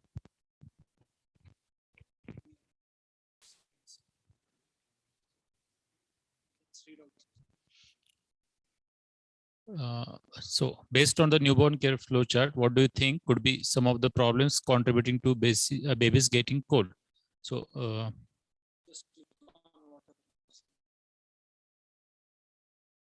so baby is given to the latter. After delivery, baby has been moved to bassinet. Breastfeeding is delayed. Wrapping up.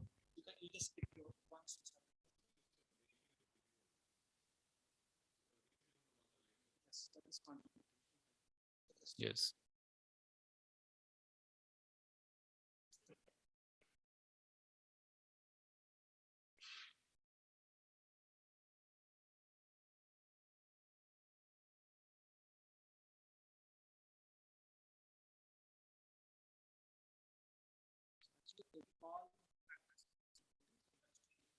Okay.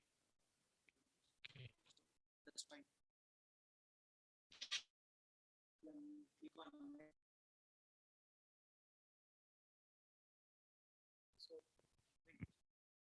So this is how process flow chart helped us to come to a conclusion that the steps that were doing that was wrong, and we could delay a few not essential steps to be done later, and you could kind of just reorganize, remove the redundant steps, and achieve your outcomes. So now that you have done a detailed analysis of the problem, the next thing you have to do is measure. How do you measure quality of care? So measurement is very important, because measurement is going to give you an objective evidence if you are making progress towards your aim or not. So you can't just tell that, okay, my unit is worsening or my unit is improving in terms of so and so. So you need to have some objective parameters to measure if you are reaching your aim. So that is why process and outcome indicators, this lecture comes into play. So are the slides visible to everyone? Slides are visible? Yes, sir. Okay, so then we can start. So next slide.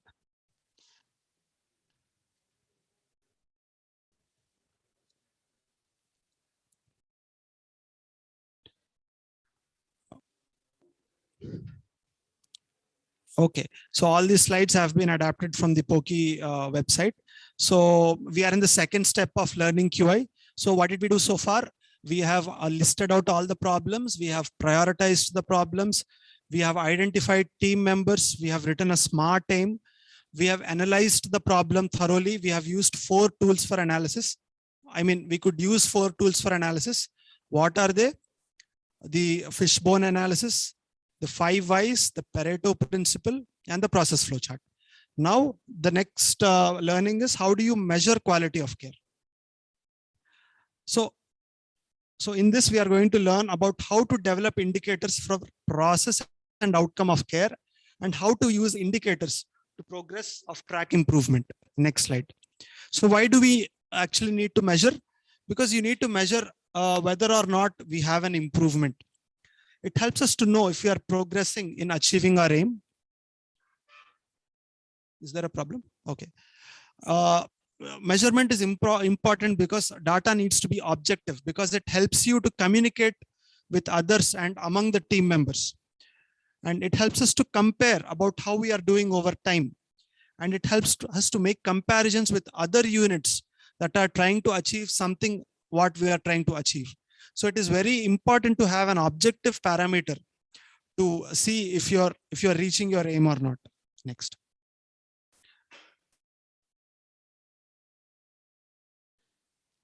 So what is process? What is outcome? This we have already discussed in step 1. So processes are all the actions that you are doing to achieve a result. So what is an outcome?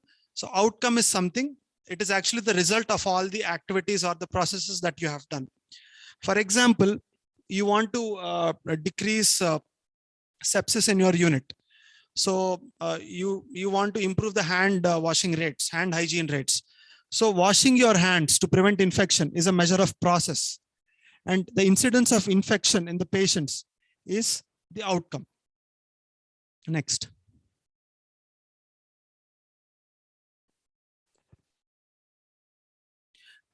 Okay, am I audible again? Because we have changed the audio input. Yes, sir. Yes, okay. sir. Okay, yes. So why do you have to measure this process and outcome indicators? So in an ideal QI project, you must have both process indicator and outcome indicator. So why do you need a process indicator? So if you don't have a process indicator, how will you know whether the action you want done is really happening or not? So you are trying to bring a change that all my staff members have to do appropriate hand hygiene. So you're trying to bring in that into your system. So without having this hand hygiene compliance rate, how would you know if this is happening in your unit or not? Next, what if you don't have an outcome measure? So if you don't have an outcome measure, how will you know whether you're making progress towards your aim or not? And for example, all your staff is listening to you, the hand hygiene compliance is excellent, but still, you're not able to achieve your aim. The sepsis is not decreasing. So then you realize that, okay, it is not only hand washing or hand hygiene that is contributing to sepsis. There is something else. I have to look at other problems that needs to be addressed. So for an ideal QI project, you need to have a measure of process and a measure of outcome, both. But sometimes it's not possible to have both indicators in a QI project. So once you start working practically, you will realize that later. Okay, so I'm not going to discuss that about now. Next slide. So how are you going to, okay, what are the qualities of a good indicator? It has to be clear and unambiguous. So all the members of the team should know what is meant by a particular indicator. So we were just playing that game of how an elephant changed to a Hindi alphabet. So the communication has to be good and it has to be unambiguous. Everyone has to interpret that in a similar fashion. And then your indicator should be linked to the aims. It should be used to test change and guide improvement. And it should be integrated into the team's daily routine. Next slide. So how do you develop an indicator? So to develop an indicator, you first need to understand what is the process that is happening in your unit. For example, you want to decrease hypothermia at 60 minutes of late in your unit. So that's the outcome. So before that is happening, what is happening in your unit? So there are live babies that are being born in your facility. After the babies are born, you are drying the babies immediately and you are putting the babies on skin to skin. So this is the process flow that is happening.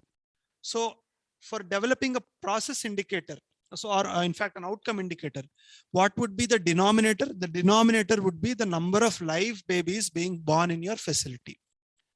So what process indicators would you choose? You would choose the percentage of babies being dried immediately or the percentage of babies which are getting skin to skin care at birth. What would be the outcome? Outcome would be the percentage of babies hypothermic at 60 minutes after birth. So next slide. Again, examples of a good indicator. So the previous slide, what we have discussed, is the indicator a good one? So to call it a good indicator, it needs to have all the characteristics described here. You have to clearly define the numerator. So what is the numerator? What are the number of babies that are being dried immediately after birth? So you would get this data from your birth register or from a person who is assigned to look after this. What would be the denominator? The denominator would be the number of normal vaginal live births. So you have to define this clearly before you start working on your QI project, and it has to be clear and unambiguous, because one nurse might think it is normal vaginal live births. The other nurse might think it is all live births. So once you have that ambiguity, your indicators would start showing you false results. So you also have to clearly define what would be the source of these numbers. So in this example, they have defined that the source is the labor room register. So always try to get data easily. So don't try to overburden your staff by giving them new tasks or doing something or record a lot of things. So they would eventually, it would move out of your system, or they would just actually smudge data. So whatever is available to you, whatever is easy, try to pick up that and start off with your first QI project. You also have to define who is the person responsible. So in this example, the delivery room nurse is responsible. How frequently would you review the data? You would review the data at the end of every shift. So all these 5 parameters have to be defined clearly whenever you are making an indicator. Next. So I would skip the next 2 slides. This is an obstetric scenario. Again, okay. How will you collect the data? So you have to clearly identify and define who is the person responsible for data collection. Clear role allocation. What data sources will you use? Again, whatever is freely available to you. So you encourage your QI team to use the available data first. If that is not available, you sometimes have to collect certain baseline data first. say for about 2 weeks, 3 weeks, and then you have to work on your smart time. So if that is the picture, if you don't have data ready-made with you, then define what baseline data will you collect and how long will you collect. And lastly, how frequently will you collect and how frequently would you review the data? So, okay, so you're collecting data weekly, or you're reviewing it weekly. So what are you going to do with the data? So that will be discussed detailedly in step 3, but just I'm going to give you an overview. So what you are going to use is a time series chart. It is also called a run chart. I think we can move to the next slide. I will give you an example of how a run chart looks. So run chart clearly has a title. Okay. So what is the title? The percentage of NICU admissions with normothermia. Okay. That is the title of the run chart. The x-axis is the timeline. So you have the weeks written in the x-axis. The y-axis is the percentage of NICU admissions with normothermia. So for each week, based on your outcome indicator, you just draw lines. You just put dots, and you then just join those dots, and you get a run chart or a time series chart.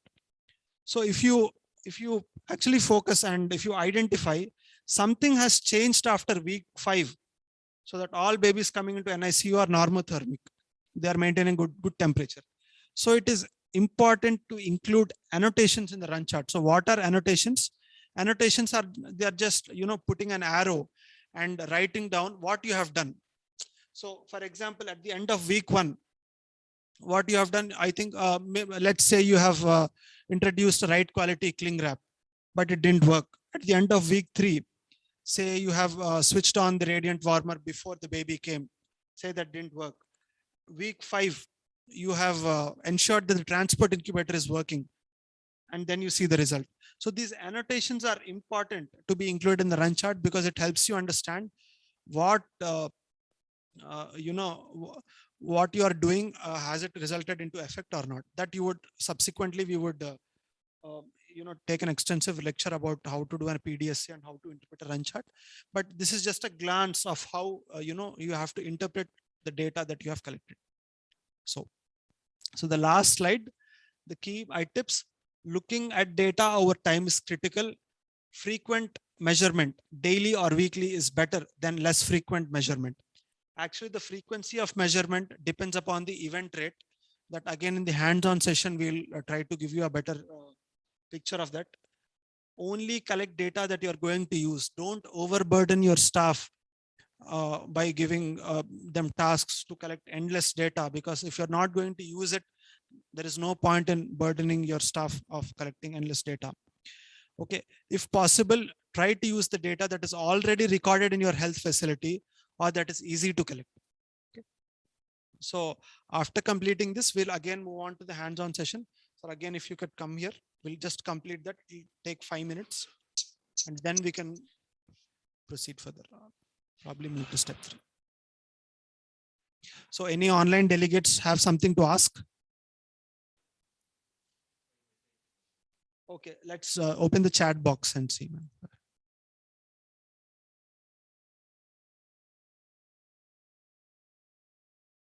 Okay, very good. Right. So if you have any doubts, you could unmute yourself or ask, or you could type in the chat box. Sorry, I have one question. This is Dr. Yes, Vikas. yeah. Now, for the data source, when you said for example, when you're doing hypothermia, it's kind of very easy. You have a labor room register. Yes, yes. One question I have had is, let's say about hand hygiene. What data source will you use for hand hygiene? So that's a very good question. So normally the labor room registers or your databases won't have data regarding hand hygiene compliance. So what you could use is, if you are trying to test the hand hygiene compliance, so you could delegate a nurse, say at a random shift at a random time, to list out the number of the times where hand hygiene could have been done. Okay. And the number of times where hand hygiene was actually followed. So a nurse could actually note that at random times during the day, say for example, for about 4 days, 5 days, then you would have a baseline data. So that's what I was telling in one of my slides. In some QI projects, you may not have data that is readily available. You might have to collect some baseline data in order to form an aim or proceed further. So you could do it in this way. Okay. Random time, randomness would do it. So no one knows that. Ma'am wants to add 1 minute. Usually like hospitals have infection control team or infection control nurse. Correct.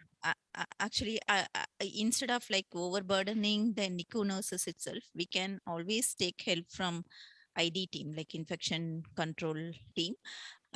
So generally how it is done in many hospitals is like they have a people who watch them secretly, like they would not, we won't even know that we are being observed or we are being watched. So and regularly they put this compliance chart and send it to QI if you have Correct. a quality improvement.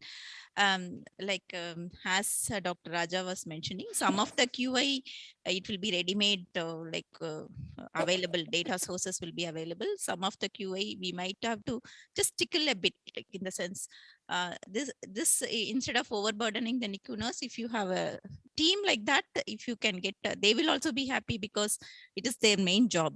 Infection control practice is their main job. Thank you. Thank you. Thank you.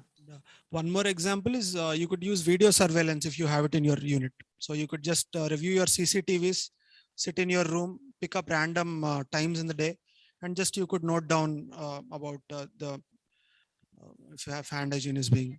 Actually, that's one of the methods we use, because every time we used to use infection control nurse standing there, most of them used to become aware, and then they automatically used So to change their you behavior. should not disclose about who is actually measuring it and what point of the day or what shift they are measuring it.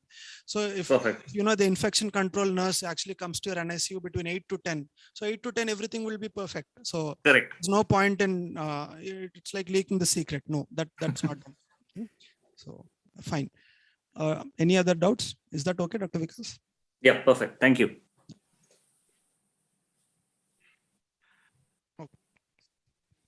Okay. Dr. Prakash sir wants to ask. So if you want to develop hand hygiene, compliance as a process indicator, so could you just tell us what would be the numerator and what would be the denominator that you are going to put? You can take time. We'll wait. Dr. Vikas. Yeah. Sorry. So the numerator will be like we said, the number of people actually washing hands, and the denominator will be the number of people actually have entered the NICU that day. A better way would be the denominator should be the number of opportunities where you could have performed hand washing. So it is not, hand washing is not only performed when you enter the NICU, you could do it after you have soiled your hands, there is visibly dirty. So the denominator should be the number of opportunities where you could have done hand washing. The numerator should be the number of times hand washing was actually performed. So is that right? Do the panelists agree? Yeah, perfect. I think we can have a two process in this. One process would be whether they adequately did all the steps, because like it is not enough that they just wash their hands as just a part of routine work. It should be in a very specific manner or specific steps. As mentioned by Dr. Raja, I think a video surveillance would be easy for us to catch if they are doing all the steps, if it is focused in the near the tap, near where they are hand washing. So it could be a two process. One process I already discussed, this will be number of opportunities, total number of opportunities will be the denominator, and numerator will be number of opportunities utilized. The other one would be like again number of times hand washed would be the denominator, and numerator would be number of times it was done with all adequate full steps of hand washing. So it could be split up into two processes. So in hand hygiene, again, there are a number of ways you could do it. Some people do the 5 moments of hand hygiene. Some people do the 10 steps of hand washing or whatever steps of hand washing. Some people do if hand washing is being done or not. So you could start with a simpler one and then you could, fine tune if all the steps are being done. So, okay. So over to our delegate. So you just skip the maternal scenario.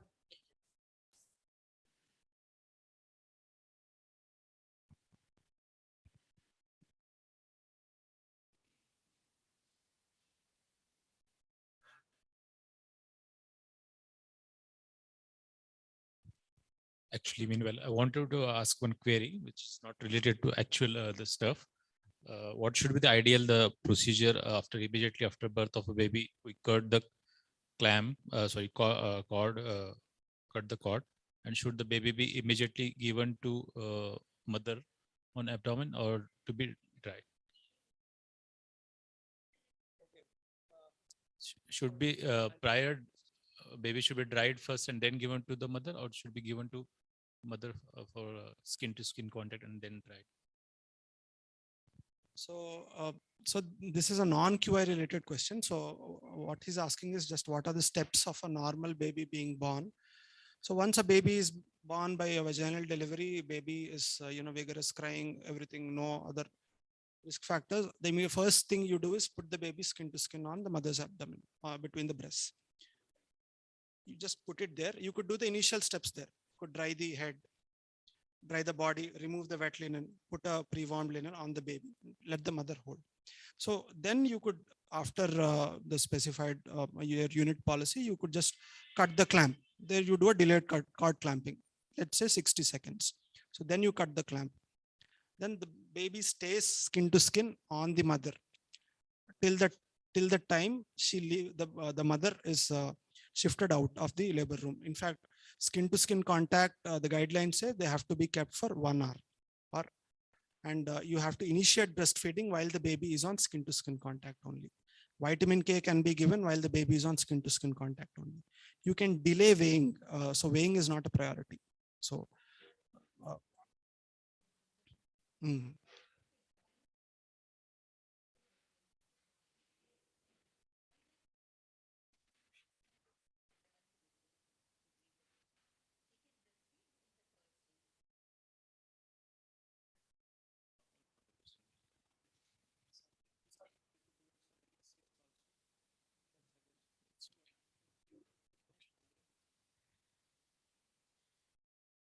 What I'm supposed to do?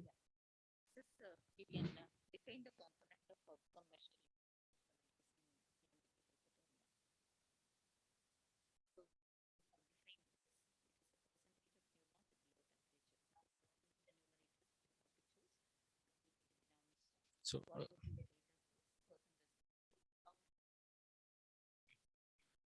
So our indicator here is percentage of newborns with low temperature, that is less than 36.5 degrees Celsius at 1 hour of birth. So the numerator will be, the options are total number of babies born that have normal temperature at 1 hour of birth. Number 2 is total number of babies born that have low temperature at 1 hour of birth. And total number of babies born that have low or normal temperature at 1 hour of birth. So our numerator will be total number of babies born that have low temperature at 1 hour of birth. So at the denominator, there are again 3 options: total number of deliveries, total number of live births, total number of newborns, live and stillbirths. Total number of live births. So data source.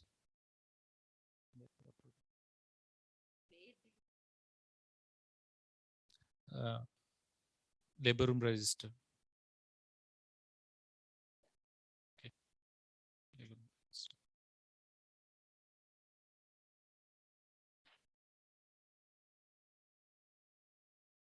Okay. The person responsible, we have to allocate this responsibility to a staff nurse, labor room nurse. Okay.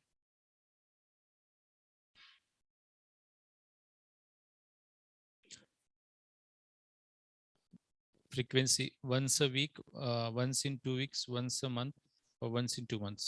So earlier, the short turn of time, once a week is it should be the frequency.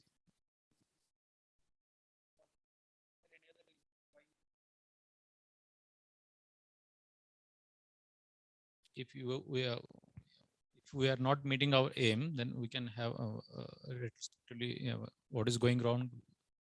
We need to again rethink on that.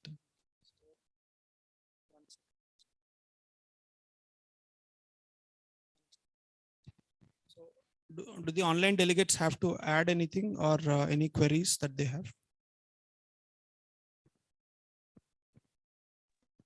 No. Yes. Okay, no. Okay.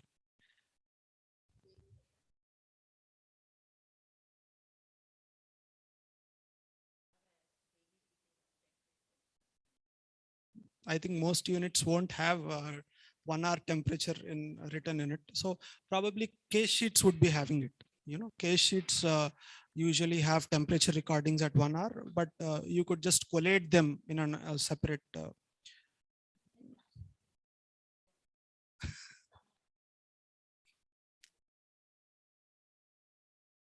Yes. So we were discussing about how do we choose frequency, as our participant rightly pointed out, the less the better, because you're going to take corrective action soon if it's not being done. But you also have to see that you get some meaningful data points before you kind of interpret them. For example, the event that is happening in this, the event is the number of deliveries. So number of deliveries, usually there is no dearth of deliveries in most of our centers. So you could review the data weekly. So if, say the event that you are seeing is something very rare. Say it is, let's say postpartum hemorrhage. Postpartum hemorrhage is not that common. So if you have to review postpartum hemorrhage, then probably once a week would be too early. So you need to have sufficient number of times the event has occurred before you need to decide the frequency. Say for PPH, you could review it once a month. So that is also important when you decide frequency.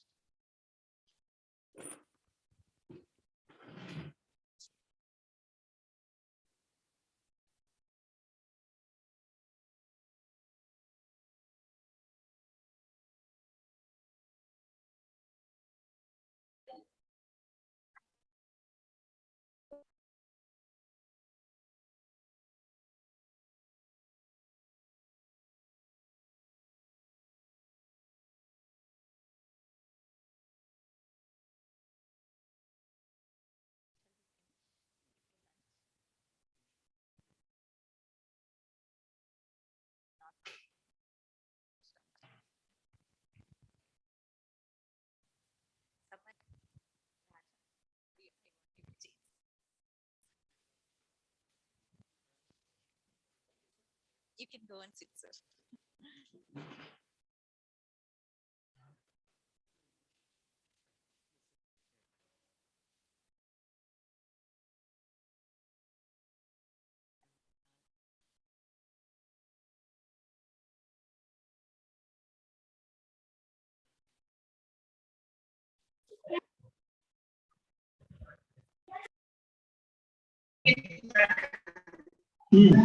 நான் போடல அது வந்து அது என்னன்னா ஏதோ ஒரு gold medal mummy gold medal விட்டுன்னு சொல்லிட்டு நானும் உமா கால் பண்ணேன். அவங்க 2 பேரும் தான் சாப்பிட்டுட்டு இருந்தோம். யாருமே இல்லையா?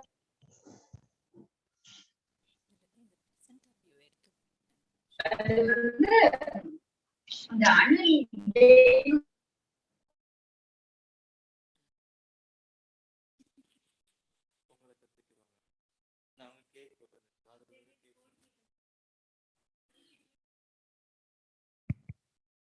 Am I audible? Usha, you are in. Am I audible? Yes. Yes, sir. Yes, ma'am. Yes. Okay. Good. I think you have heard from Dr. Raja, like data analysis is very important because like without knowing what we are doing, we just keep on doing is no good. So we just need to know what we are doing. Next slide, please.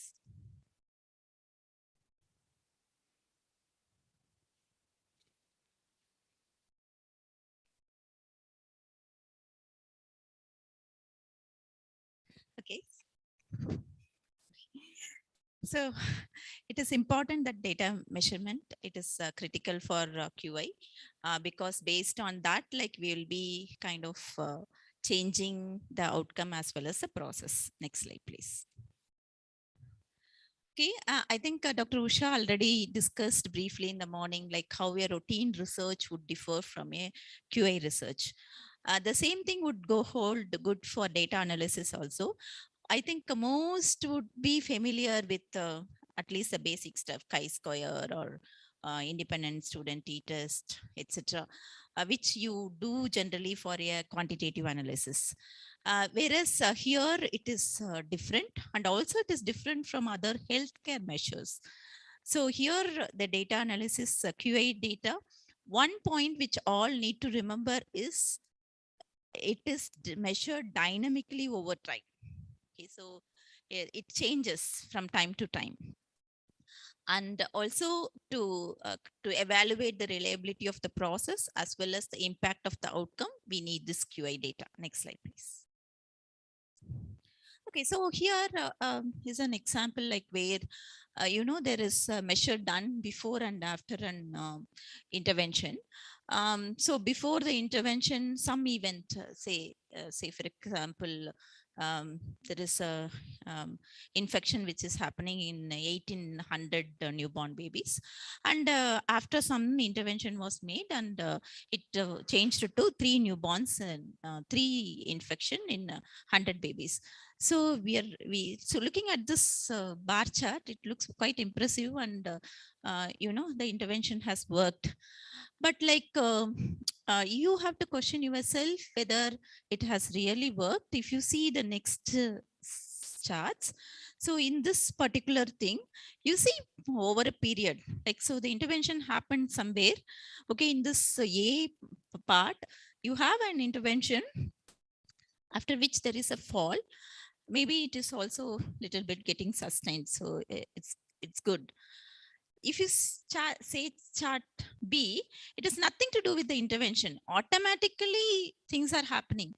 Say, for example, in 1950s, the neonatal mortality was so high, and right now the neonatal mortality, even whether you are doing something or not, you are going in pace with the rest of the people. So definitely the trend will be to fall, whether it is happening naturally or is it because of the intervention. You will be happy that from 8 to 3 came because of your intervention, whereas in this chart B, you know that it is natural process of decline. It has nothing to do with your intervention. So the next one is C, where even though it had come to a point that's like it has substantially reduced, it is not sustained, it is going up. Okay, so that is also not good. So data analysis is done by 2 ways. One is run chart, the other one is statistical process control chart. So run chart as okay, before we go on to what is a run chart and what is a statistical process control chart, we just have to have some baseline knowledge of what a data is. Okay, so now, so say for example, what is a data? I'm collecting a sample. So number of gentlemen in this hall and number of lady in this hall will be one such data. So you are kind of counting the number of people. Then the other data would be what are the height of different people who are there in this hall.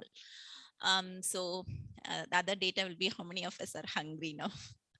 Okay, so there are different types of data you collect.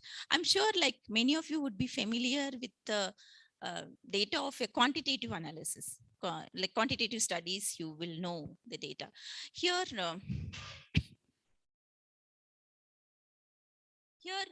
in QI, there are certain differences for your data.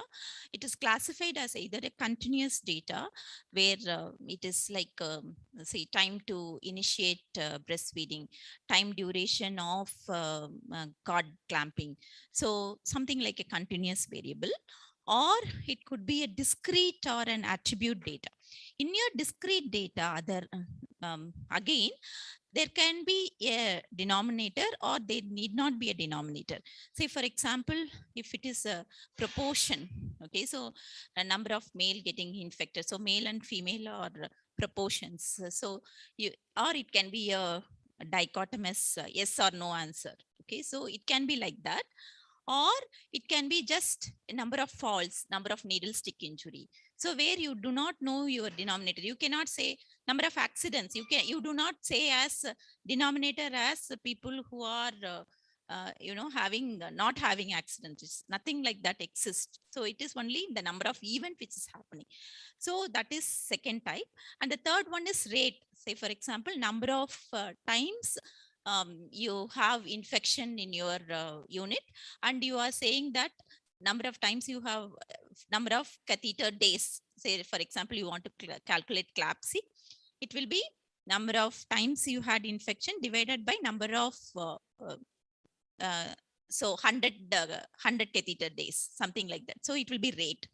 So basically, two data, one will be continuous, other will be discrete or attributable. In that discrete itself, you have three types: count data where you do not have a denominator, count data where you have a denominator otherwise represented as proportion, the other one is rate. Go to next. So let us see some examples. So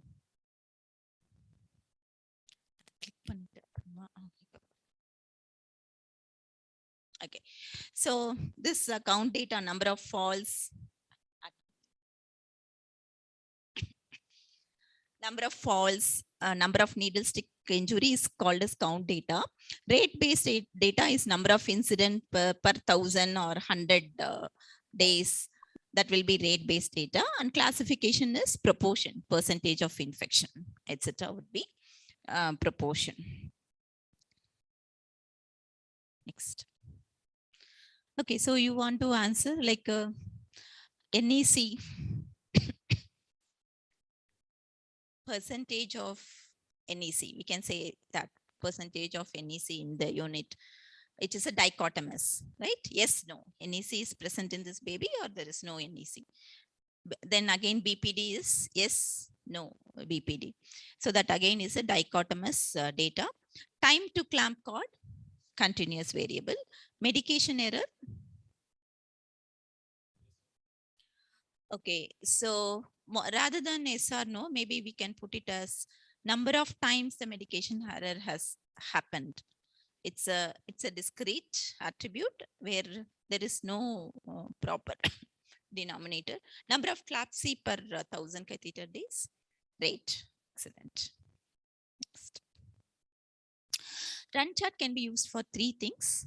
One is as a process indicator. Other one is as an outcome indicator. There is one more concept called as balancing effect.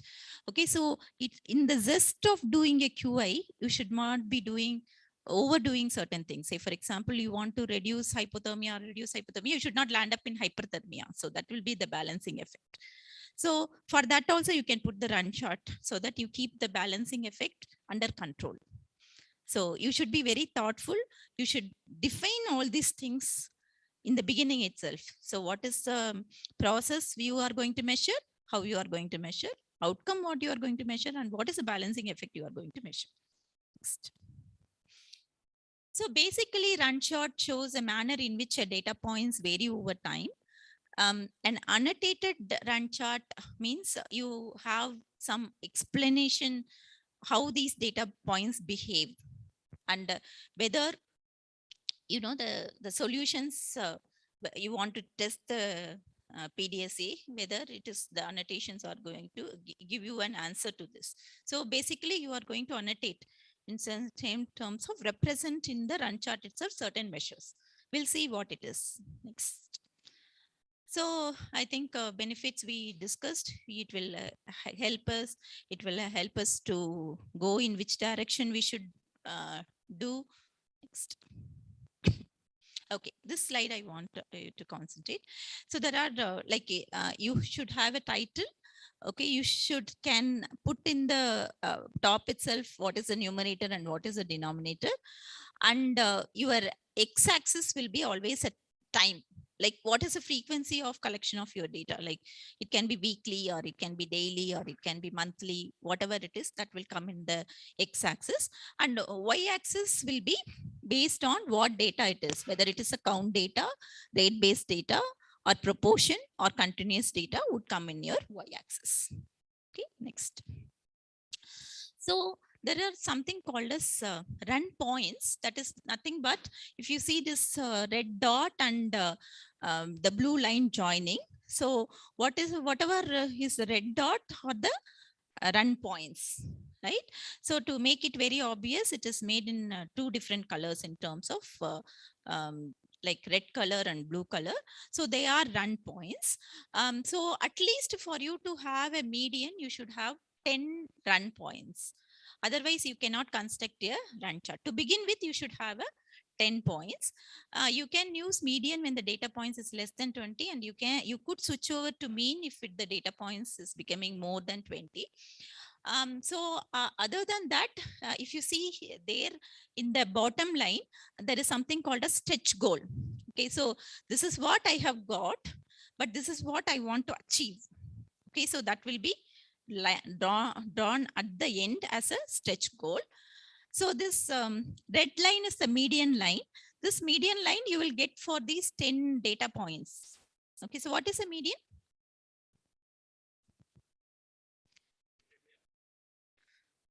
Okay, the frequently occurring is a mode. It's a measure of central tendency, correct? So if you are arranged in ascending or descending order, the point which is there in the middle is your median. So if you have 10 data points, whatever is coming as middle, you choose that as the median, and then you draw, the line is drawn as a median line. So so you have, say for example, in this thing, what is the infection rate per month in one of the wards they have calculated. So that numerator will be number of infection divided by number of patients discharged for that particular month. So they are calculating the monthly data, and monthly they are putting this points, which is a run point, and calculating the median after you achieve 10 run points. And you have a stretch goal also. So what could have happened there in the month of some June? There is definitely a reduction, right, in the number of infection. So what could have happened there? They would have identified this, taken, so they would have made a PDSA cycle. So we are thinking that we are going to have a class on PDSA cycle in the afternoon, but there some PDSA cycle would have happened there, which made the thing. And this traffic signals, the smiley or the red signal, some of the units does that traffic signals to represent your run chart is good or it is not good. Next. Okay, so what is a run? Run is one or more data points on the same side of the central line. Okay, so we learned about run points. Now I'm going to introduce one more concept called as number of runs. Okay, so if you see here, the first circle, so that has only one point, that is one run. The next one, which has 4 points, that is second run. So you just keep on calculating. So this particular measure, even though maybe some 25 measures or 25 run points, data points are there, you have only 11 runs. Understood? This is fine. We'll move on. Okay. Why run is important? I'll come to that in a minute. So again, there is one more concept called as the central line itself, the median, which you have been calculating in the beginning. After a PDSA cycle, it is coming down. Then you can recalculate your median and have a new median line. Okay, so this is a phase change. Next. Okay, so what are the things run chart should have? Run chart should have a title. Run chart, you can mention it as a run chart with a numerator and denominator, and you can have legends. to say what is median, where is the median drawn, where is the stretch goal. You can have legends. And also you have to label the y-axis and the x-axis, and also the annotations. So the annotations are nothing but what you have done, something you have done there, like some PDSA cycle has gone there, so that you can put it as a box and annotate there. Next. Okay, so now basically what are we trying to interpret? We know that the chi-square test, when it is coming as a p-value of less than 0.05, we know that it is significant. Like that, how to interpret a run chart, whether it is significant variation or is it random variation? So you have to understand this concept, namely random or non-random variation. Random variation is happening naturally. It is prone for variation. All data are prone for variations. Even if you are measuring temperature with the thermometer, even absolutely 36.5 you cannot get. It will be 36.2, 36.3, 36.6, like that. So you cannot get a spot on of that particular. So variation is normal. So what we are intending to do is to identify whether that variation is a naturally happening variation or is it unnatural variation, or in other words, random variation which is normally happening, or non-random variation. So for that you need to next slide. Okay, for that there are certain concepts which we need to understand. Okay, so there is something called as shift on astronomical data and trend. Okay, so whenever these things are happening, then we know that it is a non-random variation. Okay, so it could be, the non-random variation could be good because you have done a PDSA cycle, this variation has happened. It could be good, or it could be something which has happened in the unit where you need to do a root cause analysis and do a corrective and preventive action also. So hope I am clear. Like yeah. So what are this? It's very simple.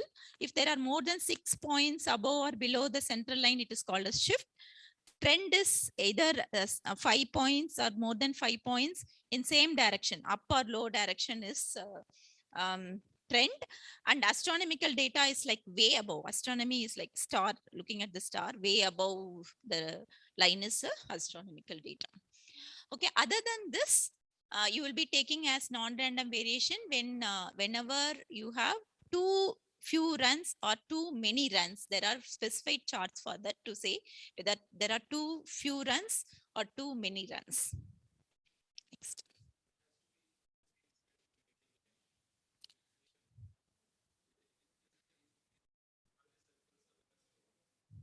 Sorry, say it again. Okay, so actually the whole thing is a run, because all points are, if you will calculate as one run, but in that run how many points are there? A single run is there, but the number of points 1 2 3 4 5 6 points are there above the central line. Even if one is touching the central line, you, as long as it is not crossing, you will take it as above or below only. Okay, so that is called a shift. That means there is a shift above the central line continuously for 6 time periods or 6 data points. But your question is correct. You call it as a one run. Okay, because when you calculate too many runs or too little runs, that is important. That point is important, because you will calculate all the runs above the point as only one run. Hope I have answered your question. In this graph, you want to know? Yes.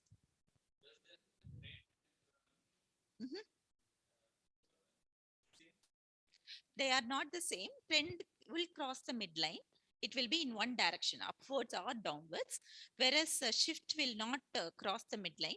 It will be above or below the midline. Midline means median, whatever you have drawn as median. Astronomical is like way above, like, you know, out of the box, outlier. Okay, next.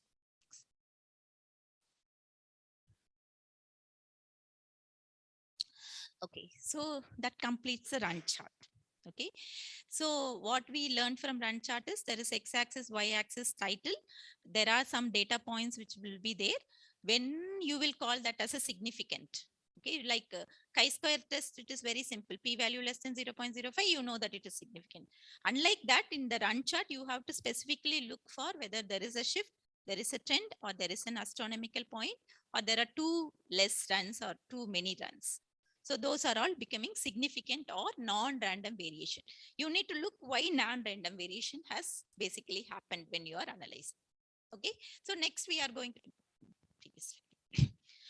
to go into another concept, namely statistical process control chart, which is otherwise known as SPC chart, which is a field of, it's a robust tool for analysis. Next slide. So it is basically a graphical display of data over time with statistical testing. And so that will make easy for non-statisticians to detect the process changes. Okay, basically it will tell you whether it is significant or not significant. Next. Okay, so let us think three scenarios here. Time of initiation of skin-to-skin contact in NICU, patient satisfaction feedback form, PCO2 changes in ABG of a ventilated neonate. Okay, so these are some of the things which you are thinking. Okay, next. Okay, so here you have three such situations. Extremely quick initiation of skin-to-skin contact in NICU babies. Very low patient satisfaction feedback form. Extremely high PCO2 in ABG of a ventilated neonate. Okay, so everything has happened in a way, you know, you cannot think that it is going to be natural. Your PCO2 of a ventilated baby is never going to be spot on at 40.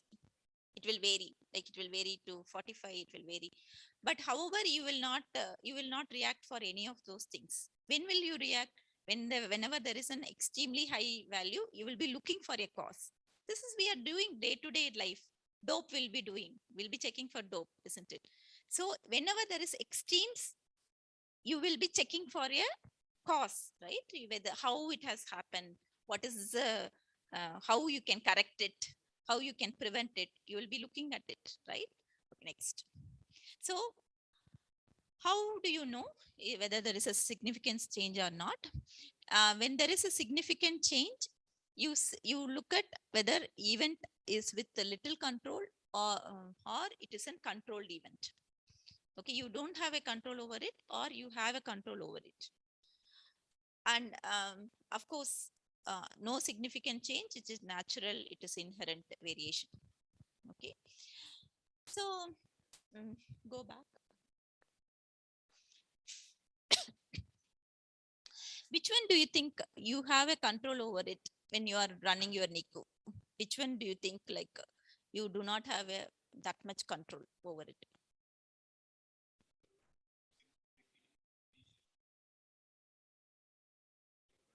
Control over it.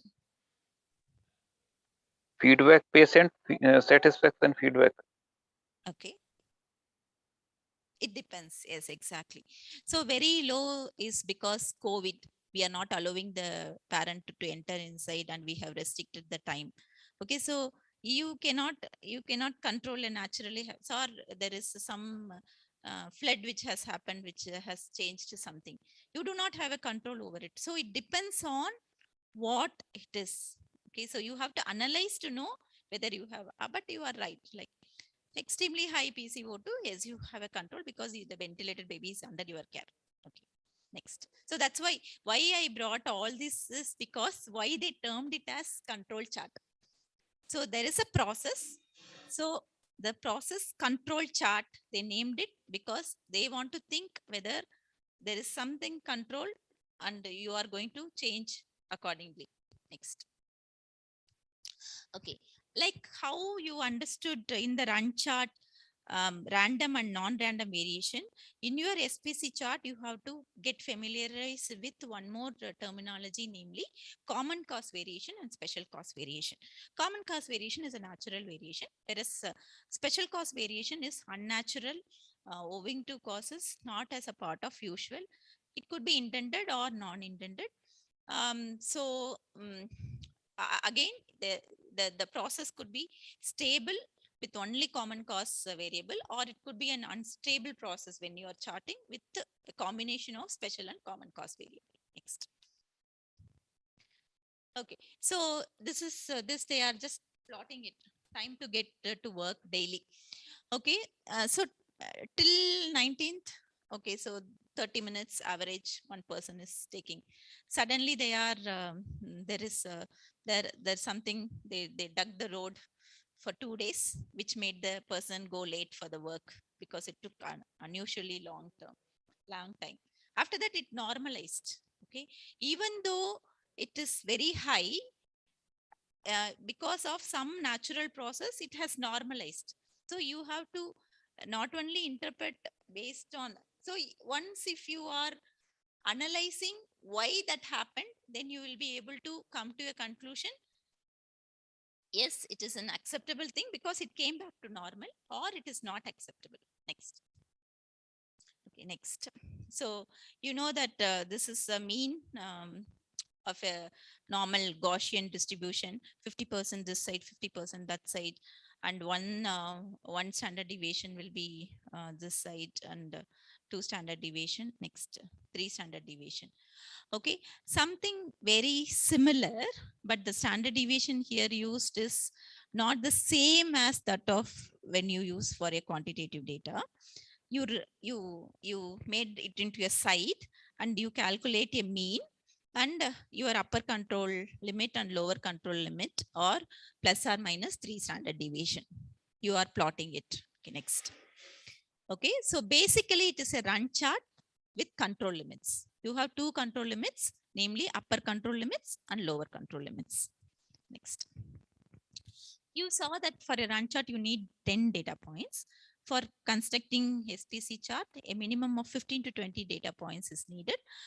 And your upper and lower limits are otherwise known as sigma. So you use for different charts, different formula for calculating ST. And you remember that this ST is different from what you use as a ST in your routine statistics. Next. Okay, again, I am going to little bit like tell about data. Same only, variables, continuous data is known as variable data. Discrete data are attributable data.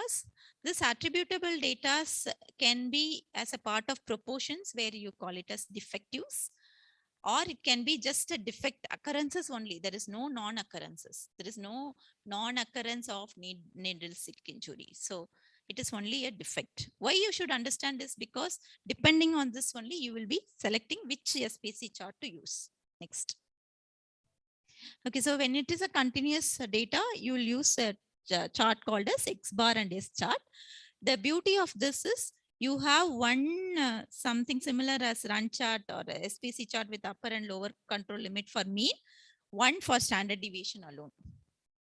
Okay, so X bar is for mean and S is for standard deviation chart. So you will be analyzing not only the mean variation, but you will be analyzing even the standard deviation variations. Here you will have 2 charts whenever this is put. Discrete or proportion is P chart. Whenever you are using unit in terms of rate, then it is U chart. Maybe above. Okay.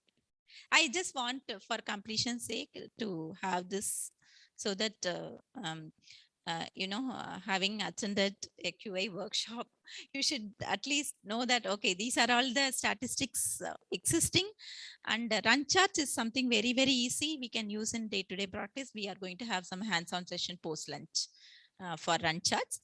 SPC chart, it is available in SPSS, but you would need some statisticians help to do the charts, but interpretation is easy. Okay, so how we are going to interpret? Next. Okay, so this is what we expect, all the data falling between your upper and lower control limits. Next. So you will look for special cause variation. If your run is touching and going above the upper control limit or going below the upper control limit. Next, even a single point beyond the control limit is significant, or sorry, previous rule 2. Okay, rule 2. Okay, fine. So it's okay. It's okay. So upper and lower control limit is rule 2. The other one is something very similar. You have a trend towards upper or lower with 6 consecutive points. Next, or even 2 out of 3 consecutive points nearly touching the control limits. Next, at least 15 points running very close to the center line. This is hugging each other. They say that these points hug each other. Whenever you get these things, you have to look for special cost variation. You should not leave that, oh, this is natural. Whenever you are looking for any of these things, you should look for special cost variation. Okay, so basically, next. So on summary, run chart and statistical process chart can be used to detect significant variation. Run chart is easy to make, data plotted over time. There are only 4 simple rules to identify non-random pattern.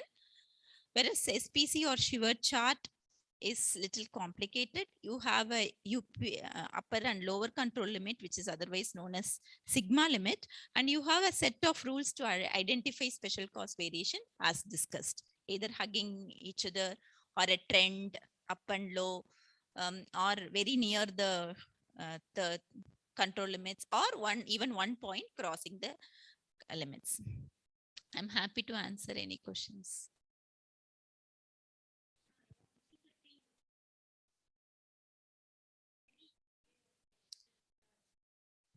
Okay, so Dr. Usha's question is, she has difficulty in putting in Excel. Is there any easy way? Yes, there is a easy way. There are like, run charts, which we are going to practice in the afternoon session, where you just have to feed the data. The run charts will be constructed automatically. It is given in one of the Wales University website, which we are going to follow. So what is very important is you have different, you have to understand your data.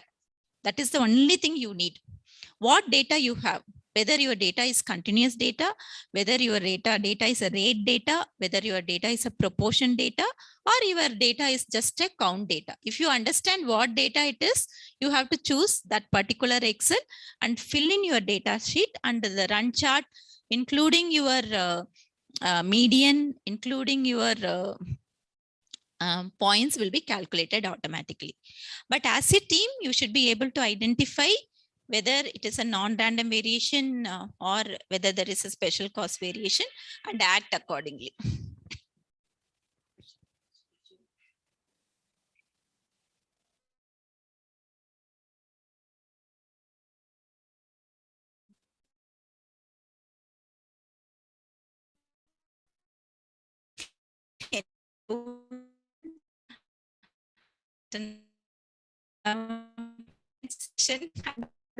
With data, it's not difficult. Only thing is you do not have a straightforward p-value. You just have like 2 things to remember here: shift strengths, etc. To see whether you have to look for significant things.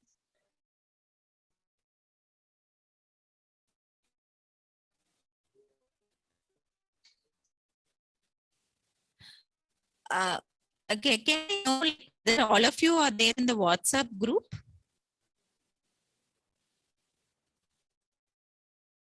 Anyone not in the WhatsApp, the participant delegates who are attending, if you are not in the WhatsApp group, please message us. We are in the WhatsApp group. Any doubts? Yes, just join. Paul Singh. Just join. Just join. Shamini. I have just joined the WhatsApp group. No doubts. Shall I take you all clear?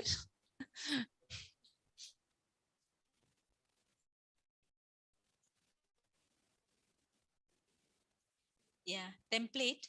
I thought like afternoon. Yeah, that's what we are asking, whether they are all in WhatsApp group. You are in WhatsApp group. We'll post a template for you to, you can do it here also.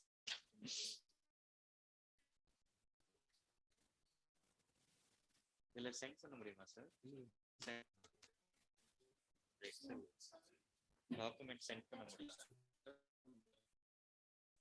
Okay, so this is in charge, like from Wales University. So you have like instructions here, and if you enter data points, say for example.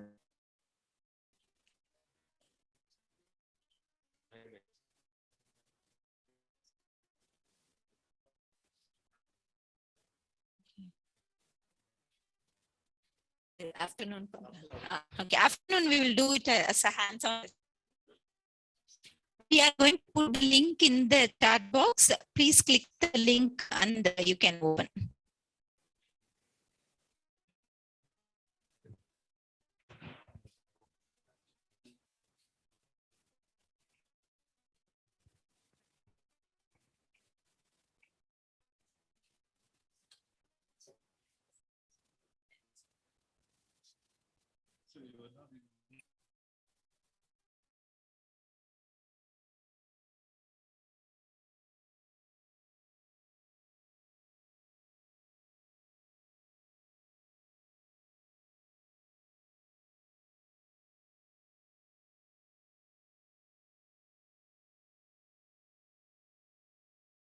We'll break for lunch now and we'll meet at 2:45. In the meantime, we're putting the link in the group so that you'll be able to access the folder directly. And you need to download your Excel sheets onto your laptops. Preferably use a laptop. Probably on a phone, you get the details.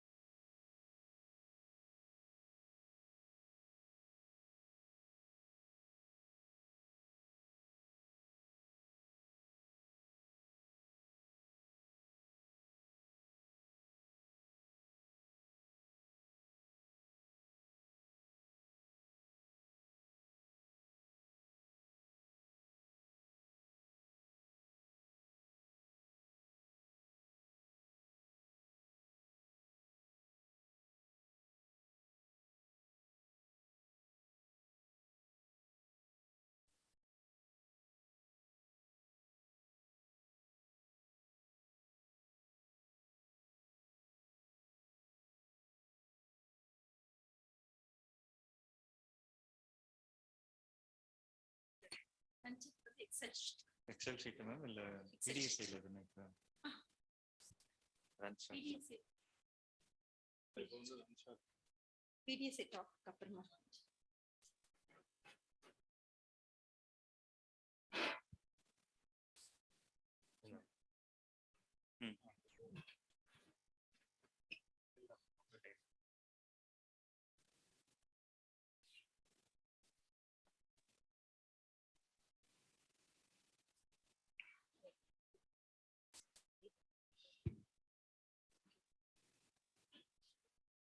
So we're going to have a demo of this.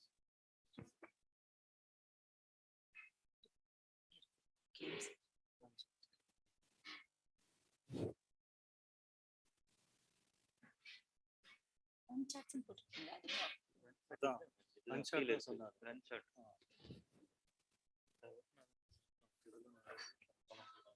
Open ஆ இருக்கு ma'am.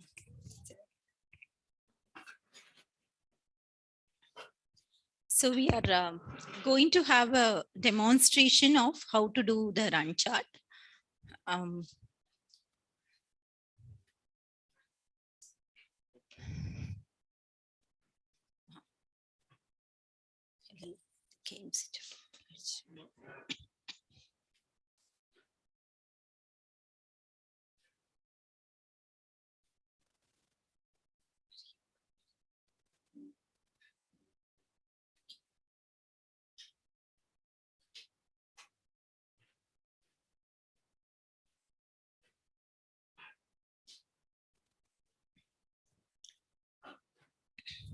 So this run chart is by one of the University of Wales. We'll be sharing this run chart template. There are various templates for run chart. This is one of it. You can find other health organizations also having a run chart template. So in this run chart, basically, if you see in the top, they have written like how you should be doing a run chart. Okay, so what are the components and how you should do the x-axis and how you should do the y-axis, how you should do the stretch goal and median. Okay, so basically when you have a data, first thing what you need to do is you need to know what kind of data it is. Okay, so depending on that, you will be using the run chart. So if it is a percentage or proportion, you will be using this chart. If it is a count data, that is just number. For example, number of fall, number of needle stick injury, etc. You will be using this. There is no denominator here, only count of incidents. If it is a rate per 1,000 something, then you will be using this incident rate per 1,000 or 100. You can use this chart. If it is a continuous variable in terms of measures, then you should be using this chart. Okay, so this continuous variable chart. So whatever is time to something, you will be using this continuous charts. So now there is one available data which we are trying to enter into this chart and see. Okay, so in this chart you have week 1, week 2, week 3, week 4. The percentage, the KMC, the name KMC. Yeah. Okay, so here we are trying to see how many percentage of neonates received KMC. So this is a percentage or proportion. So that data you have to see, this is a percentage or proportion, because this is total number of eligible babies will be the denominator. Numerator will be the number of babies who received KMC. So you want to increase the number of babies who receive KMC. So this is week 1, week 2, week 3, week 4, week 5, week 6. We have this data. So now what we are going to do is we are going to copy this 6. Okay. Okay.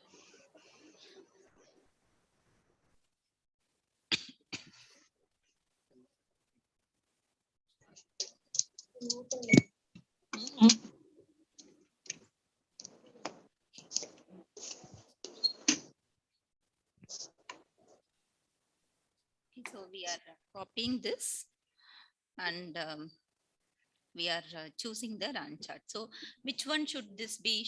This is not a continuous variable.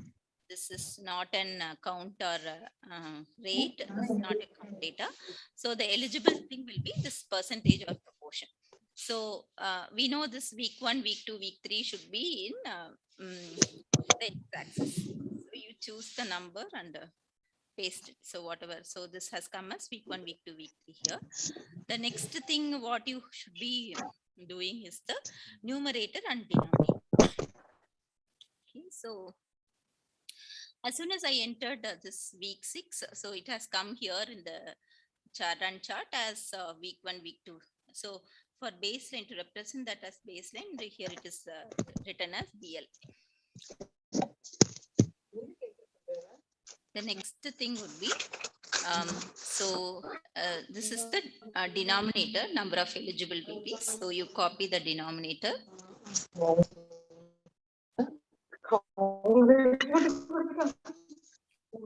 And paste it in the denominator column. You copy this is the numerator, number received KMC. So this is the numerator. So you copy this numerator and paste it in the numerator column. So now the percentage is being automatically calculated. The median is being automatically calculated. So there are some things which are not here essential. So you can actually right click and delete it. So for now, we'll delete few and retain some, because we are going to put some after PDSA data also we are going to put. So I'm just deleting few and retaining some. Okay, so if you see here, so this run chart is telling us this is the median line and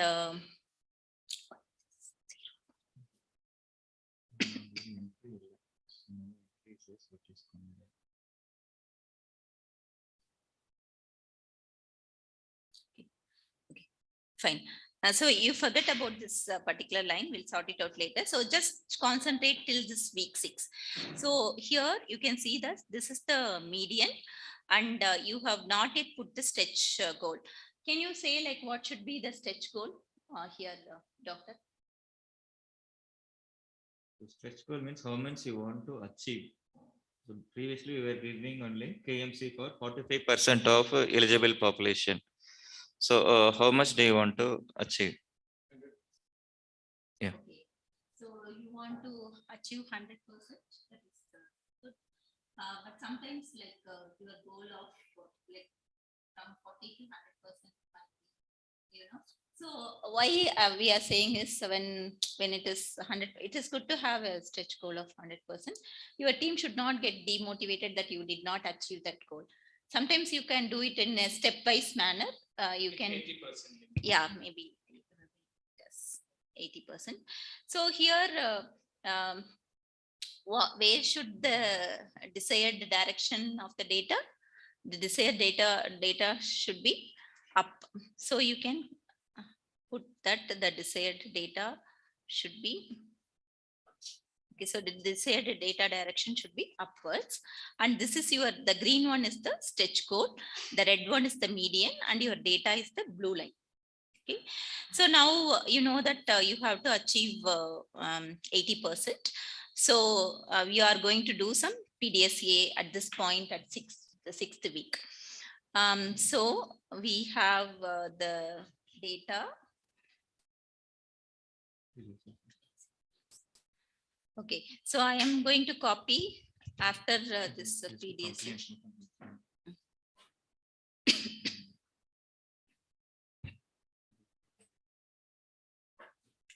Numerator, denominator. Numerator, denominator. So I am just copying this. Correct. Okay, so I'm copying. This is the first PDSA, but this you will not know. You would have done a PDSA at this point. You will be collecting ongoing weekly. You will be collecting and you will be entering the data. Okay, so So we are on a, till now it is a baseline data. Now it is a PDSA week 1, week 2, week 3. Okay, so now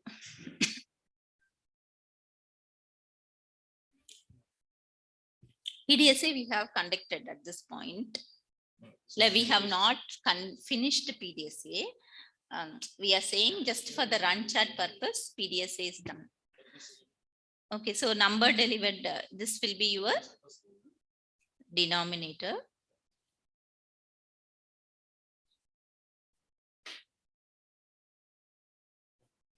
Okay, and this is your numerator.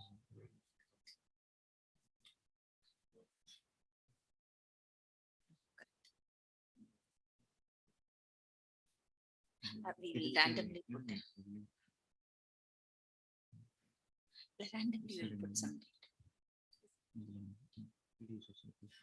data.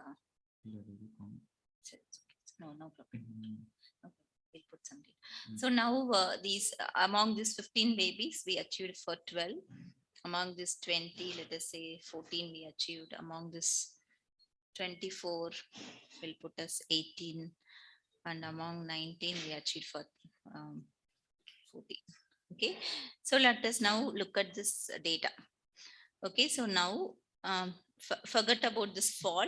This fall is spurious because, or if you do not, you want only this data, you can delete the column which is not being used. That's better.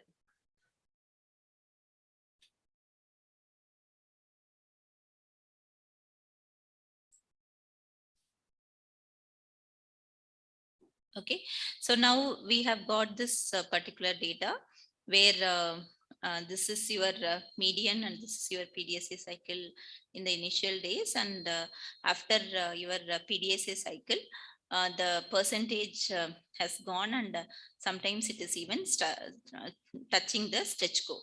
So now you know that this PDSA has worked. More about PDSA we are going to see in the next lecture. Okay, any doubts or queries? The people who are attending online, are you able to follow?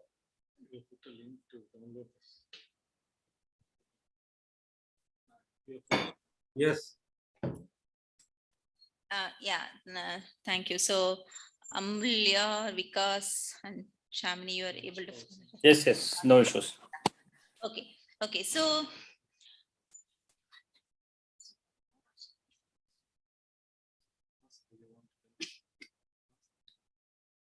if you are very clear, we'll move on to the next session of PDSA. If you want us to demonstrate one more run chart for a different scenario, we can do it. What do you want? You can put in chat box or you can unmute and Yes, please. One more example will be great. so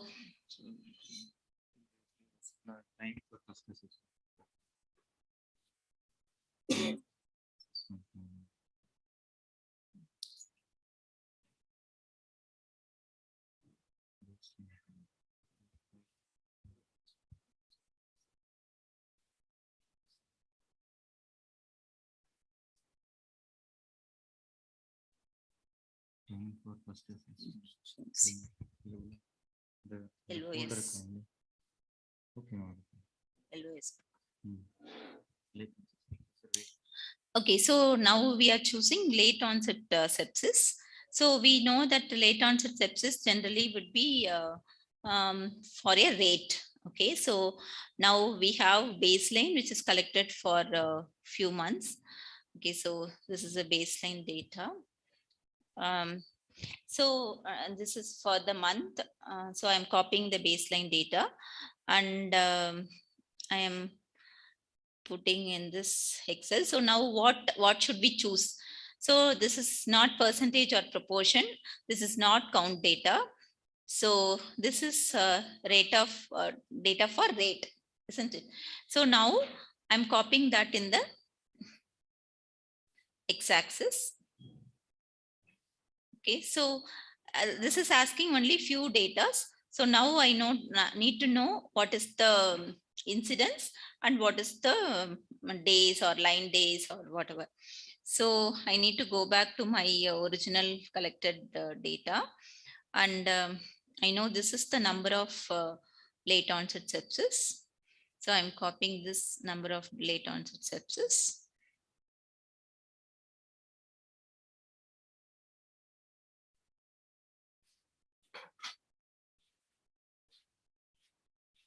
Okay, now you have got a number of VLBW infants and a number of VLBW infant days. Which one should we choose? Dr. Vikas or Mulya, you want to answer? Which one do you want to choose? Number of infant days. Excellent. So it will be number of infant days. So I'm copying number of infant days.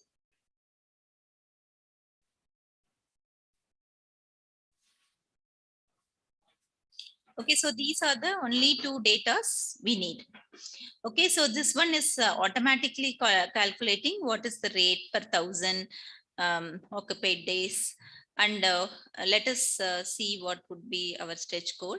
So it has not calculated median.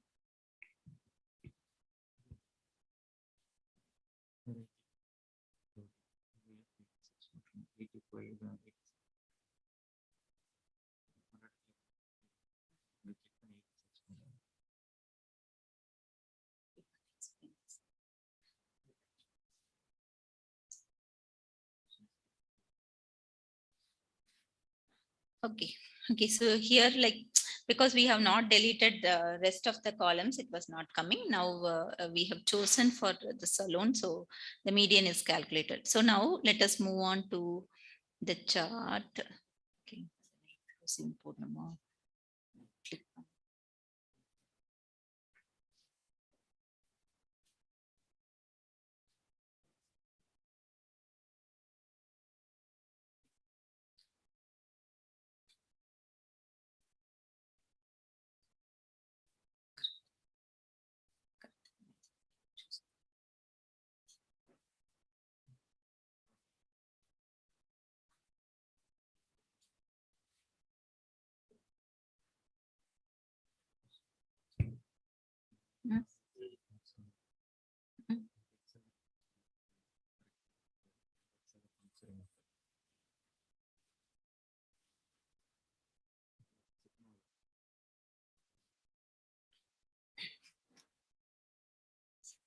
Delete பண்ணிடவா?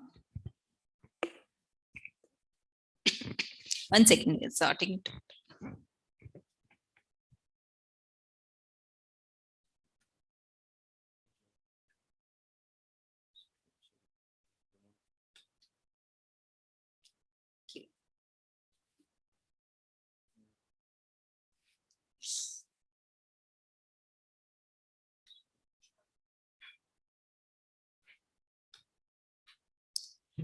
Because we have the number of the Excel is over exceeding the number of columns, it was not.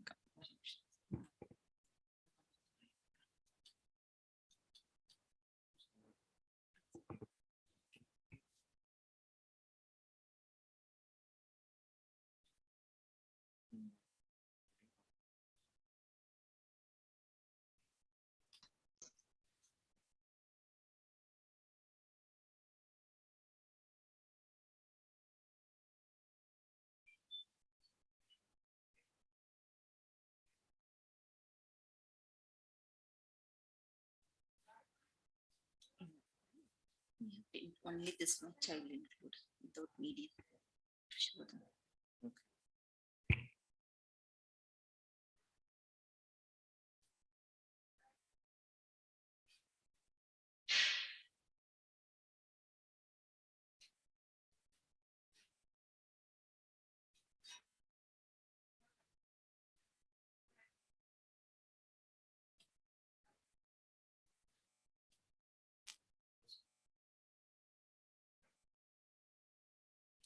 So here it's because it is not coming automatically. We are going and selecting the data which we want.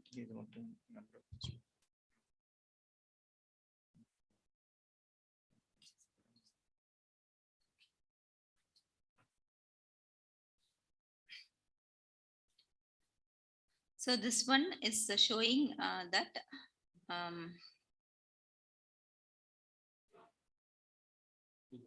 So you have months.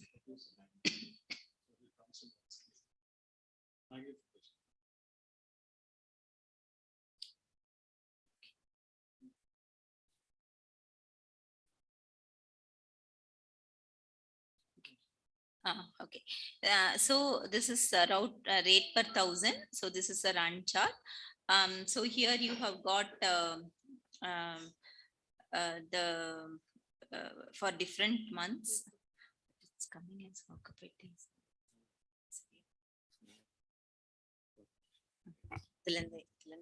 Copy.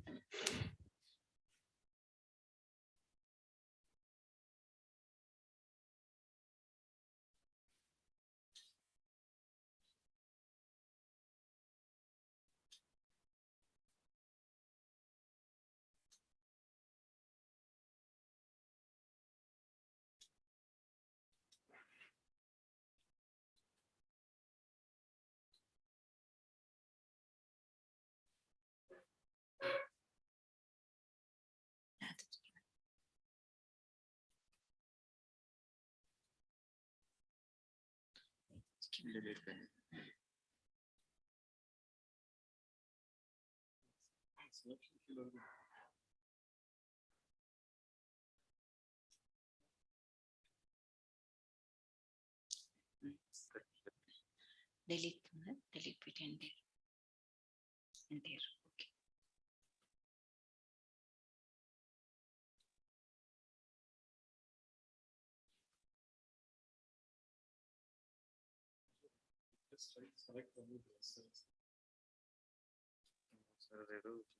Technical error.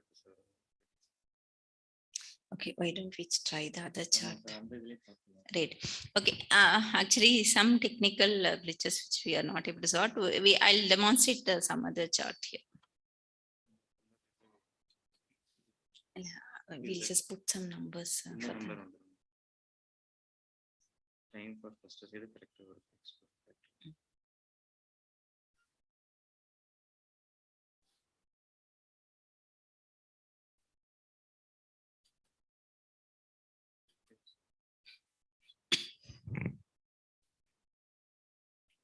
So here you have got a data which is time for first assessment.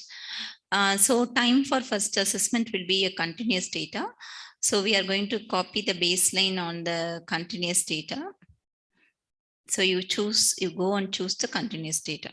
Okay.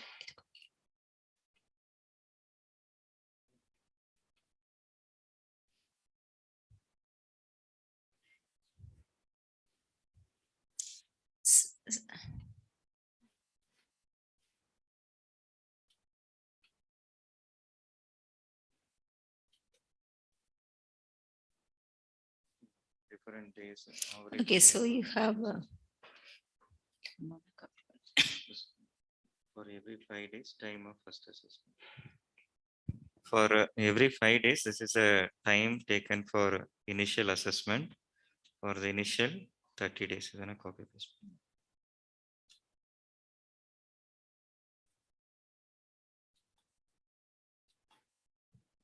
This is the date of assessment and what is the average time taken. So that one we have entered.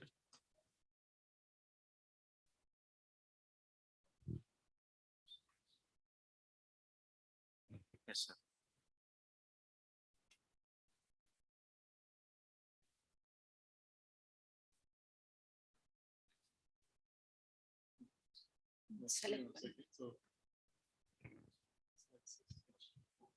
So in the x-axis, the date will be coming, and y-axis, the measure will be there coming. Time first, I mean time taken for first assessment. Correct. So we are selecting the data. So for the initial 30 days. So we can see here the run chart.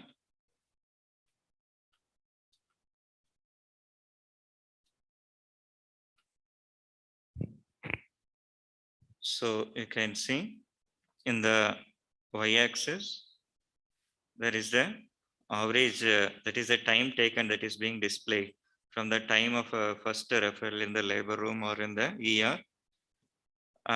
So the average time taken from the time of birth or from the time of entry to the hospital is around 45 minutes.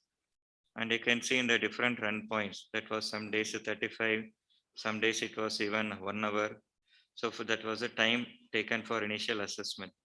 So during this 1 month period for these different babies. So this will become a run chart, and the midline, the median that is given is 45. So Can you identify any variables here, like in the sense, is it, what do you think about this run chart? So is there any shift? Is there any trend? Is there any astronomical point? Or is there any runs? Okay.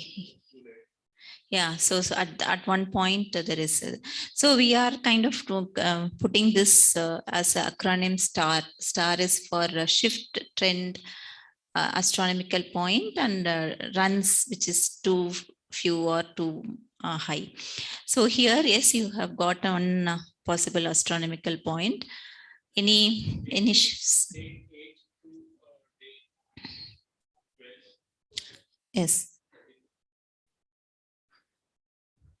It's a long read. Yes, so there is a possible shift there, and here you have got a Run. So from day 7 to day 13, even if it is touching the midline, but if it is not crossing the midline, we are taking it as shift. So this particular area is shift, and is it seen? That arrow is seen. Arrow is seen. Yeah. This particular point is a trend because you have 1, 2, 3, 4, 5 points which is going up. So this particular point is a trend. So you have it. This is also a trend. 1, 2, 3, 4, 5. So there is a trend. There is a trend upward here, and there is a possible astronomical point. Here, like if it had been fallen very high, then definitely it is astronomical point. Unlike a SPC chart where you have upper and lower control limits, you do not have. You just have to see and visually say, okay, this is too far outlier or not. We do not have a two less runs or two more runs for this particular thing. You have to calculate the number of runs. So this is 1 run, this is second run, 2 runs, 3, 4, 5, 6, 7, 8, 9. So there are 9 runs in this stretch of 30 days. So you have a fixed chart for that. So you have to see that the chart and say whether it is too few runs or correct number of runs. So there is a like ready-made available charts to say whether it is too less run or too many runs. Okay. Every you see every pattern, every pattern. So one day of a week it is increasing. So this may be probably a weekend also. So that is actually always happening in all our setup. That is a probable weekend actually. So this is data is for that time it takes 70 minutes. Possible. Actually, if it is recurring again and again 7 days once for 2 days, then it must be weekend. Yeah. So yes, so we are. Are there any questions from the online participants?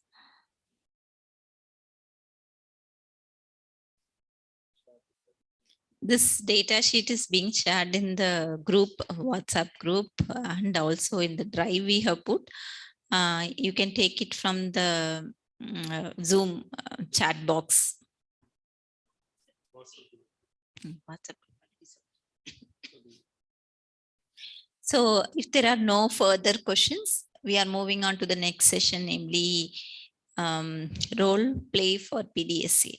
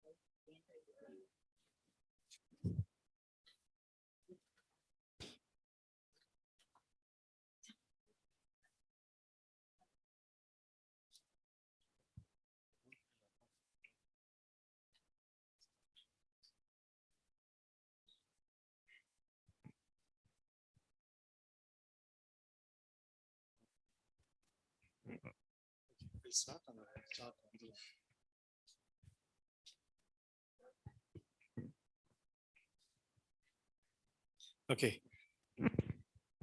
Yes, Dr. Sharath and Usha, yes, what have you learned? Till now, you learned how to form a team. You have formed a team and you've finished your SMART aim. And yeah, next, what is the next step of your QA project? So they taught us that we need to analyze, we need to do root cause analysis for the problem. Problem is nasal injury. So root cause analysis, many methods they told us. One of that is fishbone diagram, where we need to identify factors under 4 Ps, like policy, personnel, procedure, place, and any other factors. So we're going to first put on a written down policy. We are going to document it about what we are going to do, and we have already identified the people. So we have a team now. So we have also identified the problem, that is especially the size of the nasal prongs, and place where most of the nurses probably wouldn't do not know, especially the junior nurses do not know where the actual prongs are being kept, or even the scale to check what size nasal prong is being misplaced or not kept at a proper place. So that has to be addressed. And personnel, especially the junior most nursing staff, has to be taught on how to look at the nasal injury, how to choose the exact size of the nasal prongs, and that is how we are planning to progress. Can I suggest something, sir? Shall we put the process, madam, like the baby is coming, you are bringing the baby, you are identifying that baby has distress and you are asking us to put nasal CPAP. We are always in a hurry. So we just put the nasal prongs, whatever is available. Maybe like the process, how we are bringing the baby, what we are doing next step. If we put the process, also maybe it might be helpful, madam. Okay. No, okay. Now, okay. Did you look at the significant factors contributing to nasal trauma? That was primarily we are looking. Sir, there are many factors under personal procedure. Also, there are many faults. Policy making also, we don't have a policy. Though the company instruction says this number prongs we have to use for that particular birth weight, sisters are not knowing, and that instructions they are not going through, sir. So maybe policy or some printouts we can put in the unit as well. In each bay also we can put, sir. And place where the masks are kept also, some people are not knowing. Personal junior staff knowledge level is also less, so education also has to be given. So many factors are there, but they told about a chart where we will identify a most significant factor which is contributing maximum to the nasal injury. We want to tell about the chart. Yeah.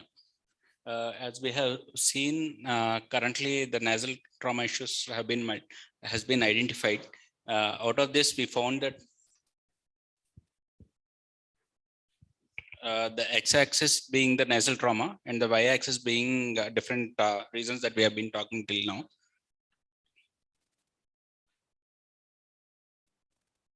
So out of this, we found that the majority of them belong to the not choosing the correct size mask or nasal prongs. So we thought we'll start at that point And since we have identified the major point there, we'll start taking care of it, and we'll try to follow this up for next 3 months and see if we can cut down on it. If the nasal injury doesn't cut down, then definitely we'll start looking into rest of the processes also. So you identified the major problem is not choosing the correct size mask. Now we'll have to look at how we are going to plan and then do and study and act. So that's the PDSA. So which we will, you learn that and come back, and we will, finish. We'll proceed with the project. Any other doubts? Okay, so go and listen to PDSA now.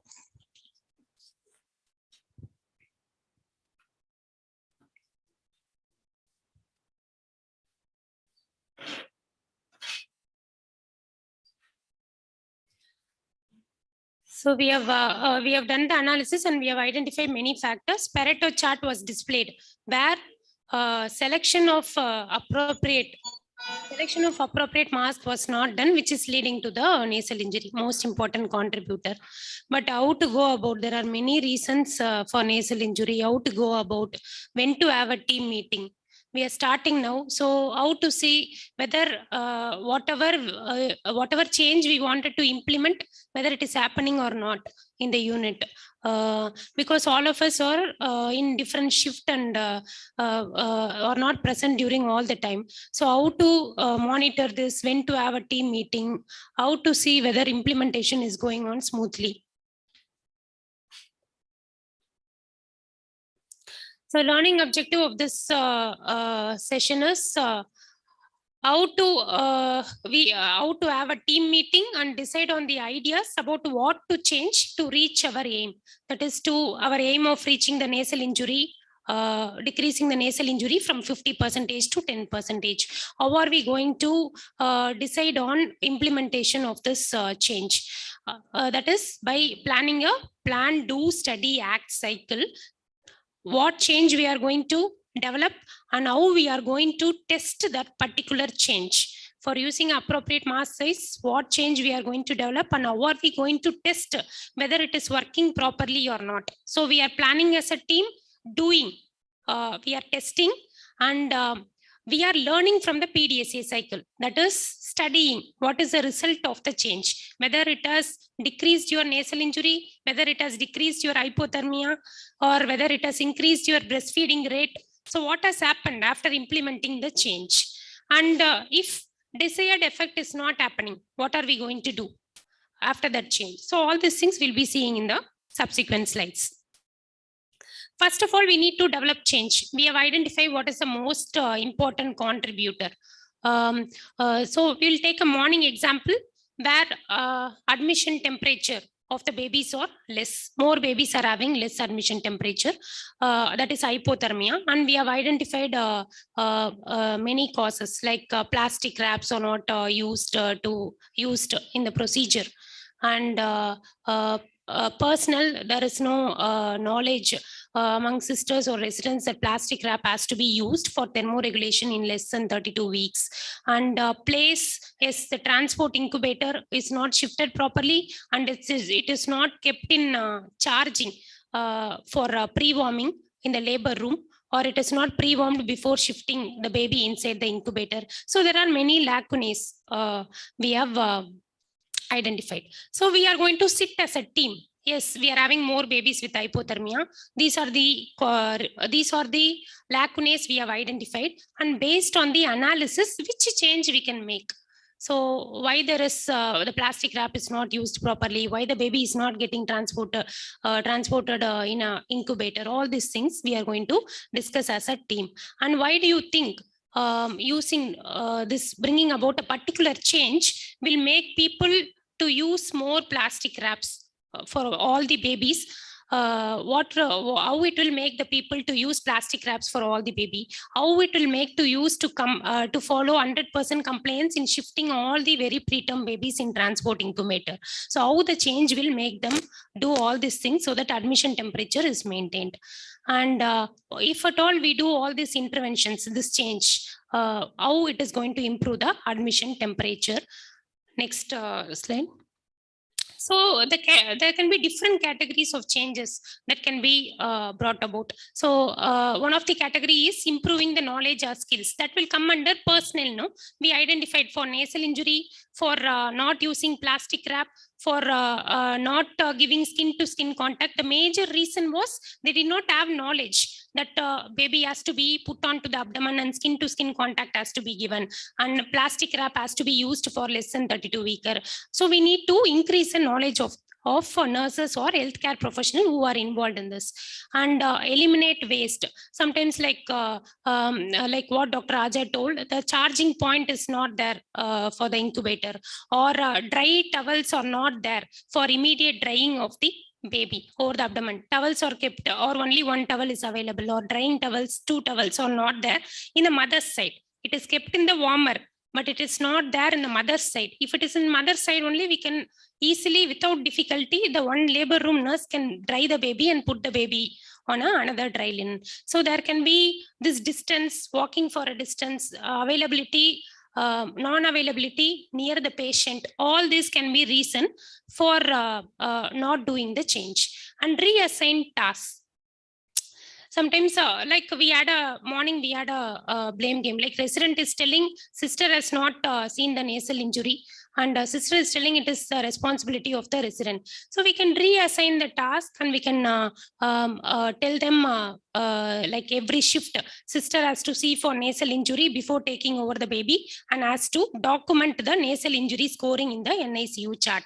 So another sister who is coming for the next shift, she will see the nasal injury score and then take over the baby. So we can reassign the task to duty people, different duty people. Reorganize the task. So like what Dr. Raja told, sometimes after cord clamping, they are doing drying. Okay, so what we can do, like what he told, you can receive the baby onto the mother's abdomen, dry the baby while waiting for delayed cord clamping. The cord is still intact. In the meantime, you can put on skin to skin contact, and you can dry the baby, put a dry towel, remove the wet towel, and then you can, by the time 1 minute would have been over. But what these fellows were doing is they were allowing for delayed cord clamping. They were just having the baby in the hand. After cord clamping, they are receiving the baby in the bassinet. They are not giving skin to skin contact. So you need to reorganize the process, how it is going, and you need to educate everyone. So it should be like putting over the mother's abdomen, skin to skin contact, then you clamp and cut the cord, so that you can initiate early breastfeeding, you can maintain temperature, all those things. So the sequence of things, how it is happening, you can reorganize and improve patient relationship in some specialties. Okay. So testing changes. So what, for example, we will take the baby is having hypothermia at admission, and we have found out that these residents are not, who are going for very preterm deliveries, are not taking any plastic wrap along with the resuscitation kit. And labor room nurse is telling that, yes, doctor, we know that plastic wrap has to be put, but it has to be brought from the NICU. Plastic wrap, sterile plastic wrap, but it is not being brought. Most of the time they forget and come, NICU sister and resident. So what we are trying to do is we are making the plastic wrap available in the labor room only. We are reassigning the job to the labor room sister. So she should be responsible for making the plastic wrap available in the labor room. And so that all the very preterm, and we are educating her that for all less than 32 weeker, they need to receive the baby in a plastic wrap, so that even it will be our responsibility to arrange. So we are reassigning the task, that because residents are changing every month, they are changing, but labor room in charge staff and labor room nurse will be almost same group. So we are asking them to make plastic wraps readily available in the labor room and responsible for putting less than 32 weeker in a plastic wrap after birth. Okay, so we have reassigned the task. Now we have had a team meeting and reassigned the task. We have had a team meeting which comprise of consultant, neonatology residents, and also labor room staff, our in-charge staff. Everyone has held a team meeting, and we have agreed that yes, this we are not at all following for 100%. Of 0% is the compliance. We can easily do that change. I will take the responsibility. So we are reassigning the task. Testing changes. So how long you are going to test this change. So who will test the change here? Who is going to test the change? Who is the person involved in seeing to that plastic wrap is available in labor room and all less than 32 weeker are received onto plastic wrap? Who has taken that responsibility? Labor room staff has taken that responsibility. So she will be responsible for implementing that change. Though as a team we have decided. And we are going to test a change. How long we can test a change? 1 month can we see? Suppose we have less than 32 weeker delivery, 10 deliveries per week. At least 2 deliveries per day. We are having very preterm babies who are getting delivered. Okay, how long can we check? Yeah, so first we need to do a rapid cycle. We need to see whether it is acceptable. Okay, so we can educate the labor room nurse and we can do it for 1 day or 2 shifts. Shifts means 6 hours or 12-hour shift. No, we can do for the 2 shifts. For the 2 babies who are born that day, they can implement this change. And next day, we will get back as a team. So labor room nurses, we are deciding the change as a team, and labor room nurse is implementing the change. She is implementing for 2 shifts or 2 labor room nurses who are responsible for both the shifts. They are implementing and we are having a team meet next day. Okay, according to the intervention, according to the number of delivery rate, according to the number of very preterm who are born in your unit, you can extend also. Sometimes if in 1 week you get 1 or 2 deliveries, and after 1 week you can have a meeting also. So then you are having a meeting. You are telling whether it is happening. Plastic wrap, whether it is you are able to procure. Are there any difficulty in receiving the baby in the plastic wrap? Are they encountering any difficulty in receiving? So they are telling, no doctor, plastic wrap we are able to procure and keep. We have procured and kept in labor room. We didn't know how to do. Now without drying, we are receiving the baby on the plastic wrap. That is what the feedback we are getting. Okay, so now since this change is acceptable among all the team members, specifically the person who is going to implement the change in the labor room, we are continuing with this change. Okay, like what we told, to put a run chart, at least 10 points are needed. Maybe after 10 babies, we need to recruit. Maybe after 1 week. So this, we are having a review meeting as a team. Because we have enrolled some 10 babies, sisters are telling they are very comfortable in using a plastic wrap and they are very happy testing the change. They are telling that yes, temperature will improve. That's what they are telling. So we are implementing the change. We are continuing for 1 week. 10 babies have been 10 babies have born in that 1 week, and admission temperature, everything you have checked. After 10 days, you are seeing the trend chart or the NICU data, whatever you are seeing. And from the baseline, our baseline was 50% had hypothermia. Okay, so it has our intention is to decrease it to less than 10%. It is remaining almost static. If you see the run chart, it is remaining almost static. There is no much decrease at all. Then you are having a review meeting. Your HOD is asking, you people told plastic wrap we are not using. So only hypothermia. Now we have implemented and all of you were very happy with the change. It is very easy to do everything you told. But the hypothermia was not decreased. Then we again did what can be the additional other causes. No, in PP there were many reasons, like what Dr. Raja told. Transport incubator is not pre-warmed. There is no plug point to put the transport incubator in charging while waiting to receive the baby. All these things also we had discussed. So other factors, personals are not having knowledge. So all these things we had discussed. Policy making, there is no policy. Who has to shift the transport incubator? Whether you need to inform NICU, how long, how much time before receiving the baby you need to inform the NICU. Who will inform the NICU to shift the transport incubator? So there is no clear-cut policy. Many things are there. So HOD is asking, you told that after bringing plastic wrap, all the babies will be having normothermia only at admission. But there is no much decrease in the hypothermia incidence. Out of 10 babies, almost more than 50%, almost 50%, same percentage of babies are having hypothermia. Then one of the labor room staff is telling, sir, we are calling for a transport incubator, sir, but it is taking too long to come. And many times they are shifting in bassinet. without putting the baby in the transport incubator. And sometimes transport incubator comes without pre-warming.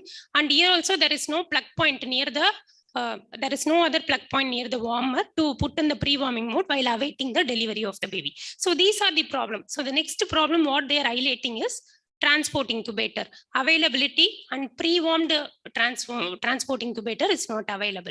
So what can we do about this? Next, we are making a policy. So next change we are bringing.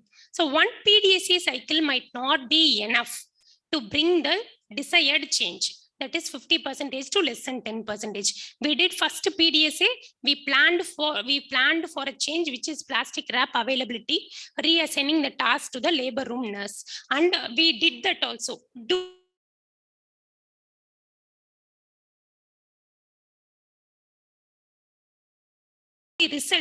Result was it was not satisfactory. There was not desired change. There was not even a significant decrease in the hypothermia. So now what we are acting is we are implementing another PDSA cycle. We are implementing another change. Another change is there is a strict policy that the labor room and the OPG team should inform whenever there is a less than 32-week delivery prior in hand, and it should be transport incubator should be pre-warmed and kept in NICU. There must be appropriate information going on to NICU, and it is a responsibility of both labor room nurse and the resident who is going for delivery to make sure that it is pre-warmed and shifted. So we are bringing a policy that at least half an hour before these residents are going to delivery room, it should have been communicated that transport incubator will be needed for a very preterm baby. It should be pre-warmed, and there are a plug point. A new plug point, a source of power was identified in the labor room. So this is the next change we are bringing in order to improve transport of babies in the transport incubator to NICU. So next PDSA we are doing. So till we achieve that less than 10%, that is desired target, we will be doing another PDSAs. Suddenly it was going, everything is going on smoothly. It is about to achieve less than 10%. Okay, suddenly what happens is there is a astronomical point, or there is a trend towards increase in the hypothermia. So then when they had a review meeting after some 1 week, they saw that everything, I thought that previous week itself it will come to 0%. Now suddenly hypothermia incidence is increasing. What can be the reason? So the reason what they identified was all the sisters in the labor room who were previously working left due to some administrative issues, and all were junior sisters and new sisters who got recruited, or they were changed from one unit to another, who were very new, who didn't even know that plastic wrap and transport incubator has to be told in advance. All these things they didn't know. So that is a reason for that deviation suddenly. So we need to have periodical team meeting till we achieve the desired target. If there is any cross discrepancy, we need to identify what is the cause for the discrepancy. So after studying what the changes, what is the result of the change, whether it has not done anything good or it has done, the sisters are not comfortable in doing that, there is so much of difficulty, there is so much of resistance, and it is not possible in the setup, then we need to abandon. Sir, admit. So someone is asking to admit. And if it is working well, then we can adopt it. So according to if it is not working, some other PDSA cycle is needed, we can adapt and implement another PDSA cycle so that we can achieve the desired target. So this is how we study what is the effect of our change, and we either continue with the same change which we have implemented, or again start one more PDSA 2, PDSA 3, based upon our results and team meetings. All these things will depend upon, all this action will depend upon the results. So planning the test, we already discussed what change idea. Change idea was reassigning the task. Who will make the change? The labor room nurse will be making the change. Where will be this test be done? It will be done in the labor room. When will the test be started? It will be started today, for today or tomorrow. For 2 shifts we will be doing. How long? So for 1 whole day we will be doing this change. That is plastic wrap responsibility will be labor room nurse, and baby has to be received in the plastic wrap before drying and without drying the baby. How will we know this test happened as planned? Because we are going to have meeting with the concerned nurse and all the team members the next day, whether they are facing any difficulty or any help they needed, whether it is possible at all. Sometimes it may not be feasible. No, doctor, it is not possible in our unit. They might tell like that. So is it feasible at all? What do we expect to learn from this test? So if there are any difficulties, so sometimes what he told, skin to skin contact and drying the baby. No, doctor, as you told, we wanted to put the baby on the mother's abdomen, skin to skin contact, dry, remove the wet linen, put the dry linen, but that linen is kept far away, and we are having difficulty in doing that over the mother's abdomen. So it is very difficult to bring the linen and do it over mother's abdomen, but mothers are happy only. So we need to learn from the test in the meeting, and we need to do appropriate change so that linens are available near the mother, so that the sisters are happy in doing that change. So what change? Same thing. New protocol for arranging plastic wrap. Same thing. 2 of the nurses who are involved in who are in labor room do the test and document exactly what is happening. Mother is happy. I put the baby on skin to skin contact. Breastfeeding was initiated easily. I brought the linens near the mother. I was able to dry, remove the wet linen, put the dry linen, then initiated breastfeeding within 30 minutes. What it happened? So the sister will be coming and telling the next day, no, in the meeting. So that thing we need to do. Study the learning from the test. You will ask team members, was the test carried out as planned? If not, why? Is this change feasible in our setting? Do we think it will solve the problem of hypothermia? And does the change improve our indicator? Indicator in the sense, number of babies who are admitting with hypothermia, getting admitted with hypothermia. So adopted, if the change is working very well, it is decreasing the hypothermia, it will get adopted. Adapted, it worked partially. It worked partially. Plastic wrap did decrease the hypothermia, but it not any significant decrease in hypothermia. Then you need to adapt. You need to see what other change you need to add to that, modify the change or add something else to that initial change. Abandon. The change idea did not work well. So many of them were unhappy and it is not possible to do. Then abandon the change. So individual changes. So plastic wrap, transport incubator, knowledge. Instead of checking all this together, one by one in a rapid cycle, we can test, we can have a meeting, we can discuss how it went. If it went well, it is okay. If it does not go well, we can add on the other change. And think about how conditions change over time. There can be variability. Like what ma'am told, weekend performance might be poor, or when the new staffs are coming, the performance might be poor. So there can be variability. Multiple changes towards a single line. So this is given in the POQ, where to reduce severe hypothermia in the newborn babies by 50% in 3 months, there are many PDSAs that can be done. So put a cling wrap, wall thermometer in the newborn corner in the delivery room, so that delivery room temperature is normal. So these are the many PDSAs that can be done to maintain the temperature of the newborn babies at admission. What you can do is, it is always, as Dr. Raja told, it is always better to do one change at a time and see how it is working and add on another change if needed to achieve the target. Sometimes we do as a bundled approach. Bundled care to decrease CLABSI, bundled care, some set of intervention to decrease hypothermia. But we cannot understand from that which changes worked, which changes contributed well, where was the exact lacune, which brought a significant impact. So even 2 shifts is 1 day only, no, it is very short.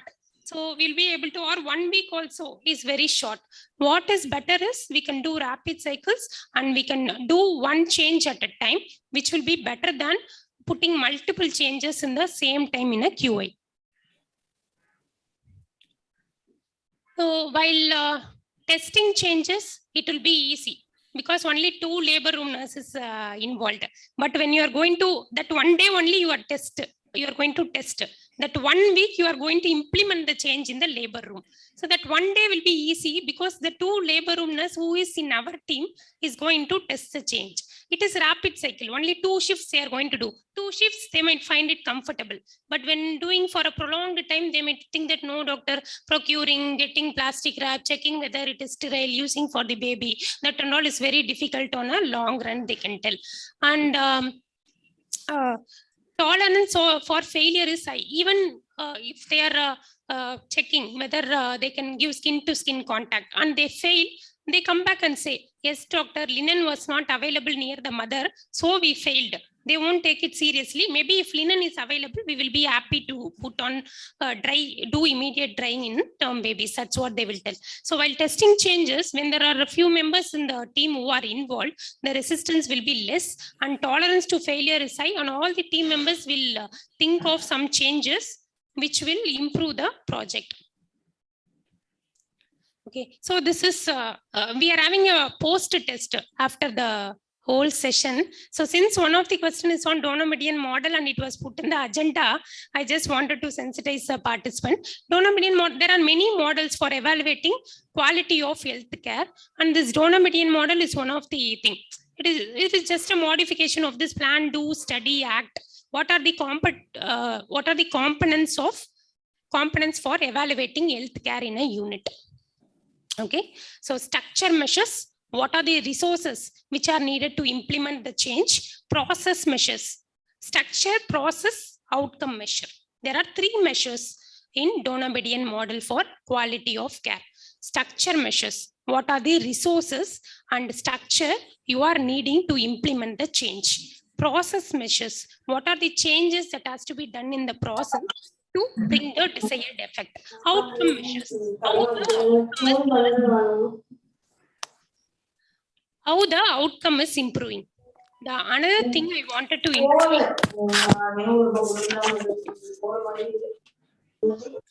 So another thing I wanted to introduce.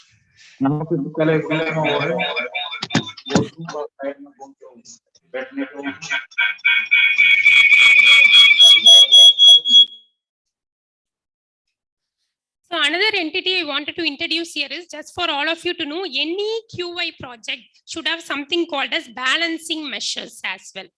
Balancing measures. Suppose delayed cord clamping you are doing to decrease the need for transfusion. Suppose that is a change you are doing to decrease the need for transfusion.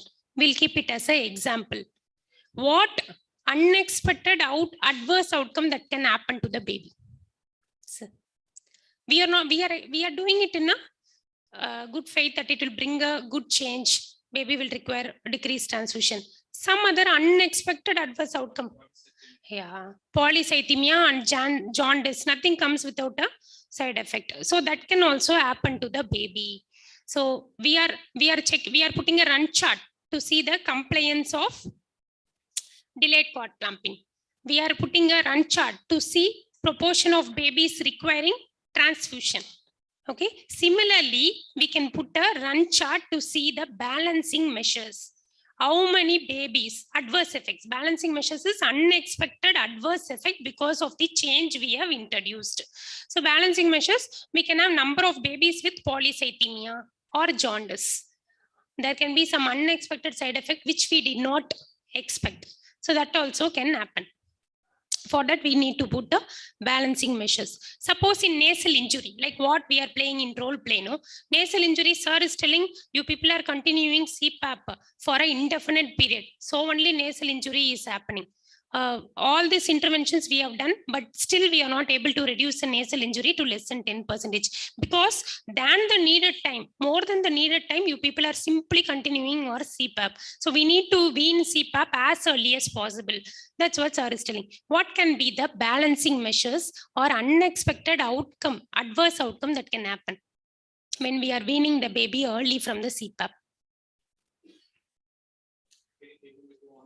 Very good. So again, the baby might go on to CPAP. Respiratory distress might worsen. Derecruitment can happen. We did in a goodwill, but there was an unexpected adverse outcome. Though it is doing good for some babies, there is some unexpected outcome. So this is what we mean by balancing measures. Any QI balancing measures also we need to see. So it is not moving.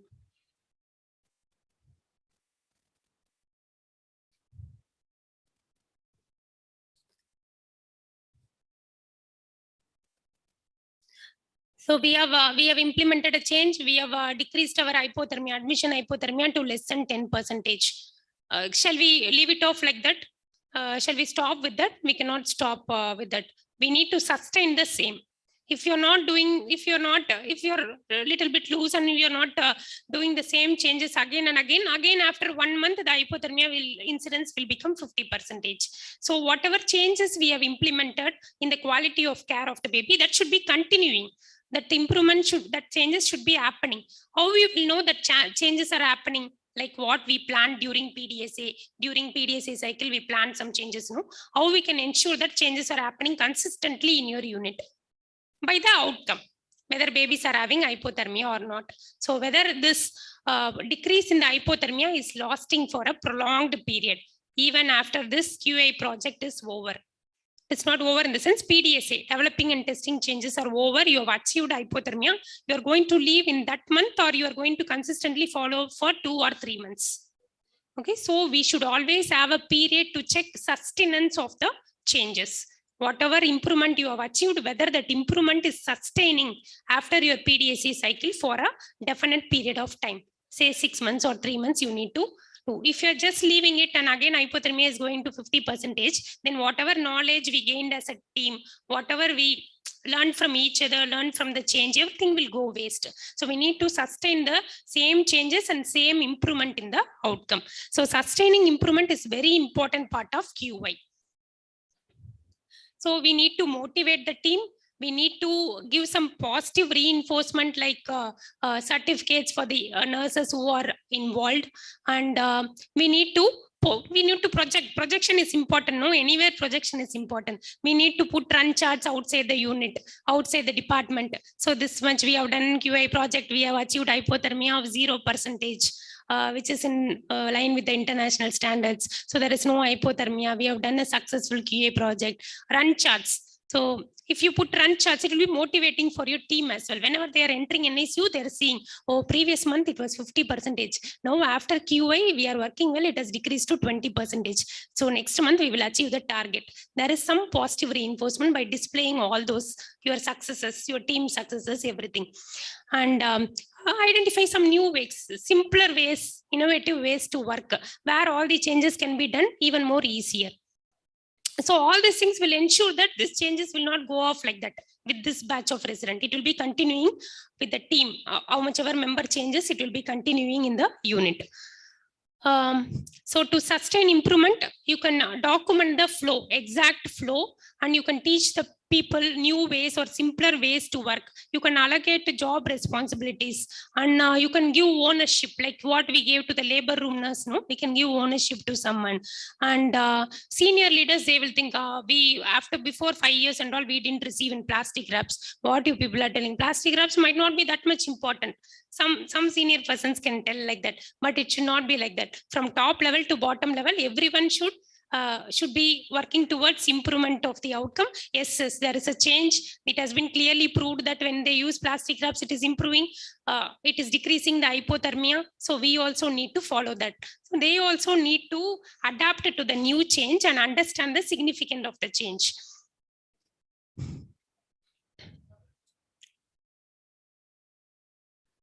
So the new we are talking, it will be sustained when there is a new way of working, which is told to the nurses and residents. New way means it should be easier. It can be adapted easily. Adaptation can be done, and it is easy to measure. So how to build enthusiasm for improvement?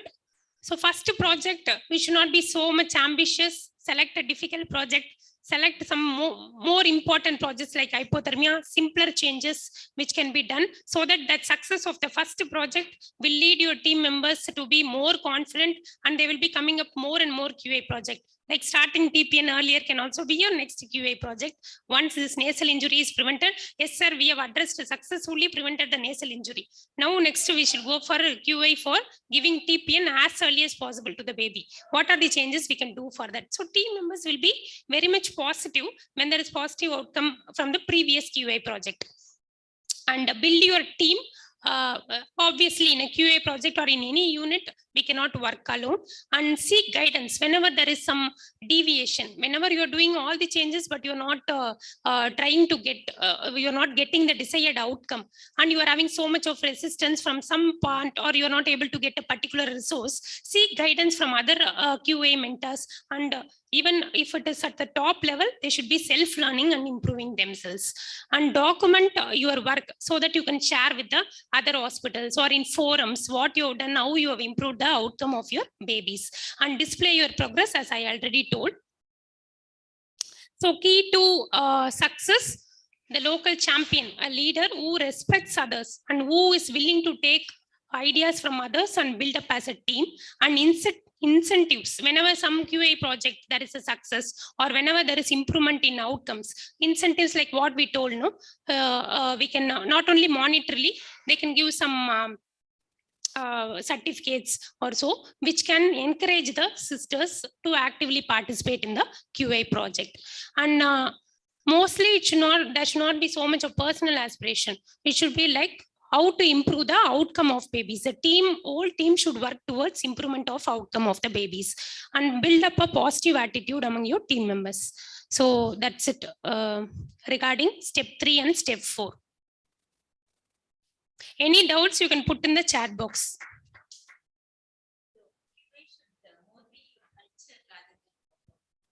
The sustenance will happen only if QA becomes the culture of the unit, culture of the institution, culture of all, like rather than as an individual thing.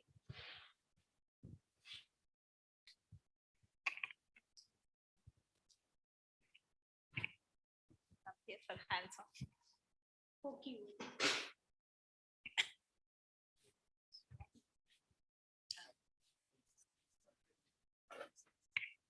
No. So whatever you write, it is correct only. They should log into POCU. The delegates online, please log into POCU.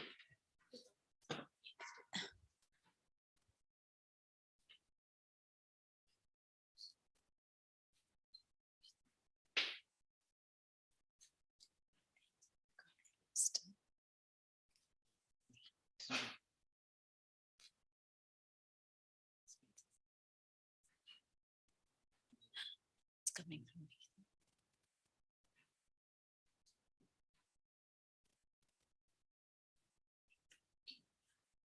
Yes.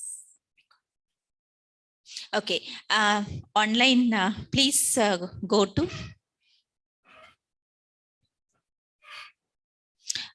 to step 3 of POCU workbook.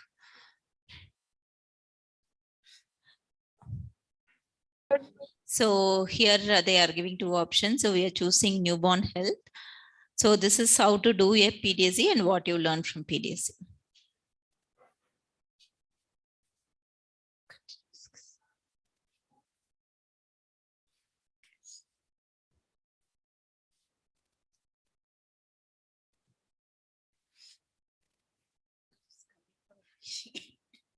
Because it's coming from beginning.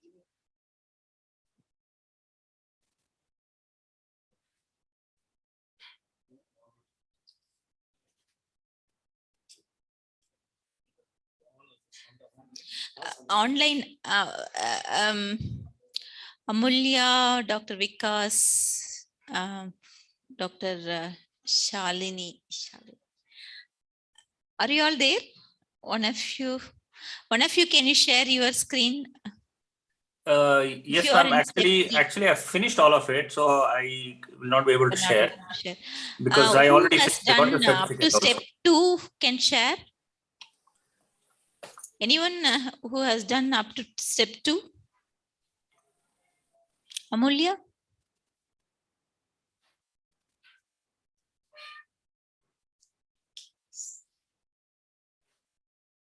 It's going to take a long time.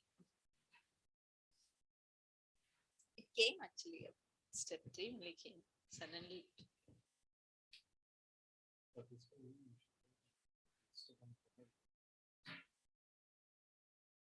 இல்ல step பண்ணாலும் step 3 yeah? Okay, then you log into your workbook.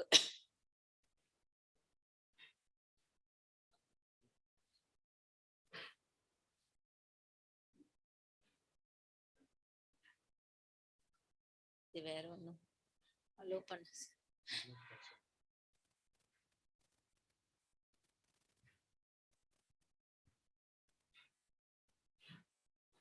सब शुरू से करना पड़ेगा।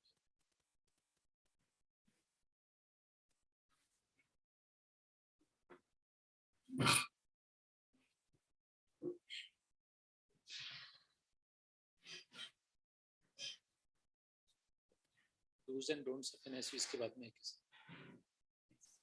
do's and don'ts of NSU.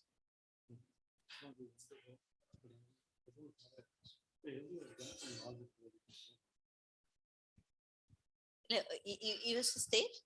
You can log in from here. No, you log in from here.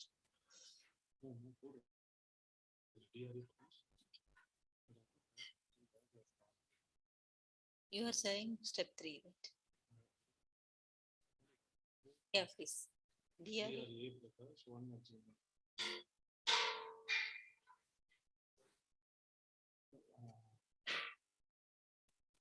Step 2 complete. Chain master, click on the phone.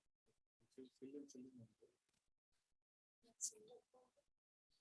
In the end of the matter, password. All small letter. E alone can. POCQA 74. QA 74.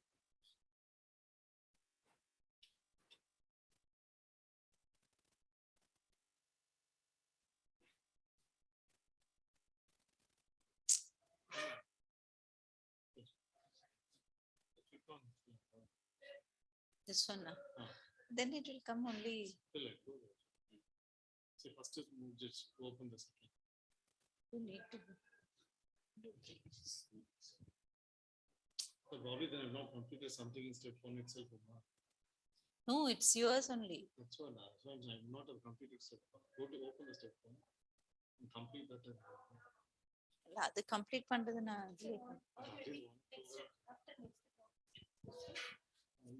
yeah, from okay, we'll finish one talk by then, so that you log in till step 2, so that we'll move from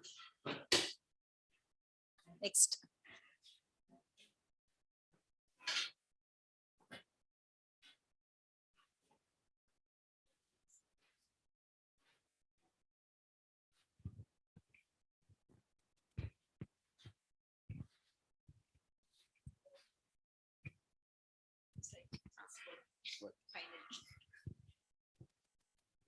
Okay. Till now we have seen QI, heard QI, but there is something called QC, that is quality control. But how do you combine both? When you combine both, it becomes TQM, that is total quality management. So when we look away from those numbers, then we look at TQM. Especially the reason most of us took science group is because we hate maths. So let us look at it from that point of view. Use of improper tools. Just like how you have different screwdrivers heads within the screwdrivers itself, each person in your organization, especially in your ICU, would require different type of a screwdriver to be taught. Say, for example, we have an MAS baby with severe PPHN.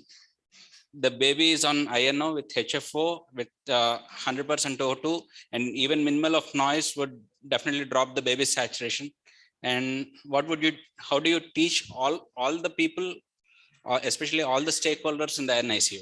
So we have different types of people in the NICU, starting from your junior doctors, consultants, to nursing staff, junior nursing staff, and your housekeeping.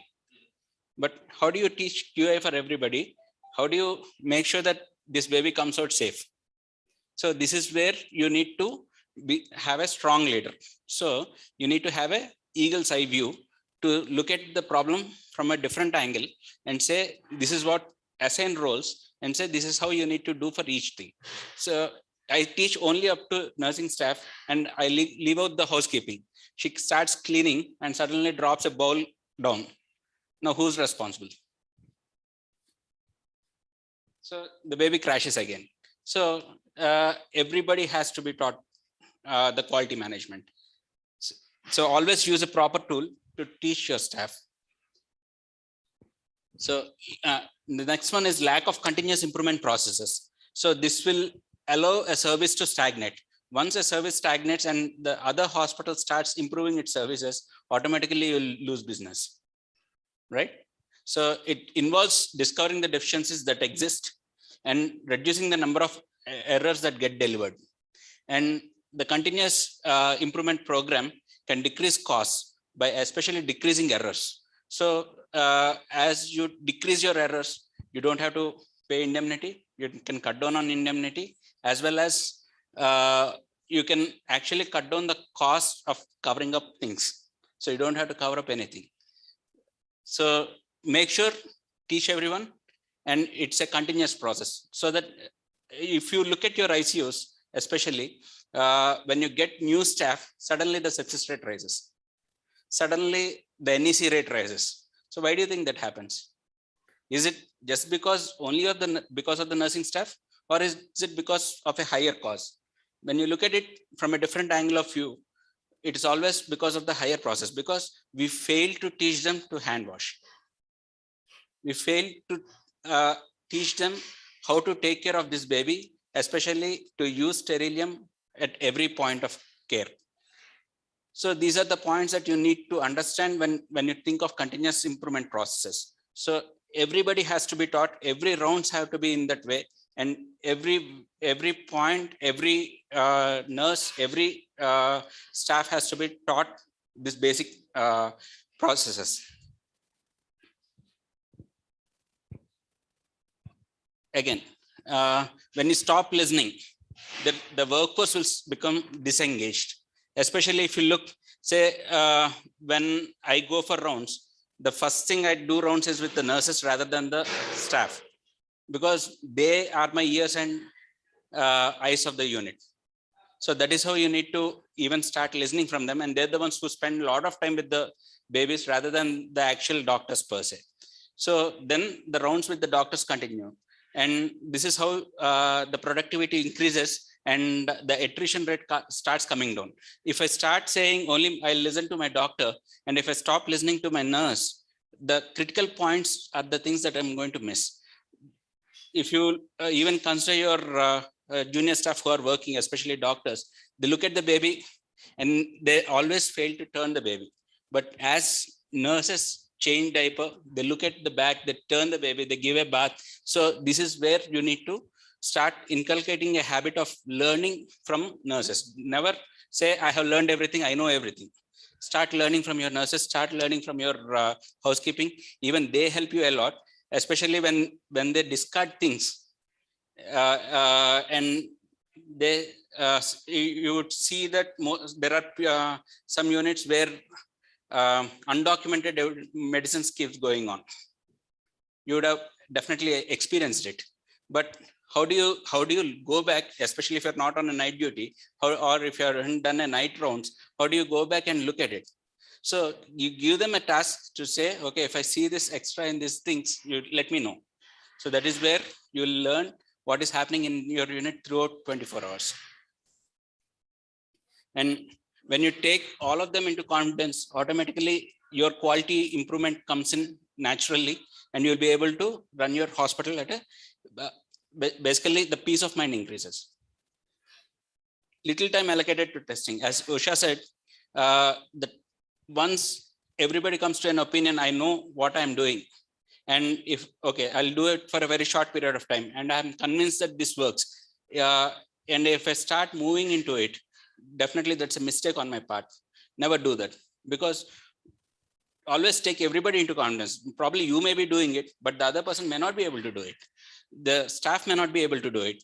Just because you have done it this period of time, that doesn't mean that everybody has to follow the same time frame. So do it, test it again, test it probably by third time or fourth time, you'll get it right. And it's always a cyclic effect. Misunderstanding the specifications and quality standards. So make sure every team member of your organization understands the standards of quality that you have set and the protocols that have been went through the briefing.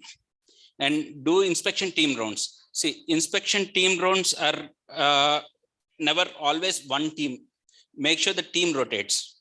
So if I keep one nurse alone as an inspection team,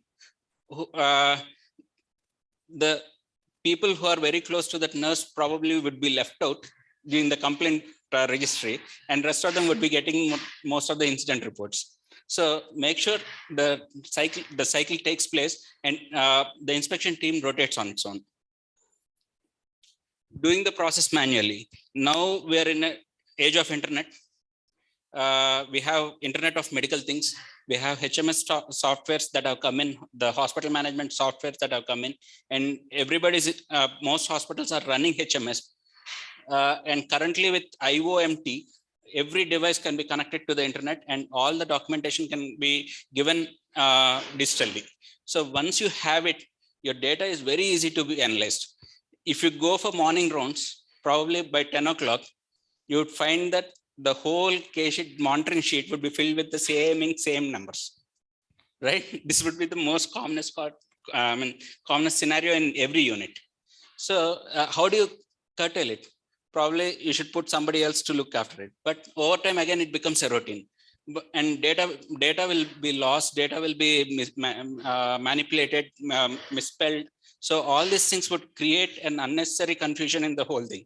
And you would also probably have done your thesis with all files piled up, looking at each thing.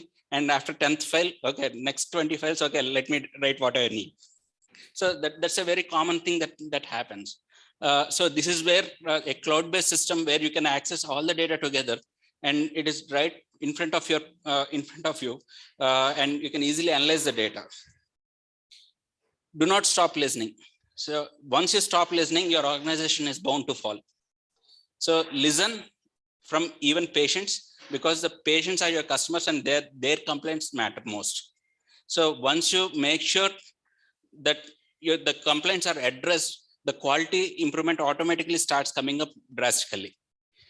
And the listening starts from the topmost to the lowest grade employee that you have employed in your organization. So the listening has to be a continuous process, and make sure you find time to listen to everyone in your organization. So we have 8 key principles based on the total quality management. First is the customer patient focus, and the second is strong leadership.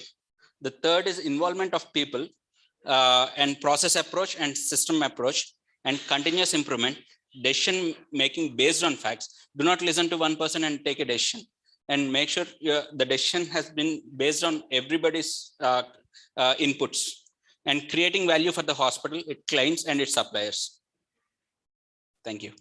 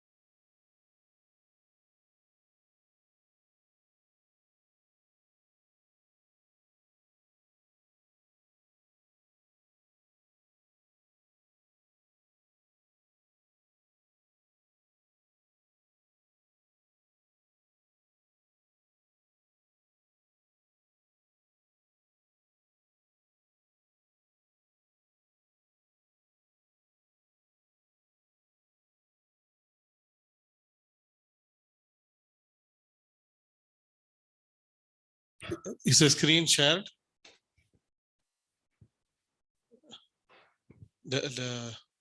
Oh, yeah, I recall. Yeah, okay. Okay, we are moving on to the next step, step 3. Are you all with us? You're moving on to step 3 of that hands-on session.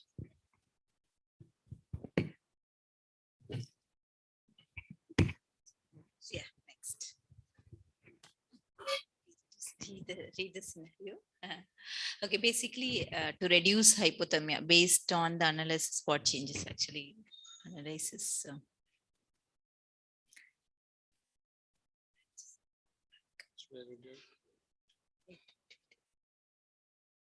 Akash, go back. Did you get a chance to read that? No, isn't it? Just go back. Provide training to nurses about importance of skin to skin care. Punitive action for not following new process of care. Dry the baby immediately. Wrap the baby sometime later. Put the baby on the mother's abdomen immediately after delivery. Random monitoring of the nurses. Delay cord cutting until 1 to 3 minutes after delivery. Weighing of baby and give vitamin K later. What are the changes you would like to bring in? Providing training to nurses about importance of skin to skin care. Punitive action. I didn't understand this. Punishment if it is not being followed. No. Dry the baby immediately. Then put the baby on mother's abdomen immediately after delivery. Random monitoring of nurses. Delay cord cutting until 1 to 3 minutes after delivery. Weighing and vitamin K can be given later. So only thing is random monitoring is like you do not have a process to it. It should be, it's not like sample where you monitor then and there. So that is the only thing. It's not measurable. Yeah, it is not measurable. I think education, yes, but random monitoring is nothing random should happen. It should be in a very systematic.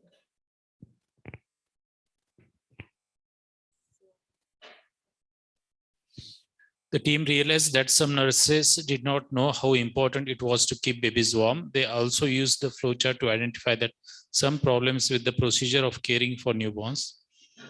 Some tasks, for example, cutting the cord, were happening too early, and some, for example, putting the baby with the mother, were happening too late. It is critical to look for change that fix place and procedure problems in order to sustainably improve care. If all of your solutions are based on training, then staff will have to work hard to apply what they learned in the training, and any new staff person will require training. If you also address place and procedure problems to make it easier to get your desired outcome, then staff can get better results without working harder, and new staff will be able to provide good care without specific training. In this case study, hospital nurses are not aware of importance of skin to skin care. So providing an orientation on its importance would be a good idea. But this orientation alone will not solve the problem. The way they are providing care also needs to be changed, and skin to skin contact can be started immediately. So the team needs to figure out how to start skin to skin care immediately, how to delay cutting the cord until after delivery, and how to give vitamin K and weigh the baby after breastfeeding.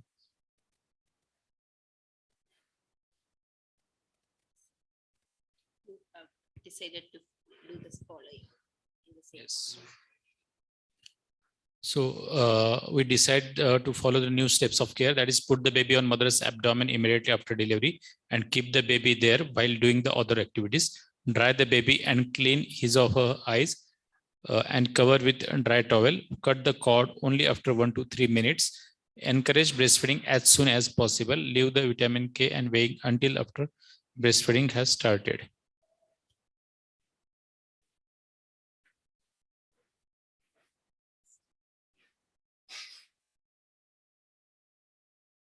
So in your plan, you should have 5 in your plan, you should always have 5 W and 1 H. So what, who, where, when, and why and how. So here you want to answer who will test the change, where will the test take place? The options are nurse in charge will assign any staff, nurse who is interested, enthusiastic and volunteered, nurse who is hesitating to perform this task. All the nurses can do this at one time. Nurse who is interested, enthusiastic and volunteered will do the change, will test the change. Where will the test take place? In the postnatal ward, in the labor room, anywhere in the hospital, in sick SNCU, in the labor room. How will they test the change? The nurse will try the new sequence of events, that is put the baby on mother's abdomen as soon as baby comes out, dry the baby on the mother's abdomen, cut the cord, delay to cord cutting is delayed up to 1 to 3 minutes and encourage initiation of breastfeeding. How long will the change be tested? Initially for a shift, and then we can implement. So how long test it? Probably 15 days. Testing itself before implementation. Testing out, right? To study, what do you want to learn from this? What do you want? Options are baby able to maintain a healthy normal body temperature? Is the mother breastfeeding the baby? What do you want to learn from this? Study. You are So what are the things you want to learn? Yes, definitely. Are babies able to maintain a healthy and normal body temperature? Yes. Yes. Is it easy for nurse to provide care on mother's abdomen? Yes. Do nurses remember to weigh the baby and return? Yes. How do mothers feel about putting their baby on their abdomen and starting skin to skin? Yes. Yes, everything. Yes. Okay, so initially, as Dr. Usha was telling, the testing would be for like very short period, like 1 or 2. She had put the 2 differences, no, while testing and then while implementation. So testing will be for like fewer numbers. Then if it is working out the feasibility you are trying, at that point you are studying like many things in terms of like the processes. If you see here, are the babies able to maintain a healthy normal body temperature is more of a outcome. Here you are not in the whatever test you are doing, namely putting the baby onto the mother's abdomen, drying the baby, cutting the cord. Here we are not measuring the temperature as such. So we are not learning that the baby able to maintain healthy normal temperature. And is the mother breastfeeding is more of an intricate question in terms of positioning the baby, like latching is good or not, whether the baby is able to suckle. Those things we are not actually testing.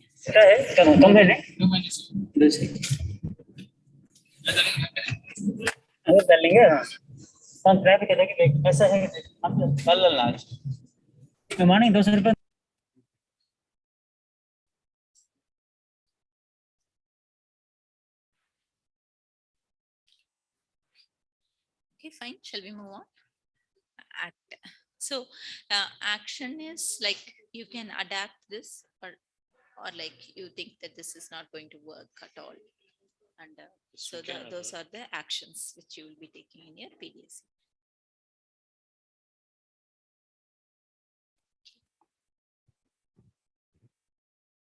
So the team decides to try using a new order of care for all babies born in a single shift to learn how do mothers feel, how easy is it to provide, do nurses still remember to weigh the baby and give vitamin K.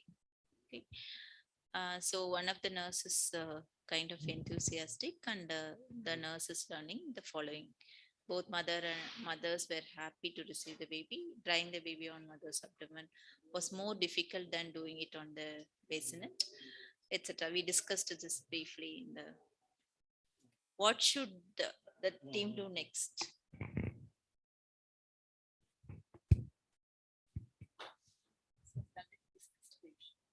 What should the team do next? One, taste that the labor room or the organization works. Yes, change the process so that nurse will weigh the baby and give vitamin K immediately after delivery. No. Continue to learn if women are happy to receive their baby on their abdomen immediately after delivery. Yes.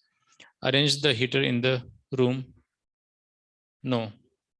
Give orders to all nurses, follow the new process of care for all babies. Yes. Provide counseling for all the mothers to have their babies placed on their abdomen immediately after delivery. Yes. Place the baby care trolley with supplies next to the delivery table to make it easier to provide care while baby is on mother's abdomen. Yes. Test whether nurses continue to remember to weigh the baby, and yes. Yes.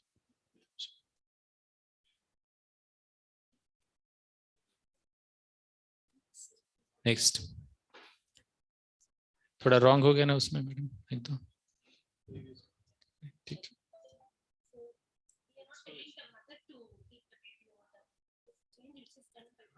staff okay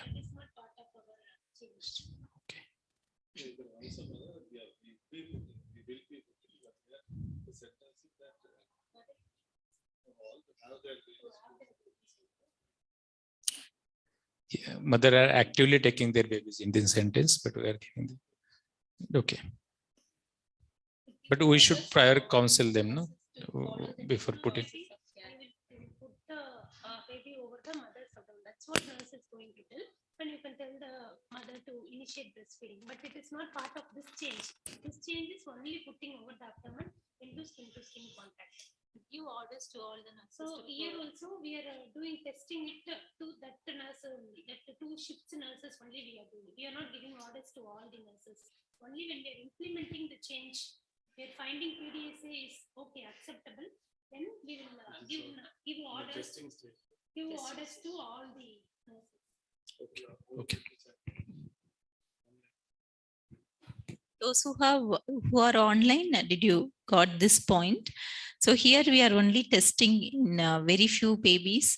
One particular enthusiastic nurse is testing, and so we are testing in very few mothers. So it has not become a norm as such, or we have not kind of gone into the implementation stage. But like test whether nurses continue to remember to weigh the baby and give vitamin K. This looks like an implementation institution. So we are yes, even if first they are not giving, first they were giving vitamin K immediately after birth and they were checking the weight. Though this change was made that the baby will be staying on skin to skin contact, though we have implemented this change that baby will be staying on skin to skin contact, early breastfeeding. So the skin to skin we have implemented. So it is not affecting the checking of weight or giving vitamin K. They should not forget to check the weight and vitamin K. Even after this process, before the baby leaves to labor room or after giving breastfeeding, sister correctly remembers to check the weight, document and give vitamin K. They are not forgetting that step.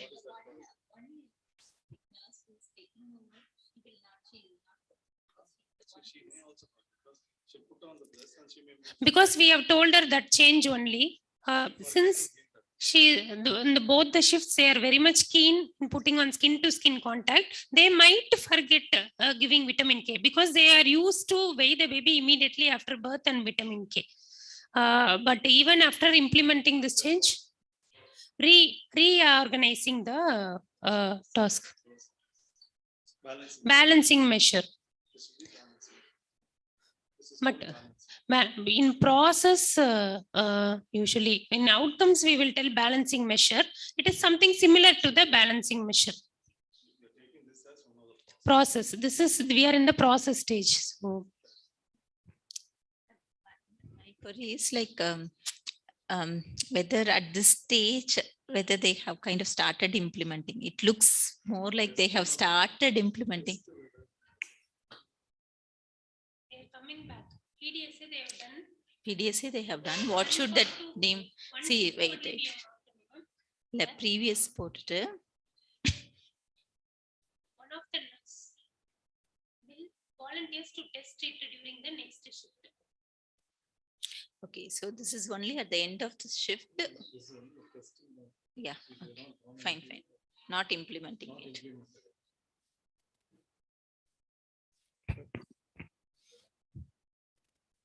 The team agrees that reordering the steps of care is a good idea and should keep babies warm. They feel that the way the room is currently organized makes it difficult. So they decide to move the supply table from the bassinet to the bedside to make it easier to care for babies on the mother's abdomen. As a group, they go to the labor room and move the supplies closer to the labor table. They try 2 options until they have a setup that people think will work. Then they decide to test if the new organization of the room makes it easier to provide immediate care to the babies while they are in skin-to-skin contact with their mother for one shift. In the next shift, the nurse delivers 2 babies. She had to reorganize the room again after the first delivery and found that this made caring for the baby much easier.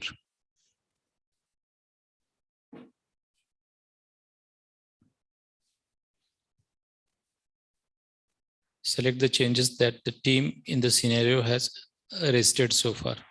So what are the things they have tested? They have changed the order of steps. Yes. They have Reorganize the labor room. How many PDSA cycles have they tried?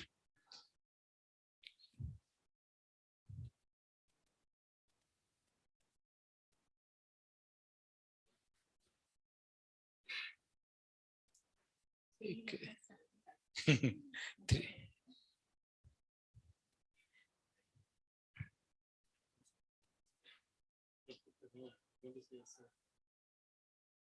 but now, 5 बोला है. now how did it become 5? Okay.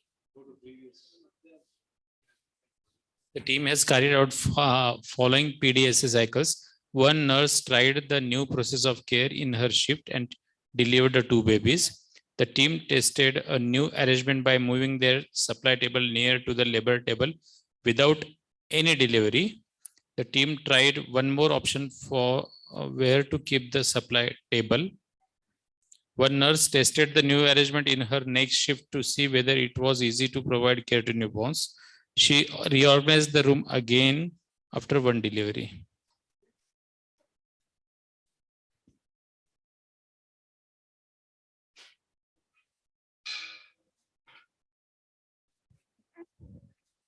The team decides to ask the nurses on duty for the next 3 shifts to get their feedback on the new room setup and their suggestions for improvement.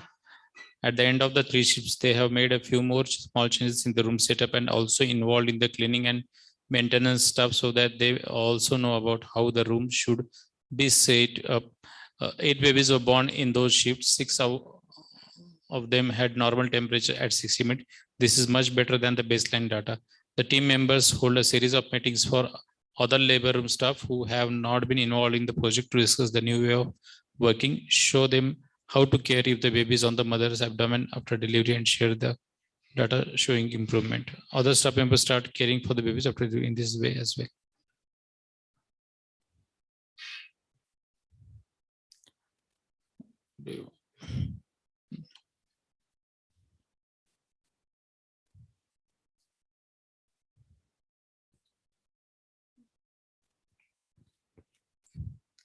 Okay. Yeah, theory. Thank you. So we'll move on to the next session. Ashok's talk.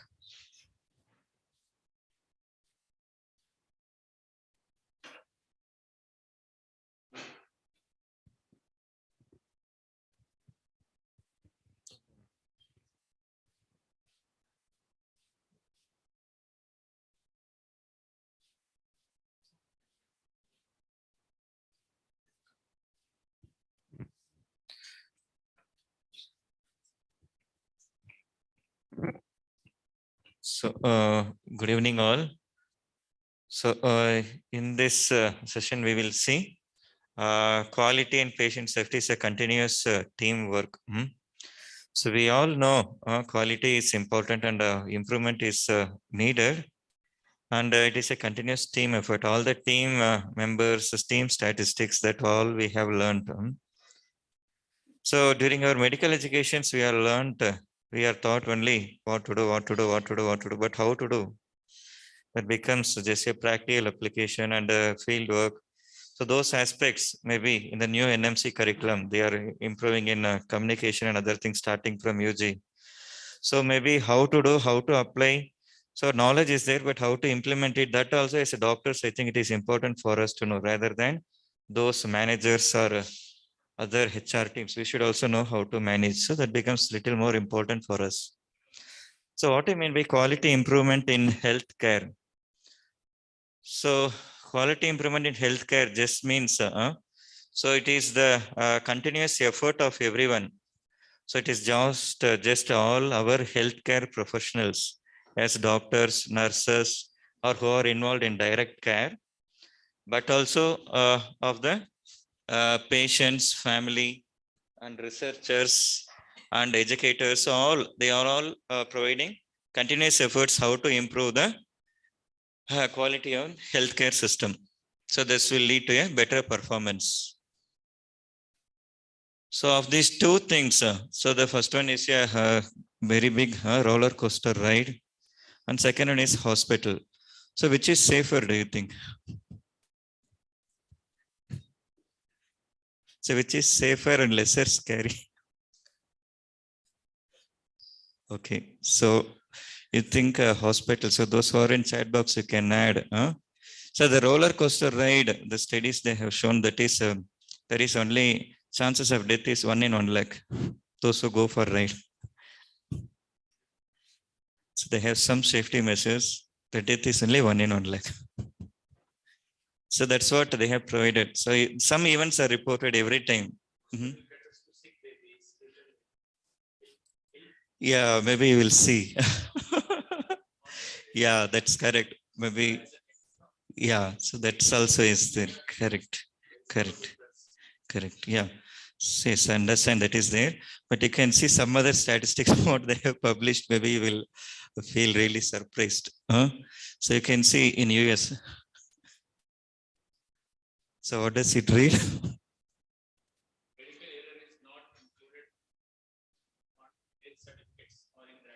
Yeah, that what does the topic tell?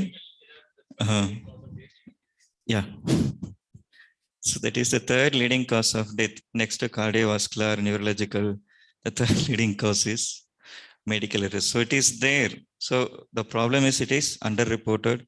So when they went and analyzed from University Johns Hopkins University, they found that in US only less than 10% has been reported. More than 90% are underreported drug errors, preventable errors, surgical errors. So apart from other routine cancer deaths, other things.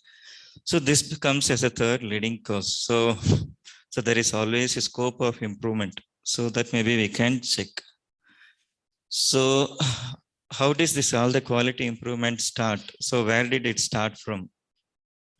So it started not in the healthcare first. So it started first in the automobile industry. So only all these defect, defaults, all these process terms all started first in the automobile industry. So mainly in Henley Ford, Benz. So all they adapted how they can improve the quality of performance of their engines to improve more further. So all the quality improvement started first in automobile industry. Gradually it is adapted to healthcare system. So this all started after World War 1940s. So there was a huge drawback. And so many books and articles mentioned Dr. Deming. He is the father of quality improvement. And maybe at the time, if you read the biography, it tells he was first implementing quality improvement in healthcare and advocating legacy in the US, but nobody accepted him. So he went to Japan. And then again, after 2-3 decades, they called him back to US. to improve the quality of healthcare. So it is quite interesting.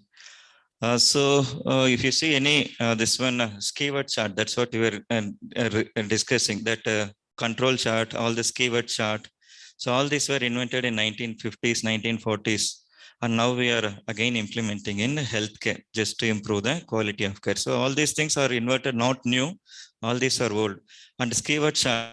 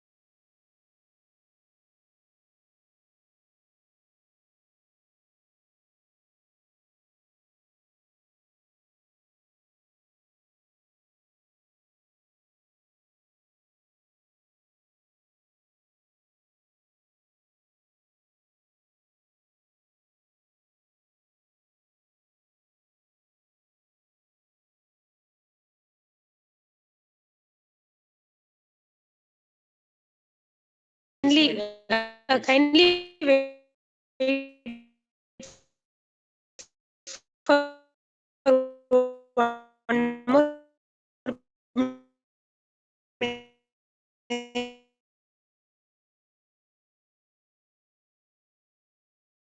Will be connecting. There is some connect.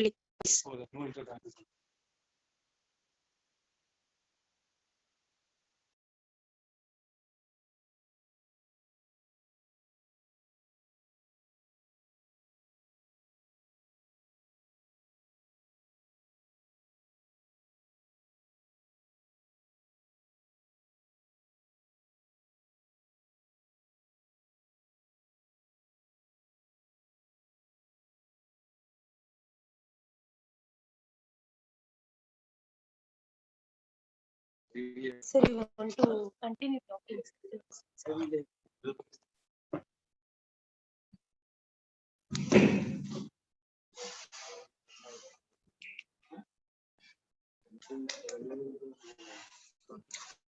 So evidence-based medicine and quality improvement should go hand in hand, and both are complementary to each other to improve the quality and to implement in the field level. So we know that anti-natal steroids is a good drug, but we still face problem in implementing it at grassroots level. So Presentation especially, नहीं दिखाई दे रहा sir. yeah, slides, some connectivity issues there. We are just arranging it, so we're just continuing the talk. So slides we will display in the as soon as this is ready. Yeah. So still we face problems. How to implement it in grassroots level, how to improve the kangaroo mother care, and how to improve the antenatal steroid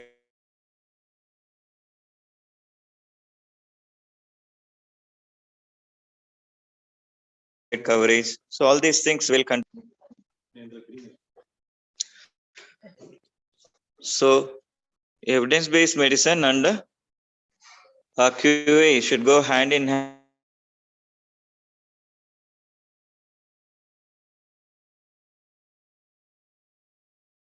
And both are complementary.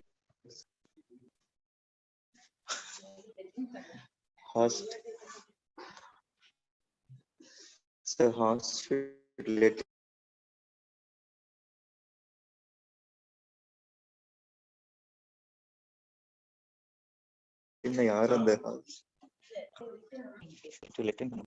So the next, so what is Deming's 5 principles?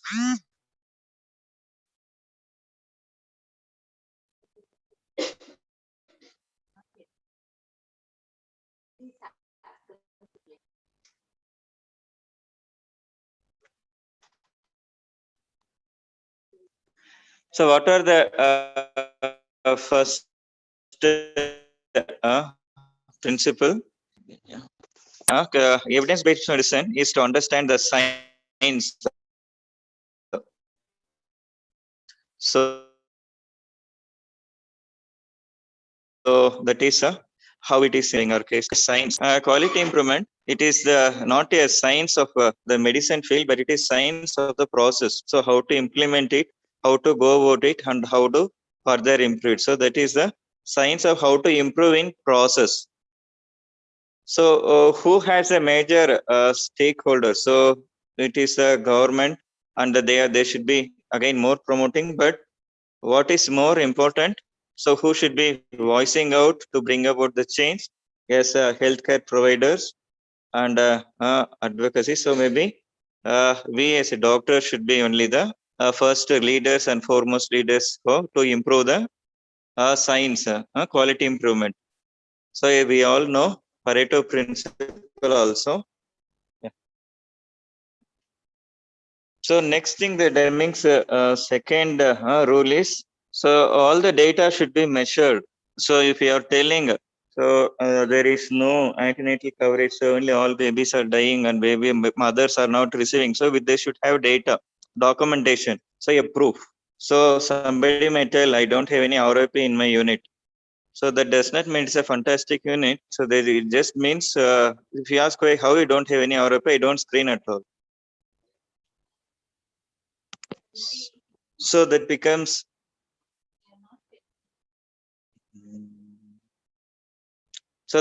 important for us to measure the data. So whatever problem is there that may cause a final outcome of Recording in progress.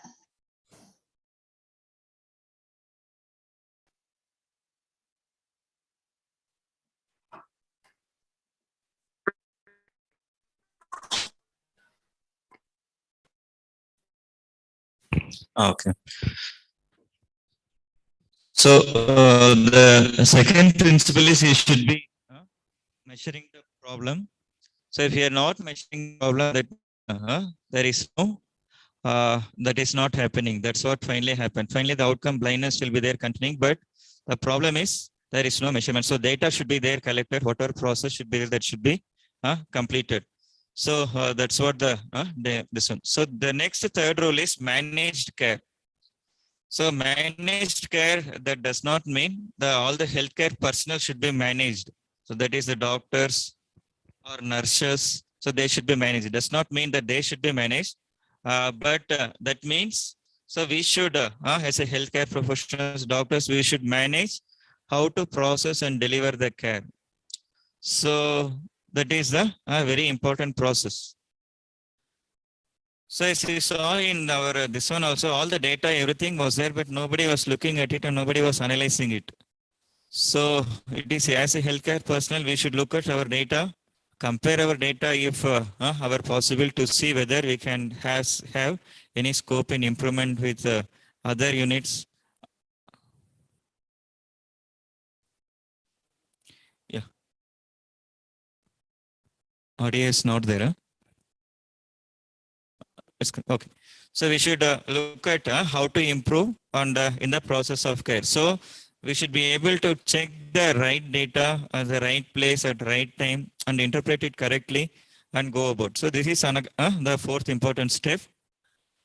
And so again, most importantly is engaging the smart cogs. So smart cogs means those who have major influencer.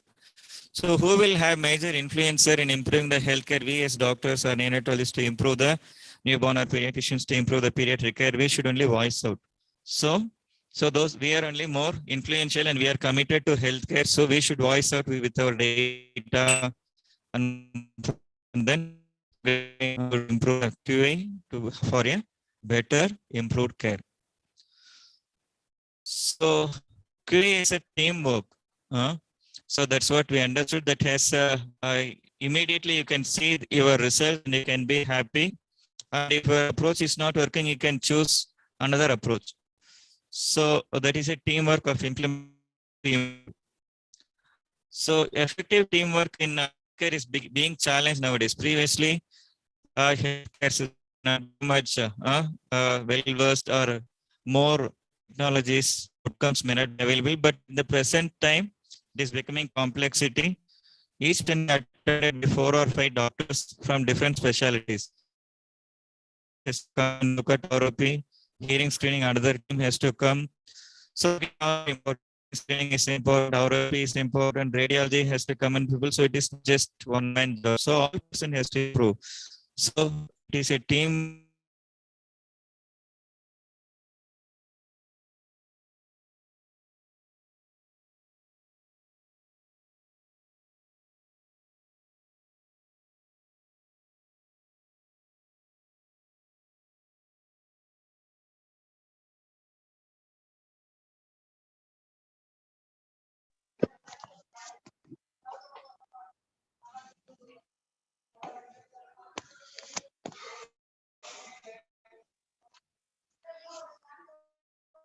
So effective teamwork, again with chronic babies and with the shortage of all our staff and the safe working hours. The challenge is not whether we will deliver care in the team, but the challenge is how well we can together as a team. So each member of the team may be performing well, but if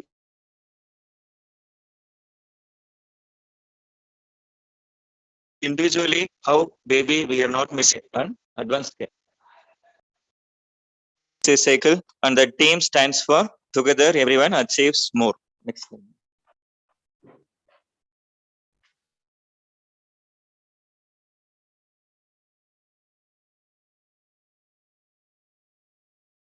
So there is a difference between quality and quality improvement. So each hospital collecting and keeping data is driven entirely by doctors. Both are completely different. So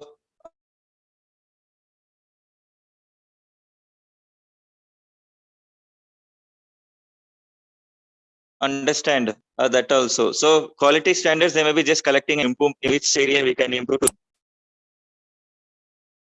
So we as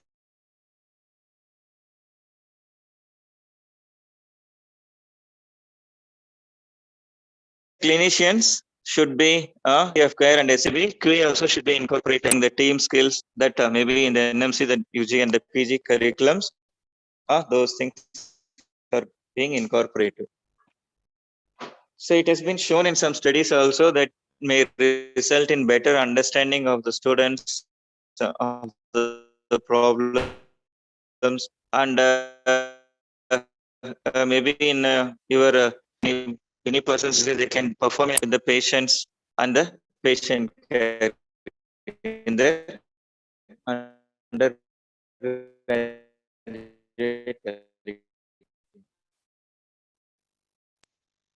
teamwork. There are 4 stages in the team. So in the forming the team, there are 4 stages. So so the first stage is so there may be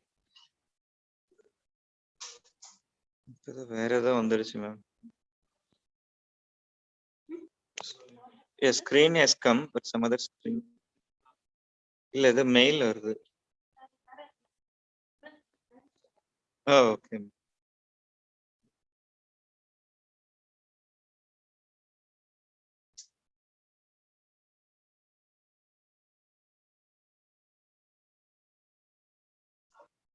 So forming a team, so where each member may be there, all may be there, but interpersonal skills, so those things have to improve. So next thing may be storming. So why should I change? Why should you change? So those things can be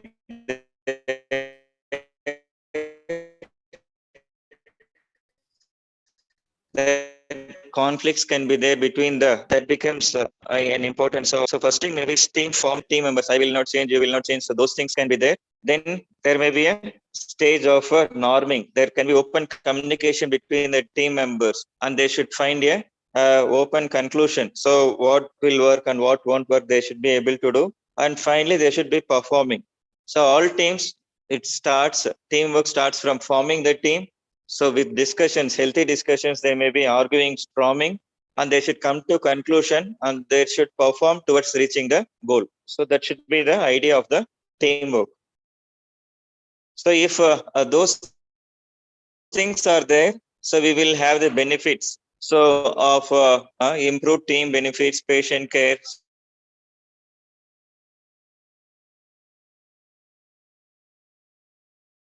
So all the team members, there may be better job satisfaction. And if outputs are going to be high, finance, so those things will be there. Yeah. Yeah. Yeah. Yes. So how to sustain that already?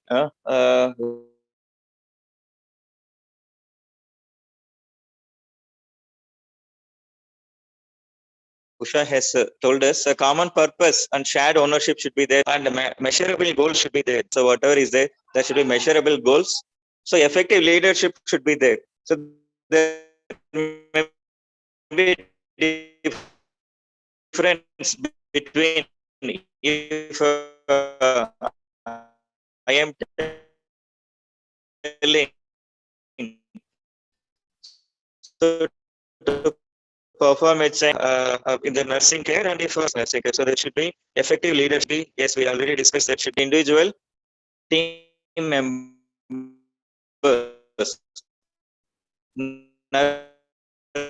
So there's be individual supportive, all for help. So if I am not able to call, so there is something mentioned as 3 bucket model. So if anything overfills the problems, there are more problems of errors. So the 3 buckets are lack of sleep or tiredness. So if that bucket is getting full, so it will also spill to errors. The third thing is I am new to the environment. I don't know what to do. So again, any new person is coming. So if too many new persons are there, there are problems that can arise. So that is the second. And the third one is, so I am not aware what is going on. So I don't know what changes is going on. Communication. So if communications is also not getting performing better, if all these 3 buckets is getting full, spills will be there and errors will be there. So only to improve the communication, there is especially in the nurses, the most of the problems happen during handovers. Till night, baby was fine. After a handover, baby became deteriorated. So what management was done? and what changes what happened in the handover. So that is a major time where errors prone for errors. So there should be some changes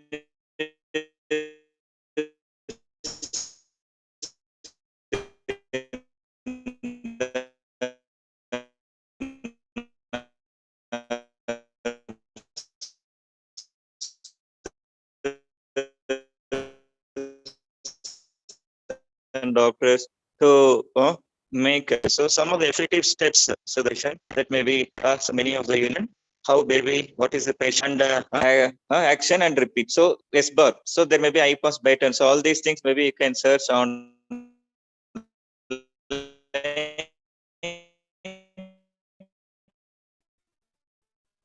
and then learn, and then professional mutual respect can be discussed. So next, so what are the barriers?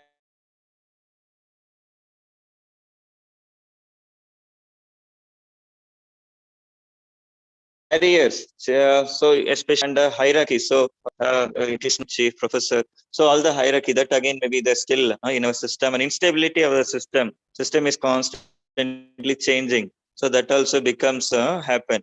So it becomes important for us to understand where we are working, what are the characteristics of the system, what is their previous like that.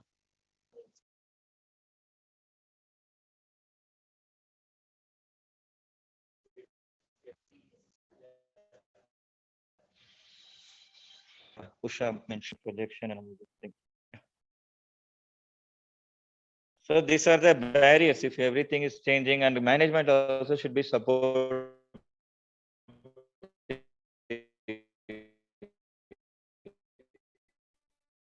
So they should be able to sustain either by certificates or becoming tired. So why we are performing. So next, how to report. Once you have done the QA study, how are you going to report it effectively again? So that you have to publish a paper out of it. Again, some guidelines are there.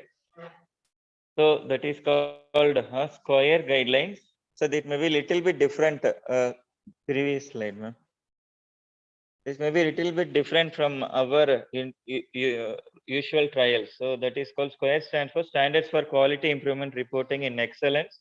So maybe in the title you have to mention as that is a quality initiative program, and structured abstract as usual should be there. In that, apart from the routine, your PICO statement and the abstract methods, there is something addition of local problem. So why are you doing this study in your area? So what is the background analysis of the problem?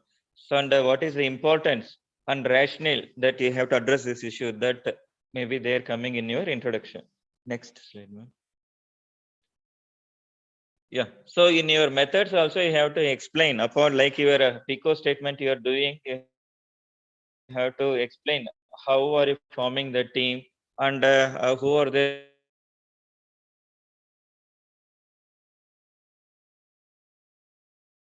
involved, and explain how are you explain that is a doing a study to you should tell clearly. So from where are you getting data, who is going to measure, where are you documenting it? So if you are going to tell I am going to look for any other outcome such as mortality, death,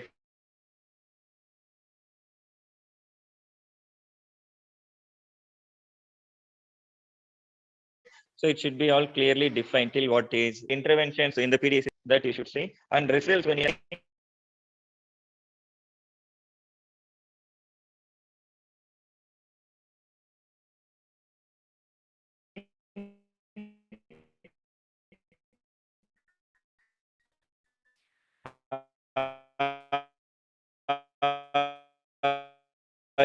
in that you should have your steps of intervention properly. These PDS cycles, this changes was that these changes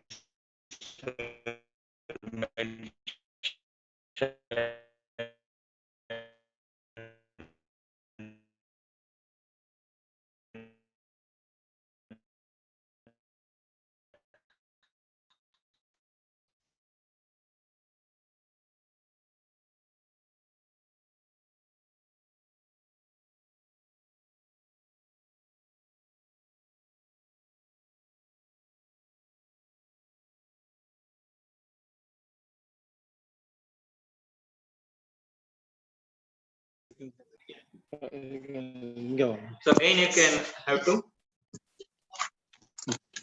Sir, yes, sir. Yes.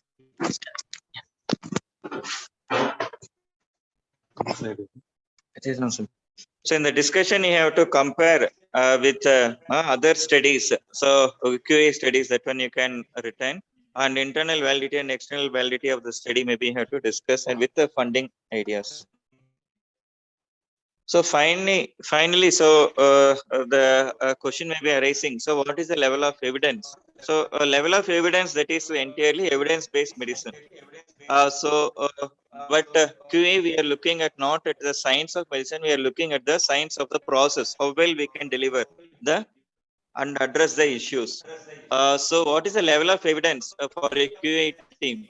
So that is entirely based on evidence-based medicine. So somewhere between level of evidence of 3 or 4, just above case series, near to case control or cohort studies only. All these guidelines mentions the QA project level of evidence may be there, because that is not the science of medicine. That is just a science of process, how well we can improve. So the take-home messages, QA is a continuous process from everyone in the team, and it is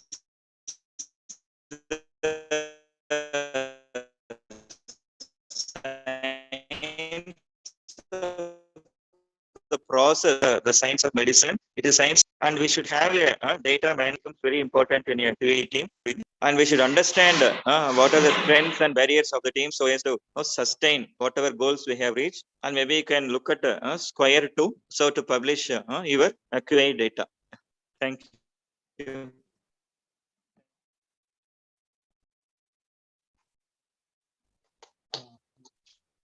Any doubts? I'm not sure the last.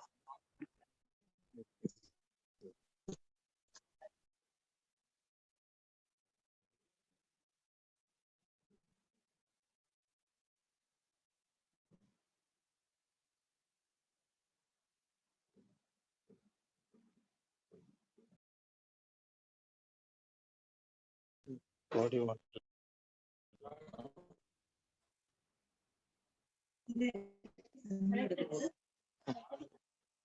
Yeah. Okay. So we'd like to, take only a few minutes on it, because most often it is already talked on. Already we have spoken about it. I mean, probably this is just a talk on quality indicators and benchmarking. I think already we have seen like what is quality indicators means. Like, usually you choose, what is a quality indicator, that you just say what is the quality of a unit. It can assess your quality of a unit, quality of the care provided.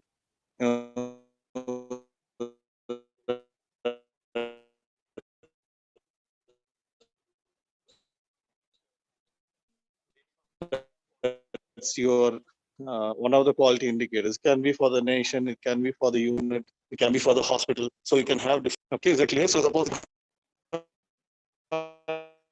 mortality rate is a quality indicator of a country's healthcare system. Okay, so indicator of quality indicator of a health infant. Okay, so you can use the bed occupancy rate, will tell you how busy is your unit. So all these are quality indicators where how to calculate is already been taught in the previous session. So numerator will be the times you had number of times you have the opportunities will be the denominator, and how often have you achieved that will be the numerator. In the sense, suppose say for example you take breastfeeding, initiation of breastfeeding in the first 1 hour of life. So if you take that, so as soon as baby is delivered, how many babies has been fed in the first 1 hour of life? So you say from baby number 1 to 100, baby 2, yes, no. Like that you can yes, who have been fed divided by the total number of babies who have delivered during that time. So it will be, say, suppose 40 people have been breastfed in the first 1 hour out of 100.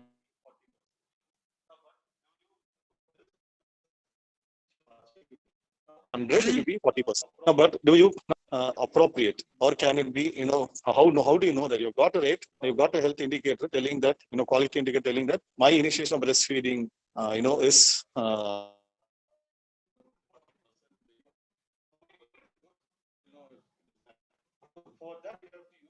is about 40% in the unit. How do you know a benchmark? So this benchmarking is something for you to compare whatever you have in the, what you are having in your unit is, comparable with the external, external, either with the external.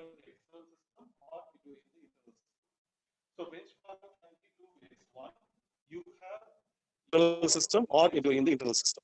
So benchmarking can be two ways. The suppose, say for example, internationally, the infant mortality rate, the breastfeeding initiation rate is around 90%. And your hospital is only 20%. We cannot, try to put benchmarking to achieve 90%.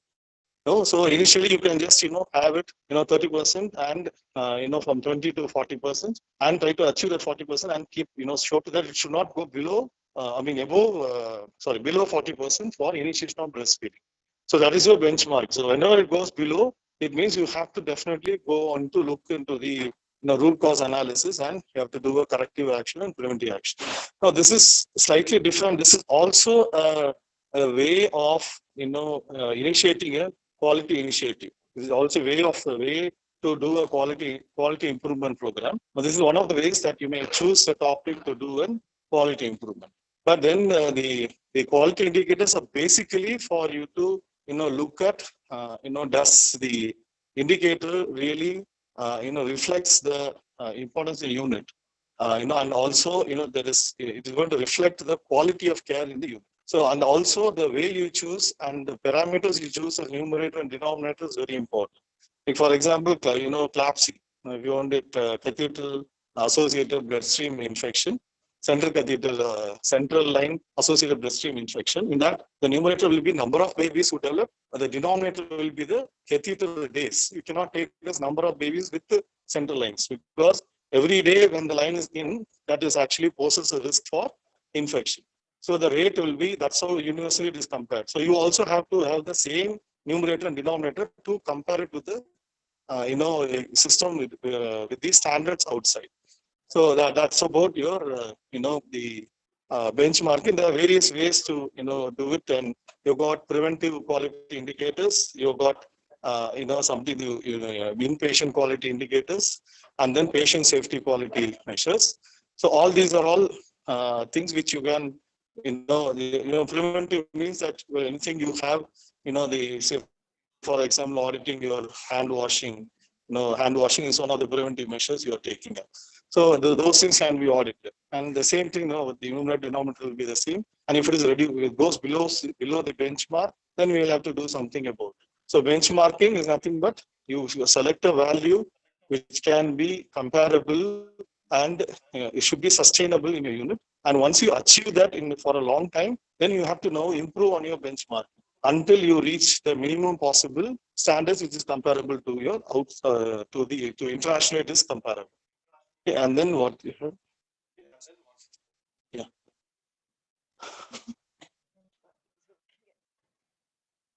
Yeah, that's okay. Right. That's about, I think I'm just making it very short. I think you're probably all exhausted. That's very in brief about quality indicators and benchmark. Anything else you'd like to know?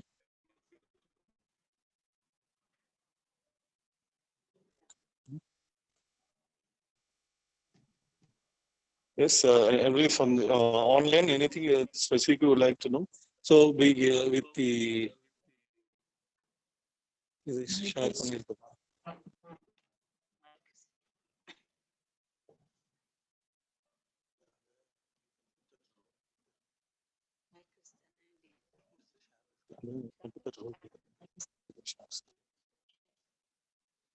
Stop sharing.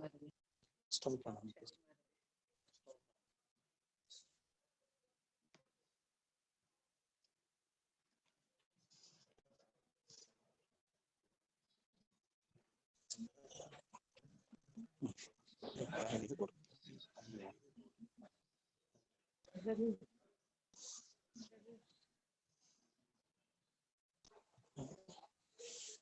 You want to show this screenshot of that?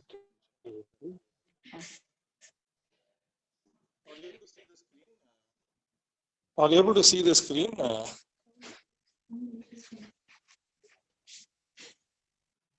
Dr. Vikas, are you able to see the screen?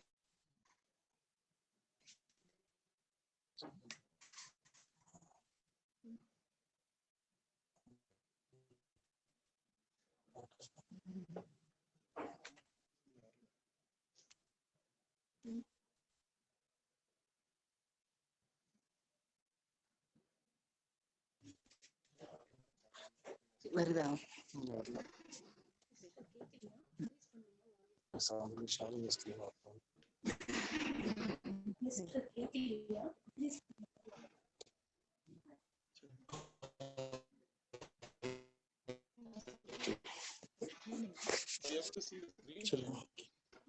Able to see the screen?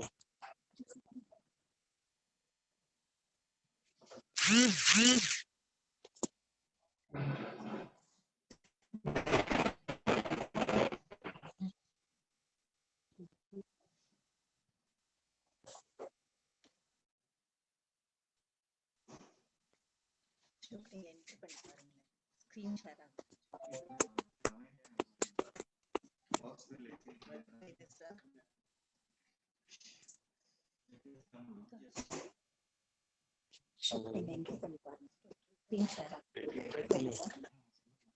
Dr. Vikas is this. And Dr. Rajpala, Dr. Vikas. Yes, sir. Okay. Is the screen share being shared? I am on mobile. I can't share this. I don't know about more about this process. No, not mobile. We're starting from some other place. Okay, fine.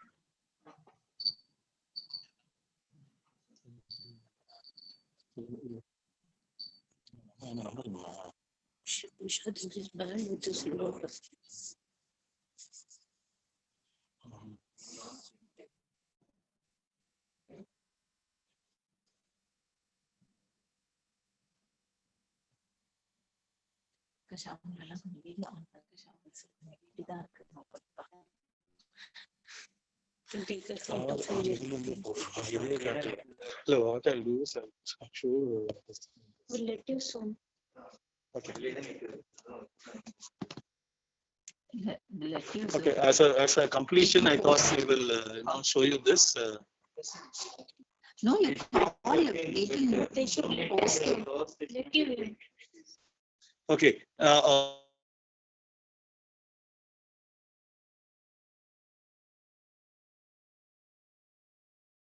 It is just for you to see. Can you see this? Okay, this is just a completion injury. Is it okay? Can you all see the screen? I mean the video of Dr. Usha Devi. If you can just pin that, if you can see that when we started, no, this was the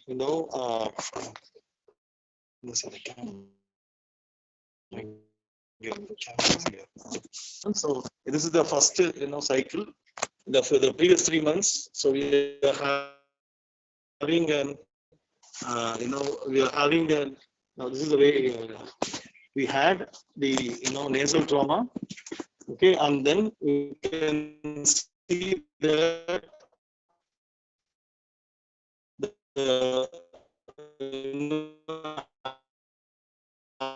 as we started implementing in the first PDSA, did not reach the target which we wanted. Coming down, then after we did the PDSA 2, we could see that we have achieved the desired results. Okay, so that's how the QI program should listen, and after this, you have to continue doing it and show that you are able to sustain the program. Okay, so that's about your.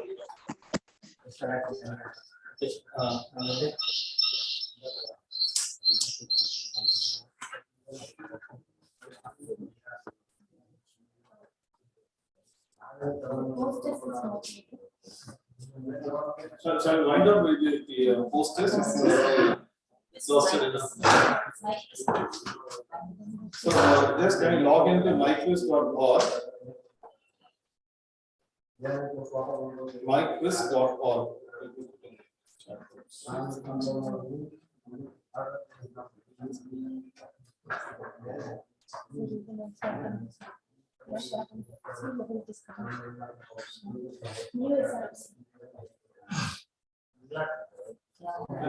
Just open this myquiz.org. And just put in the chat box myquiz.org. And then you just have to make a registration, and then we'll give you a number to.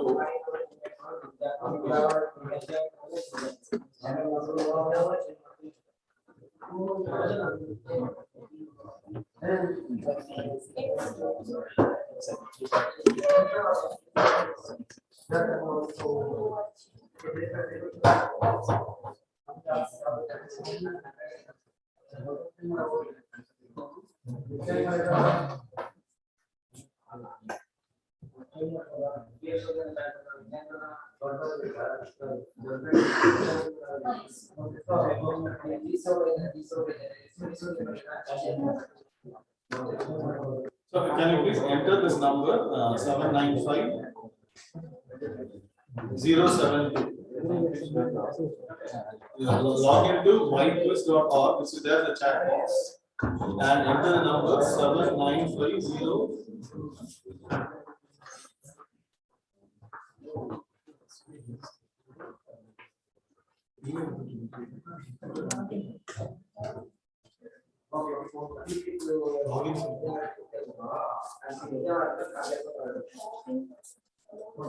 Yeah, once you go to myquiz.org,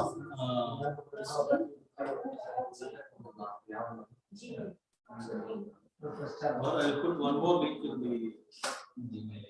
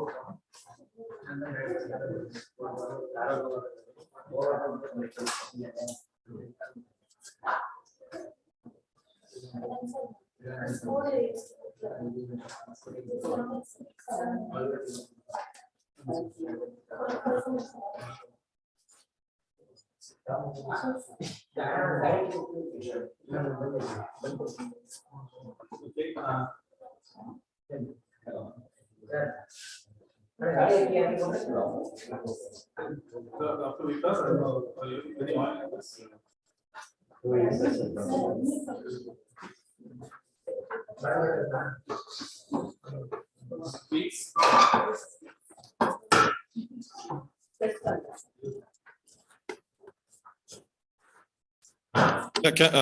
Did you go? Try going into that.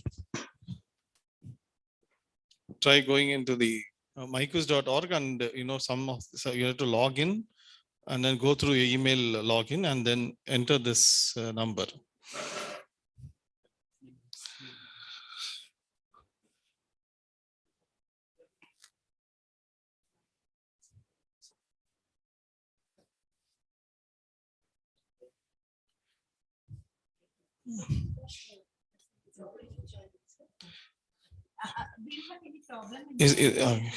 Is anybody trying to join and not able to join? Can you tell us so that we'll wait? Otherwise, we'll proceed with the questions.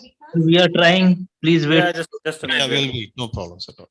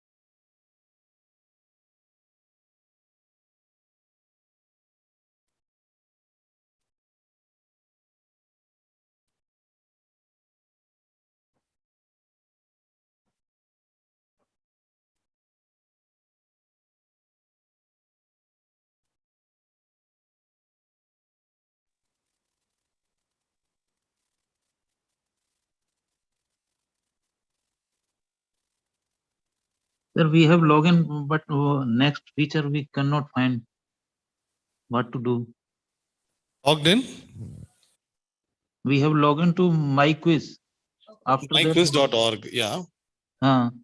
After that, what we have to do? Is there anything called login? G. Yeah, just press login and it will ask for login details. Via Facebook or Gmail. If you don't have, you just have to register. Register कर लिया, login कर लिया, sir. After that, you have to enter the play quiz or join quiz. Is there anything like that? create first quiz, create quiz, single player, multiple player. Should I go on player? Did you open a new quiz? No. What do you do? Can you go to the home screen? Can you share your screen? I am on. Okay, you do one thing. Can you? There's one more this thing I put in your chat box. Can you click on that and see? Is there a quiz code? I am logging my quiz on computer and workshop on mobile.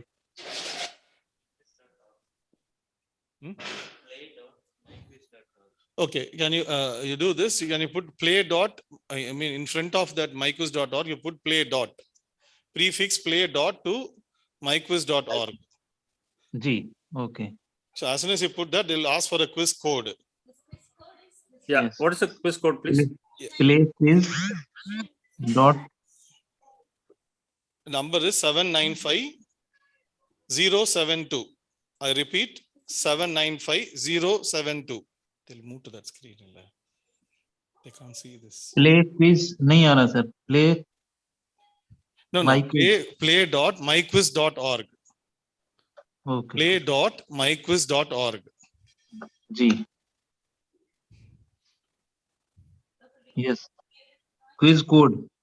Quiz code is 795072. 795072. Yes. Now I can join. Yes.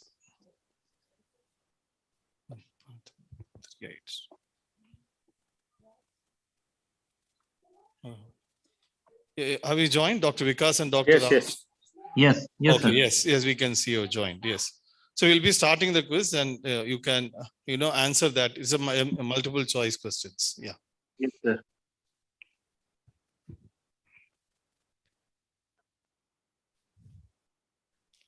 First question is, in research, there is an urgency to implement findings in practice and improve the patient care when compared to QI. Options. True or false? Where have to click? Whether we write or no. You have to click on it. You'll be seeing. Okay, sir. Choose yes or no. Yes. Okay. Coming, sir. Done. Yes, so. Did you select, sir? Yes, sir. It has got selected.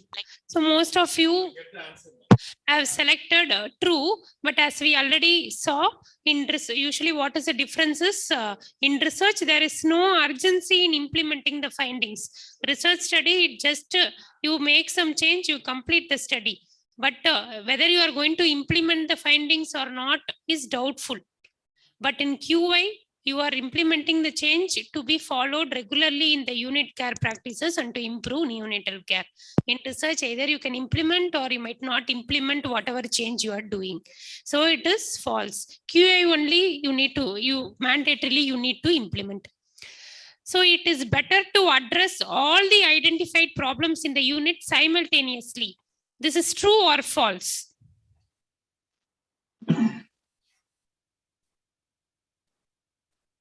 I think all of you have answered. I have given so much of time.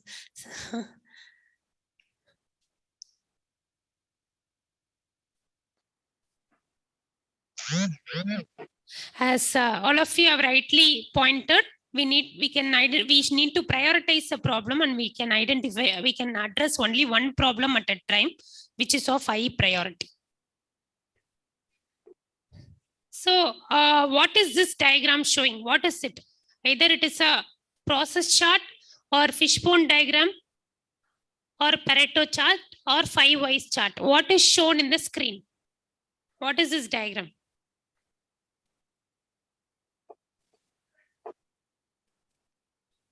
Okay, so this is a Pareto chart where they have taken reasons for why patient did not receive appropriate antibiotics, and they have found out the most important contributory factor by using this Pareto chart.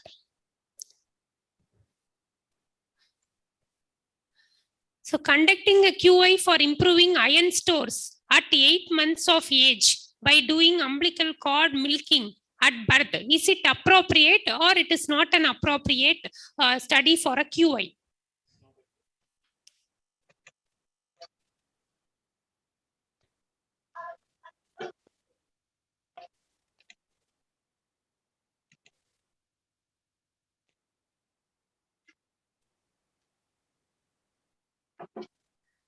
So it is not appropriate. When will you see whether change is working? When will you again do one more PDSA? It is a long-term project. It can be appropriate for a proper research study. Next question.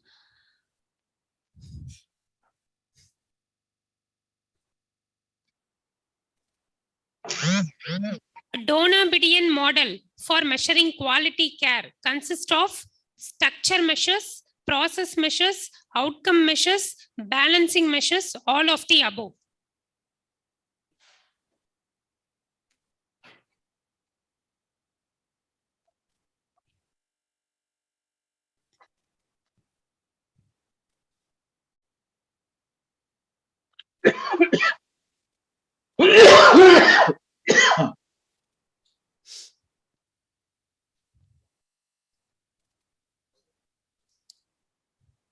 So great. All of you have marked most of you have marked all of the above. We saw that SPO plus balancing measures. All those are components of donor-median model of quality of healthcare.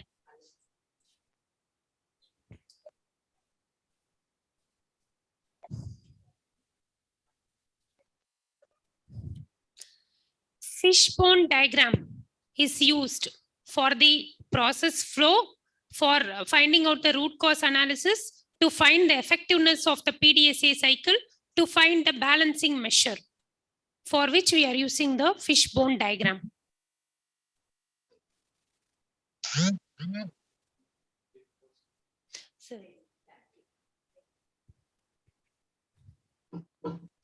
What is the use of fishbone diagram?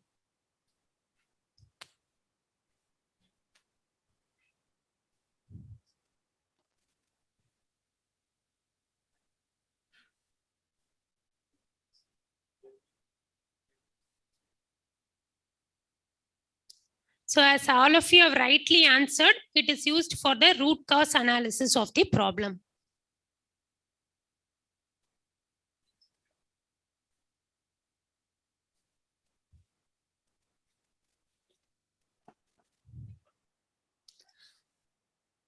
Outcome indicators can be developed slowly after testing your changes. Yes or no?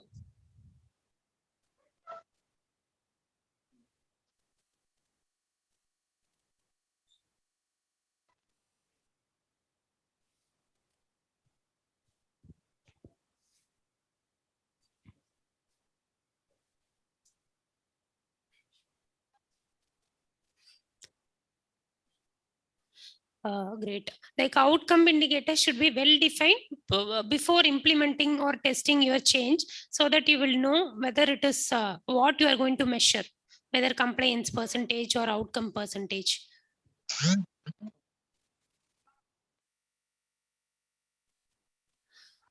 QI can be stopped once we achieve the target percentage or outcome. It can be stopped abruptly. Yes or no?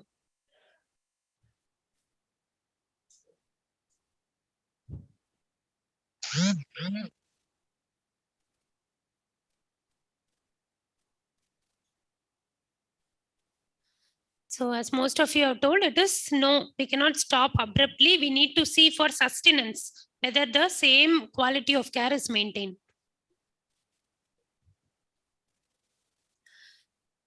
Data over the time in QA can be plotted using run charts, control charts, both.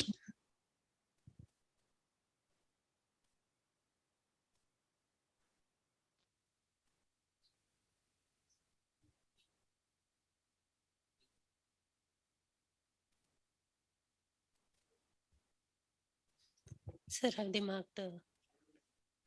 You can use both run charts and control charts to mark the change in data over the period of time. Next question.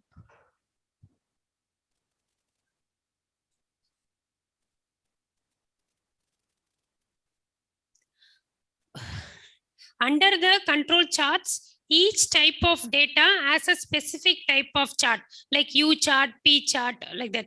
Yes or no?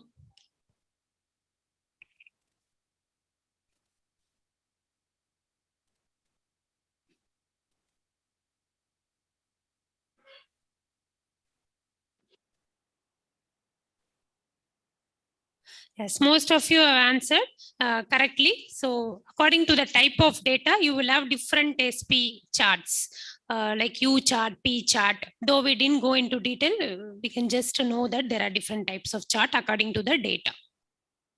Great. Sir.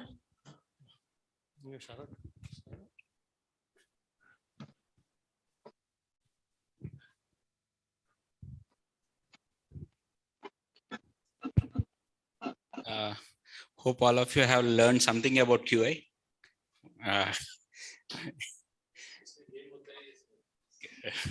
Nice. Okay.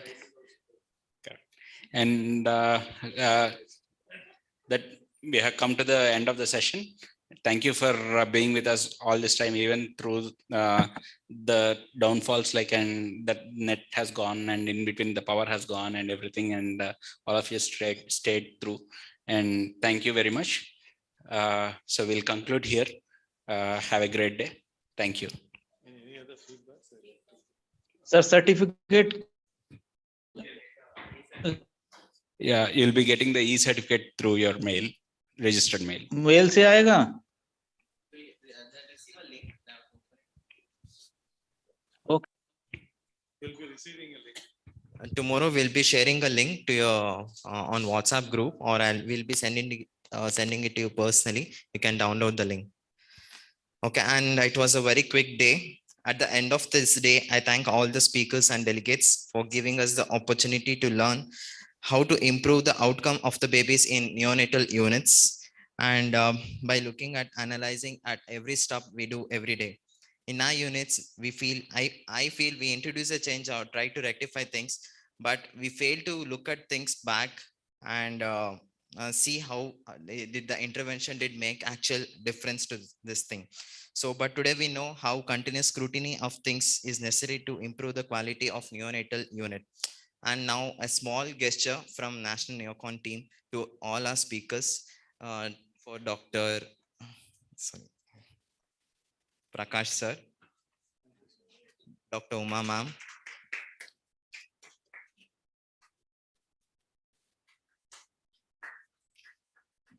Dr. Sharat Chandra sir,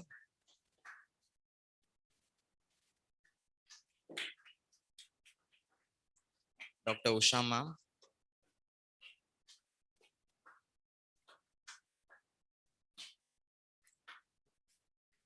Dr. Ashok sir,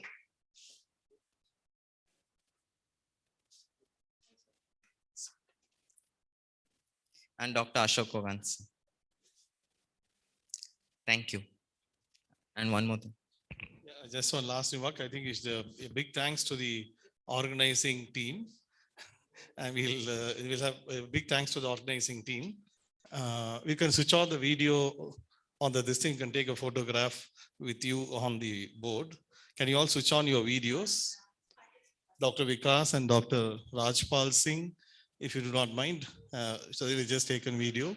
And I think a big thank to Dr. Sharat Chandra And so for his, this thing to take, this thing to help us, the audiovisual team, the video persons, and especially the faculties, I think all of us has been discussing to do this workshop in a very innovative way. So we just thought all everybody's ideas incorporate into this to come to this level. We feel sorry that because of some technical glitches, we are unable to. No, switch on that. Okay. Yeah. Is he seen? Okay. Thank you so much. And we'll just take a photograph.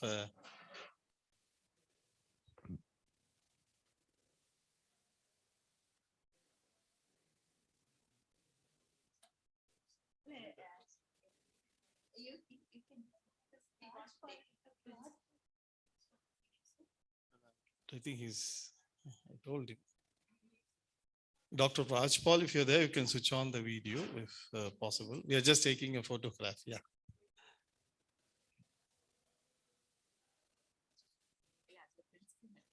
Thank you. Okay. Okay, right. Thank you so much. And the lone delegate, we thank you for your patient listening. We at least in the crowd, you could sleep because you're lonely. You could not even do that.